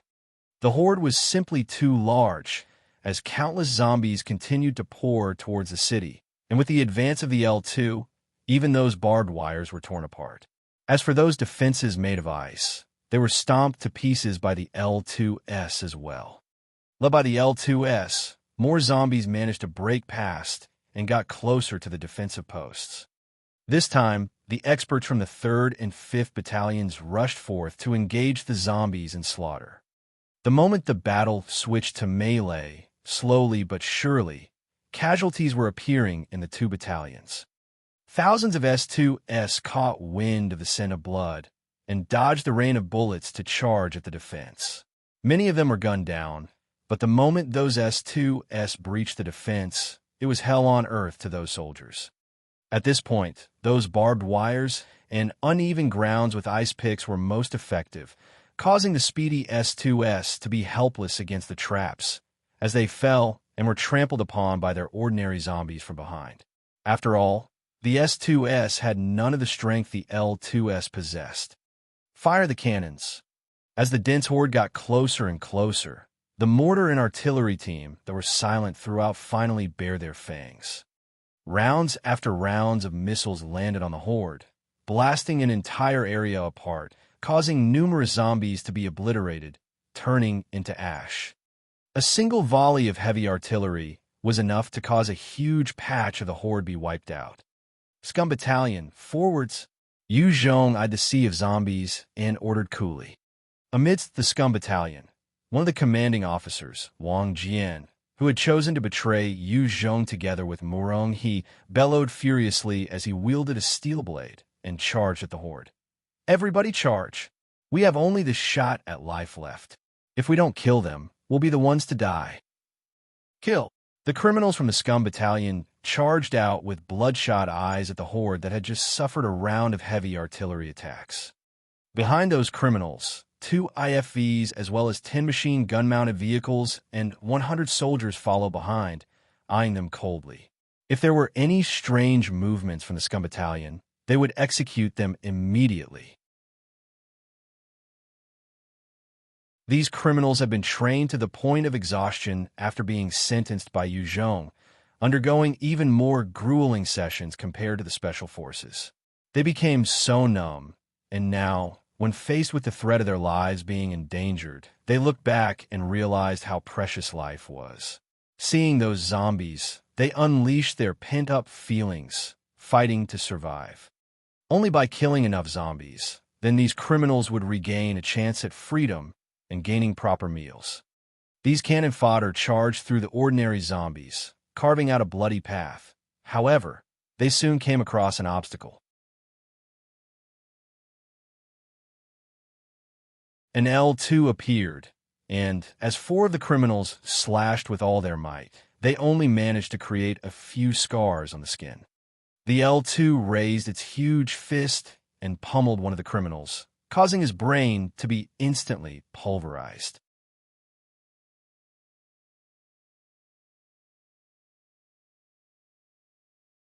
Chapter 448, Executing the Devourer. Chapter 448, Executing the Devourer. With an explosive fist that decapitated the criminal, the L2 continued to ravage amongst the group of soldiers of the Scum Battalion, charging at one particular guy behind a shield. The L2's attack sent him flying back for a few meters before he threw up a mouthful of blood. The ferocity of the attacks from the L2 did not lessen as it shot towards another person of the Scum Battalion. It reached out with its claws as though it was catching a chicken and took a chomp of the throat, causing fresh blood to spurt everywhere, killing the soldier immediately. Seeing the ruthlessness of the L2 and its terrifying attacks, the soldiers, who were originally feeling pumped with bravado, immediately lost their composure and abandoned their weapons in a bid to retreat backwards. All those who retreat will be executed. Following that cold, domineering shout, a volley of gunfire rang out, and those Scum Battalion soldiers that had retreated were immediately shot dead. Seeing this, all the criminals felt their hearts turn cold, as they were caught between 2 extremes, and they could only grit their teeth and charged onwards. The L2 continued to stride towards the Scum Battalion in huge steps. Shit! Wang Jian saw the incoming L2, his eyes flashing with a trace of fear. He gripped his weapon tightly. If he was still a military personnel, he could make use of the explosives and grenade launchers to wipe this L2 out. However, all he had on him now was the huge steel blade, and he watched helplessly as the L2 got closer. Death awaited, regardless of which direction he went to. Pung! Just as the L2 was a few steps away, a sniper bullet penetrated its forehead, causing it to fall lifelessly to the ground. It did not get up again. While the L2 was impervious to different types of ammo, it could not withstand the penetrative power of the average sniper round. Wang Jian looked at the corpse in front of him, his heart in a jumbled mess. He clenched his fist as he swore silently. I must definitely regain my freedom. I will become a proper military soldier this time. Only within the ranks of the military did Wang Jian truly feel secure. After being banished to the Scum Battalion, there was not a day that went by without him thinking about the army. Even being a normal soldier would have satisfied him, and he definitely did not want to lose his life pathetically as a grunt of the Scum Battalion. Kill! Wang Jian resolved himself, bellowing in rage, and immediately charged forwards to slash at the ordinary zombies. Under the intense killing spree of the soldiers of the Scum Battalion, as well as the efforts of the experts of the remaining 2 battalions, the scattered zombie horde was being wiped out efficiently. Scum Battalion, fall back! Yu Zhong surveyed the scene in front of him and gave the order. With that order, those soldiers from the Scum Battalion who had exhausted themselves quickly retreated back in an orderly manner. When those criminals had been sentenced to the Scum Battalion, they had received all sorts of training, following orders, and they had been drilled to maintain order and disciple. As long as there was any chaos or disobedience, there would be consequences. Hence, under those harsh conditions, discipline was slowly ingrained in them. 80,000 zombies dead at their hands was a sizable number, but it could not compare to the 3 million zombies. Not long after, the sea of zombies filled up the pockets of holes caused by the death of the 80,000 zombies and slowly inched closer. The soldiers of the 2 battalions had earned an hour of rest before they had no choice but to re-enter the fray to engage the incoming zombies. Facing that never-ending sea of zombies, even in winter, the guns fired till they became hot before cooling down and shattering. Barrels had to be changed often, while grenades, mortars, and other explosives were all utilized to their maximum efficiency. Patches of zombies would be incinerated by the combined firepower, but regardless of how much they did, there seemed to be no end to the numbers. The outcome was bleak. From time to time, there would be unfortunate soldiers that got bitten as the zombies got too close, becoming infected and turning themselves. Some of the experts would also be killed as they were surrounded by those evolved zombies before being done in.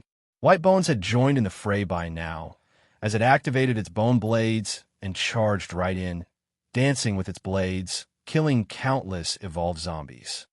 In Kaishan channeled his ability constantly, changing the geography, creating tunnels, and allowing his subordinates to kill the zombies with more ease. Yu Zhong was also slashing with his black tooth blade constantly, slaughtering the zombies.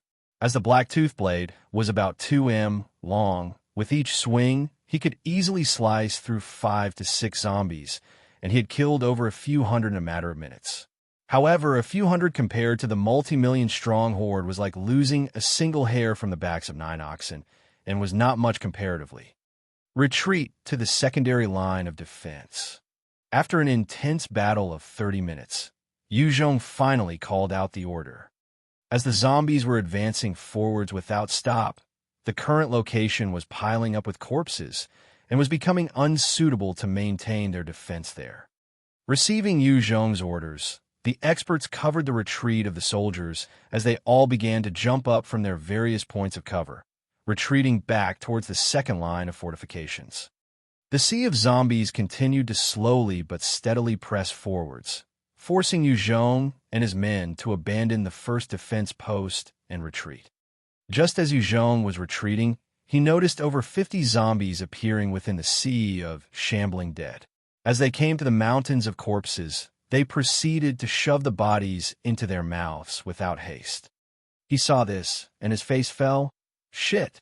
Are those the Devourers? They can't be allowed to evolve successfully. Otherwise, we'll be in trouble.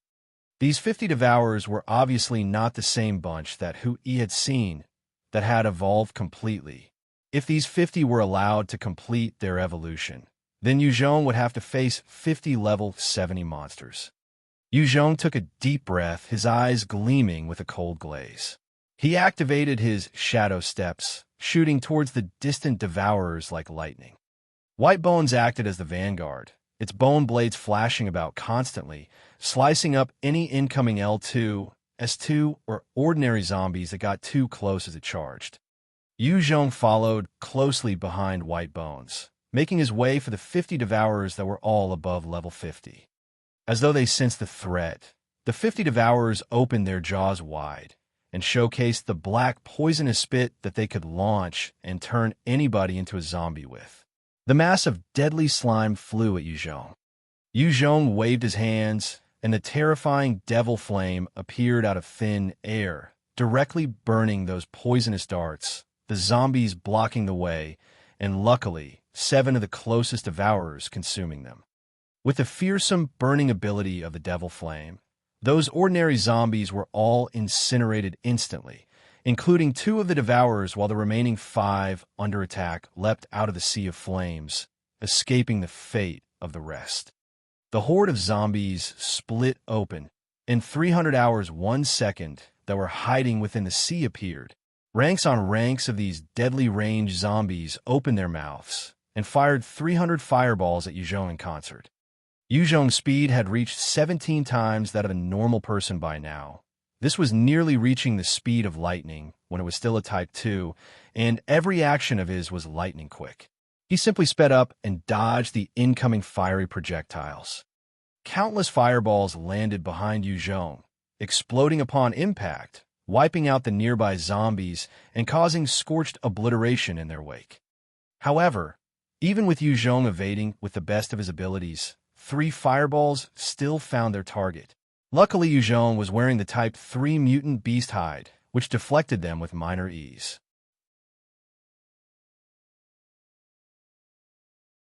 The hide of the Type 3 mutant beast was truly resilient. Adding on to Yu Zhong's own high endurance that could withstand even bullets, the 3 fireballs didn't cause much damage. With a thought, the green Jiao cape on his back flashed, and a summoned green Jiao Python appeared out of thin air. The moment the green Jiao Python appeared, it opened its huge mouth to exhale a thick poisonous fog across the vicinity.